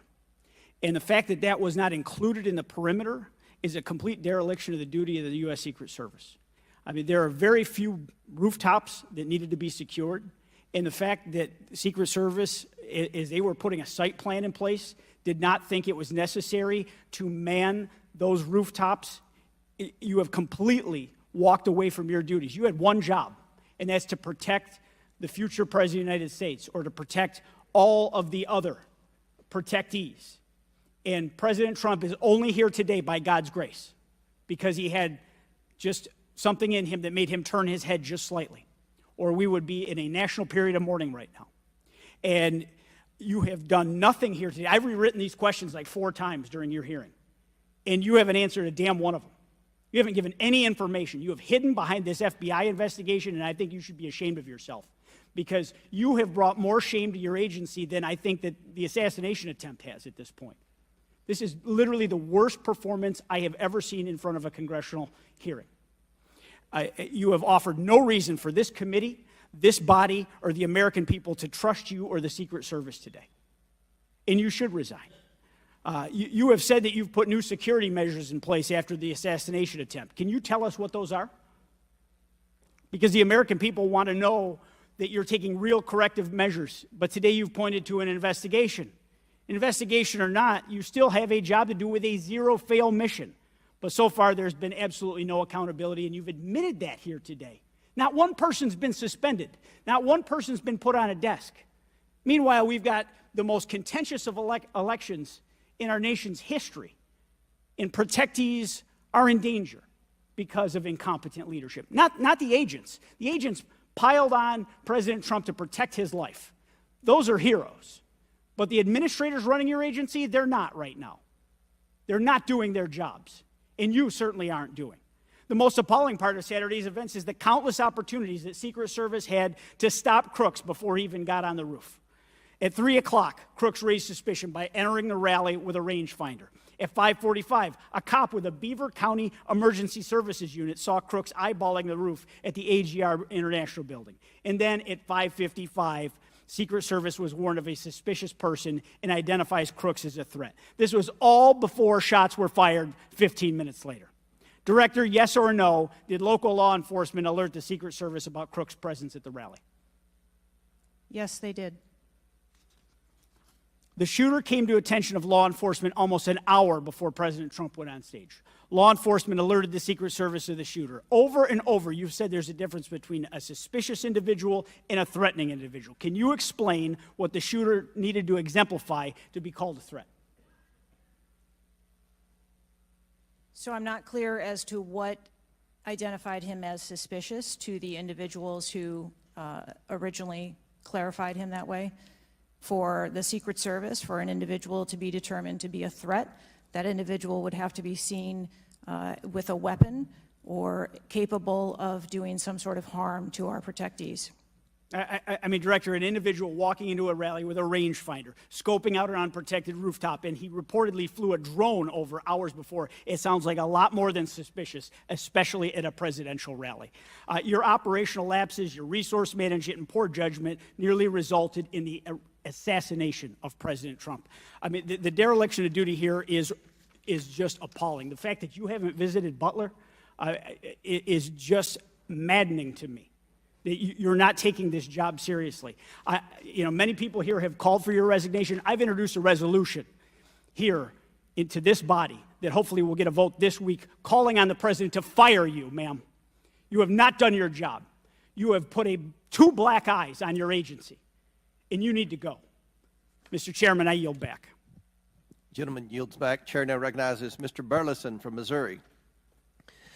Director Cheatle, I just want to kind of get an idea of what you can answer, because outside of what the FBI is responsible for, you have full responsibility for the Department of Secret Service. So the question is, what is the mission? Who defines the mission? Our mission of the Secret Service is to protect the president, the vice president, their immediate families, presidential candidates, the former presidents, and those by executive order. And we also have an investigative mission. And those are well defined? Yes, they Everyone within the agency understands the mission? Yes, they do.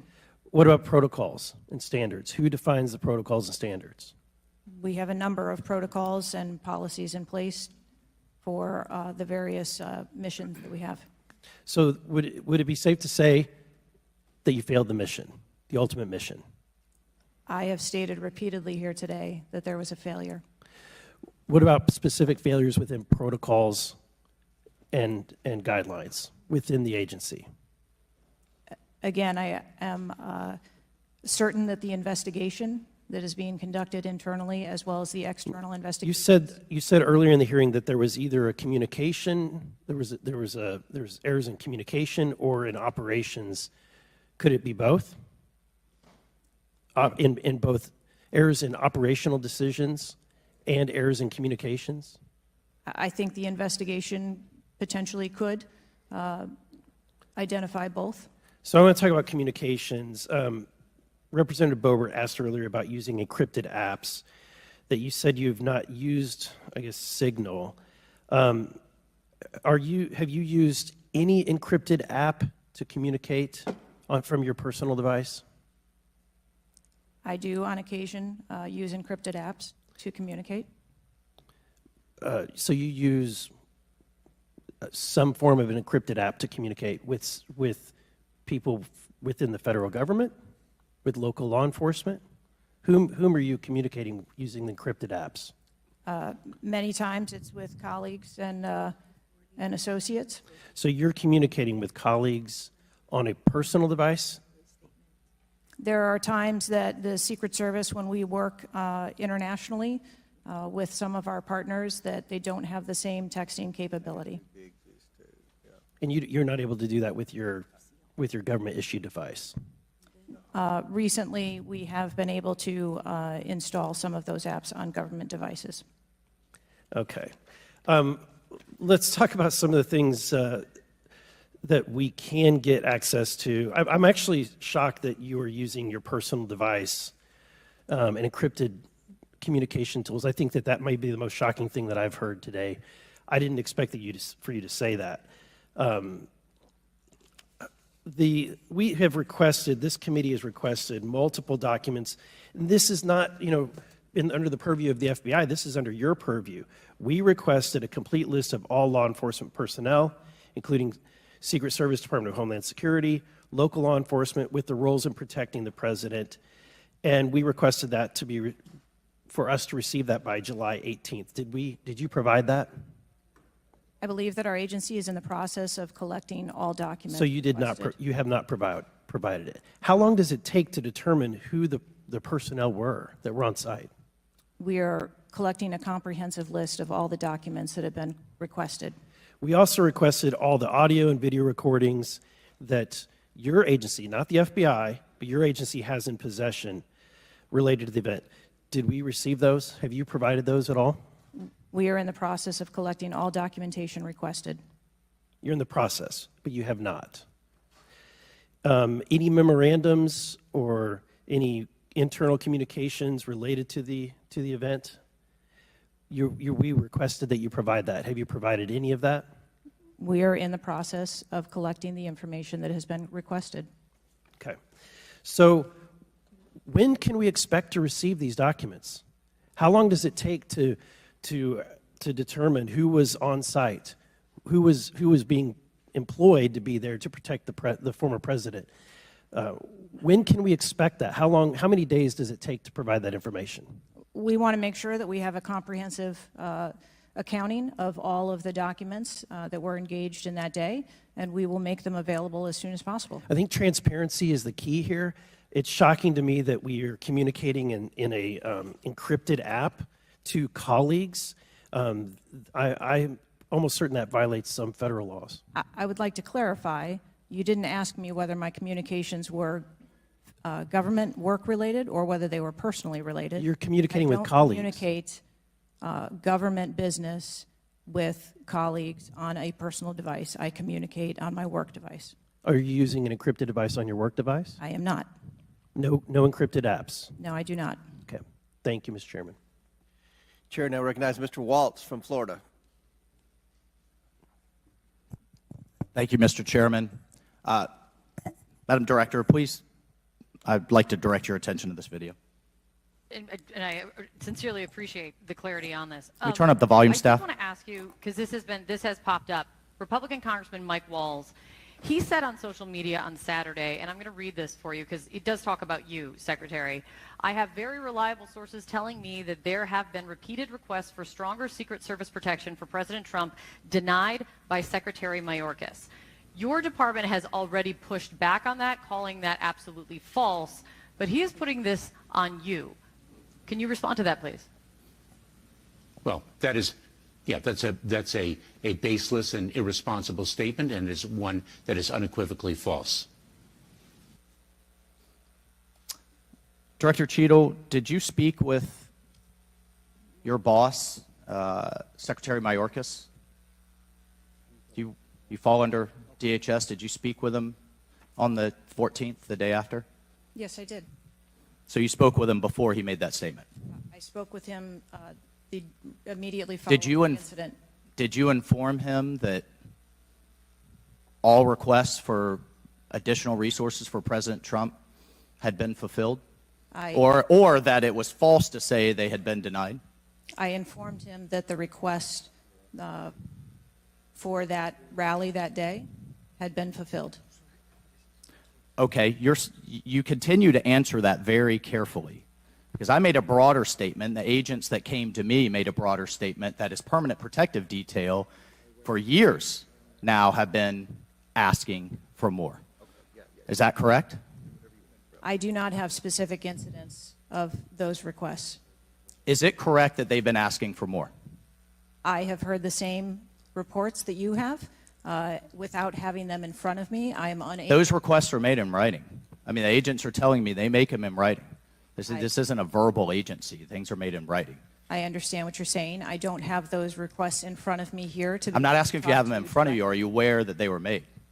As I said earlier, there are times when requests are made, and depending on the availability of assets, or if there is a way that So there were times when they were denied? if there is a way that vulnerability can be mitigated in a different way, then that is why the So there are times when they were denied, for a variety of reasons. That is why the Secret Service has a multi-layered and multifaceted security plan, so that we can pivot if we need to. In the wake, in the immediate 48 hours of an assassination attempt on a former president, could be the next leader of the free world, almost had his head blown off, your boss says that's irresponsible and false to say things are denied. And you had talked to him. So did he just make that on his own, make that up on his own, or did you tell him that? We were speaking about the requests made at the rally. Staff, can we show the next slide, please? Then we have your spokesman. Did you sign off on this statement? That there's an assertion that a member of the former president's team requested additional security resources and those were rebuffed? This is absolutely false. In fact, we added protective resources and technology and capability as part of the increased campaign travel tempo. But next slide, please. Next slide, please, staff. We have the Washington Post article that then says we now have senior Secret Service officials saying there were at times when it was denied. So which is it? Again, there have been a number of conversations going on here. Did you sign off on that spokesman's statement? The spokesman's statement, I believe, was related to requests that were made. Did you sign off on it?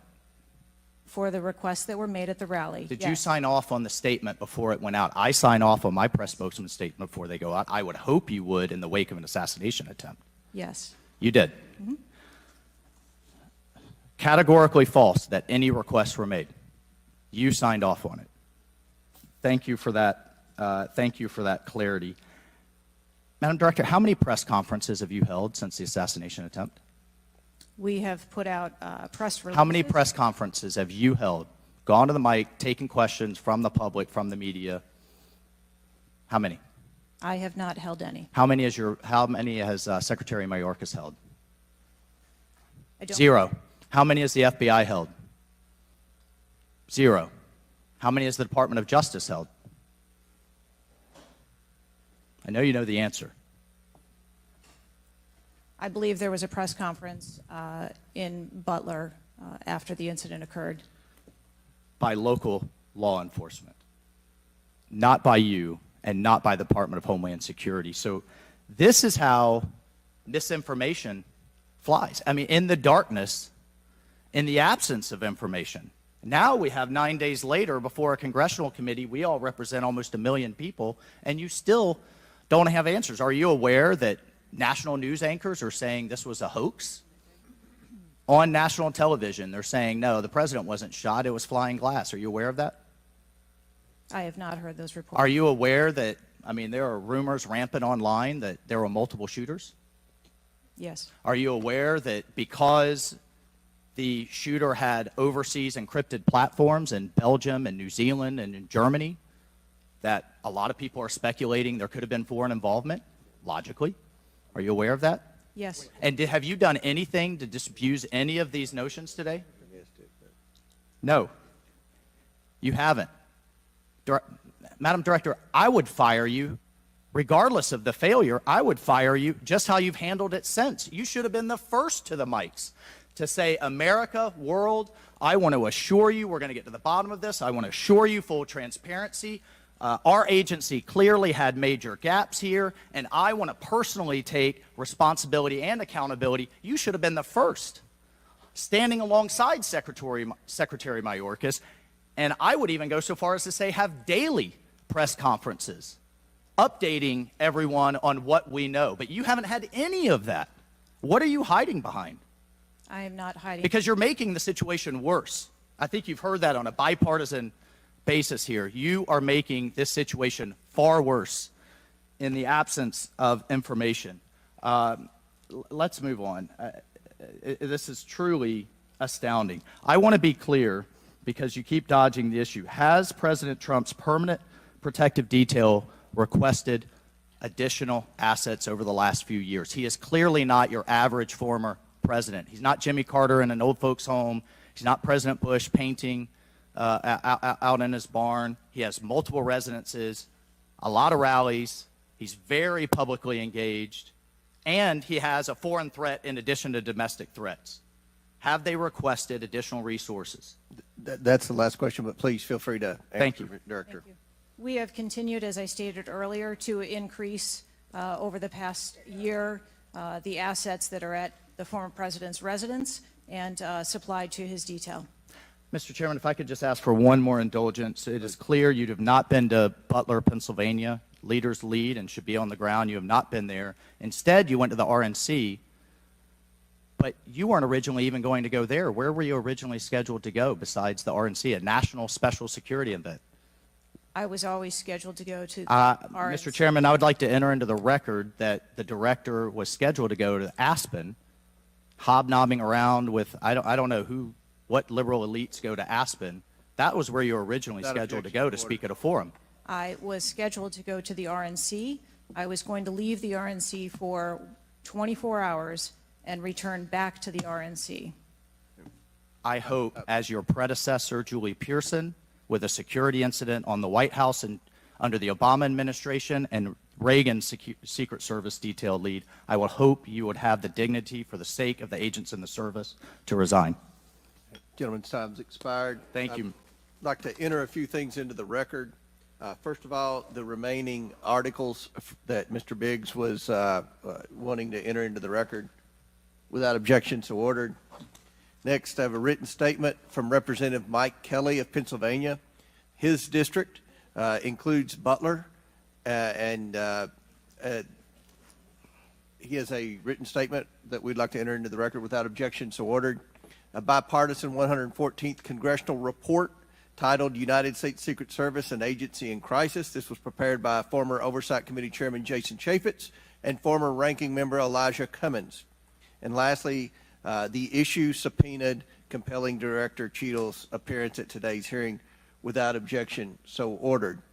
That concludes our question segment. I want to thank the Director for your testimony today. I now yield to the Ranking Member for closing remarks. Thank you very much, Mr. Chairman. And Director Cheatle, I also want to thank you for your patience over the course of what must have been a very long and trying hearing for you.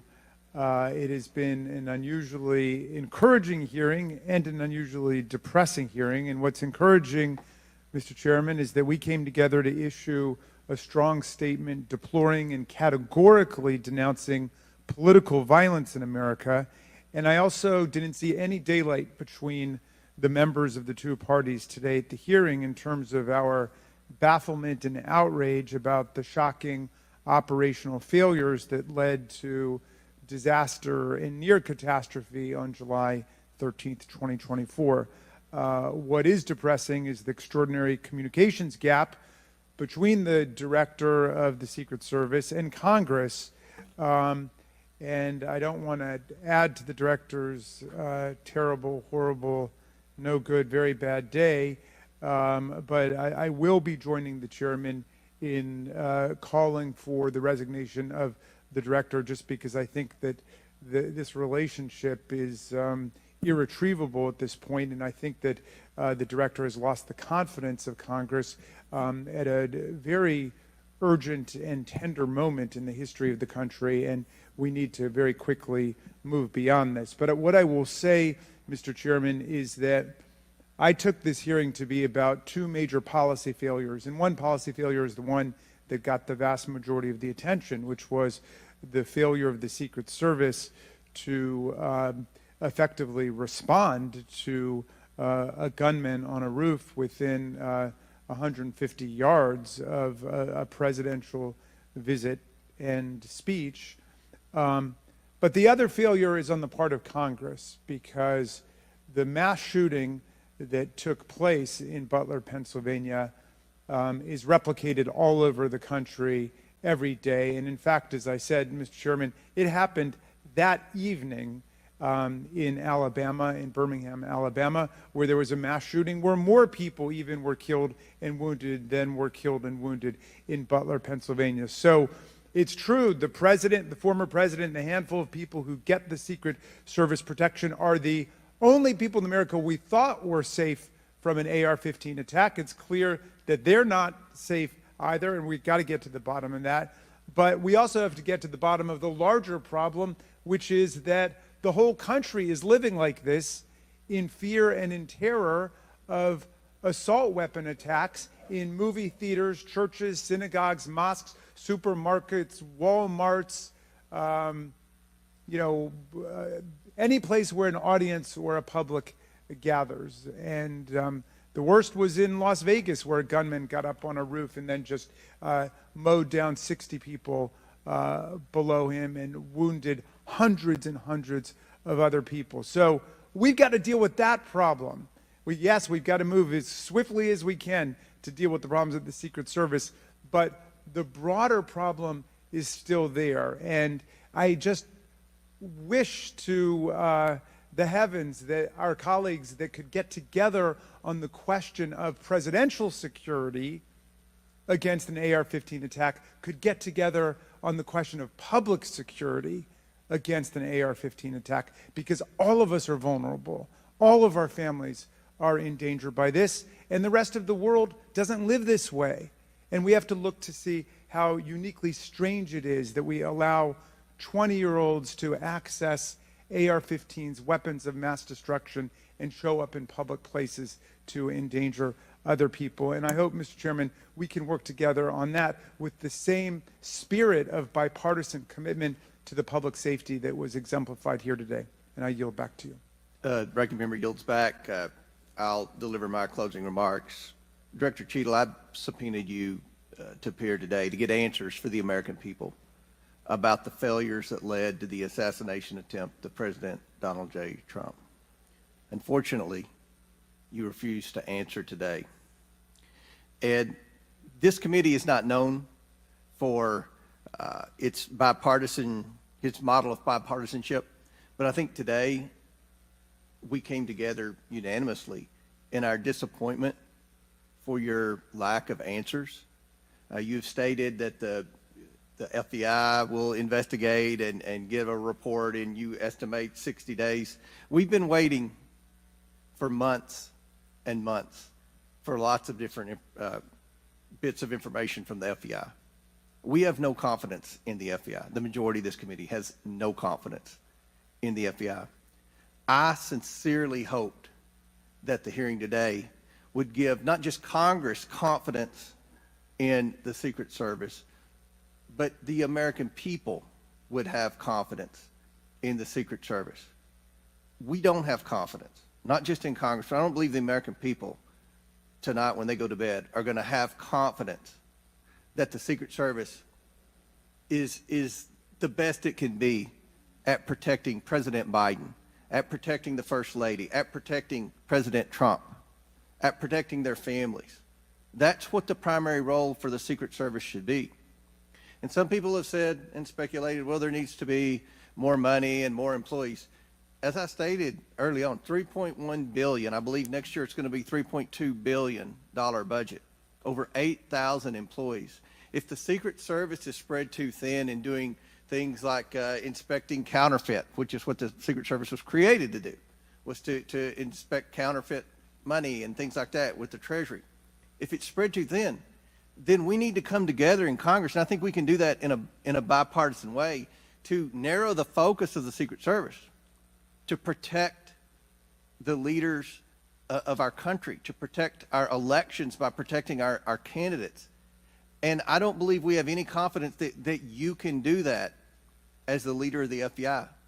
I sincerely hope that we would adjourn this committee hearing and have confidence not just in the Secret Service, but in you as director of the Secret Service. But we do not. Taking responsibility requires a lot of things. It means providing transparency. It means answering simple questions. It means providing a specific timeline of July 13th to this committee and the American people. I mean, it's been 9 days. There were people that were demanding that we have a hearing the next day or 2 days following the shooting. And I said, no, we need to give the Secret Service ample time to be able to answer those questions. 9 days. 9 days. And I don't think we answered very many questions that the American people have. I don't think there was I've never said this before, and I've presided over a lot of hearings. I don't think there was one question asked by anyone that the average American hasn't already asked at a diner or at church or at a ball game. The American people have questions. They deserve answers. Congress deserves answers. You were subpoenaed today to provide answers, and ma'am, you did not do that. So, as Ranking Member Raskin stated, he and I will be sending a letter requesting that you submit your resignation as a step toward accountability in what happened.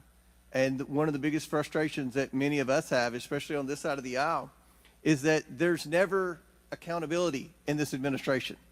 And when you look at the debacles prior to July 13th, I mean, it would be hard to beat the withdrawal in Afghanistan, the debacle there, and no one was held accountable. To this day, no one has been held accountable for that.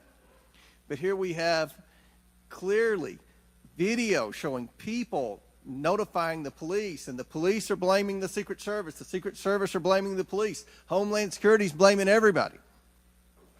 But at the end of the day, after this hearing and after our request for information, we don't have any answers for the American people, and we don't have that confidence that you can lead the Secret Service to restore the confidence. And again, I commend the ranking member for joining with me in the letter asking your resignation, and we certainly hope that you will take that to heart. With that and without objection, all members have 5 legislative days within which to submit materials and additional written questions for the witness, which will be forwarded to the witness. If there's no further business, without objection, the committee stands adjourned.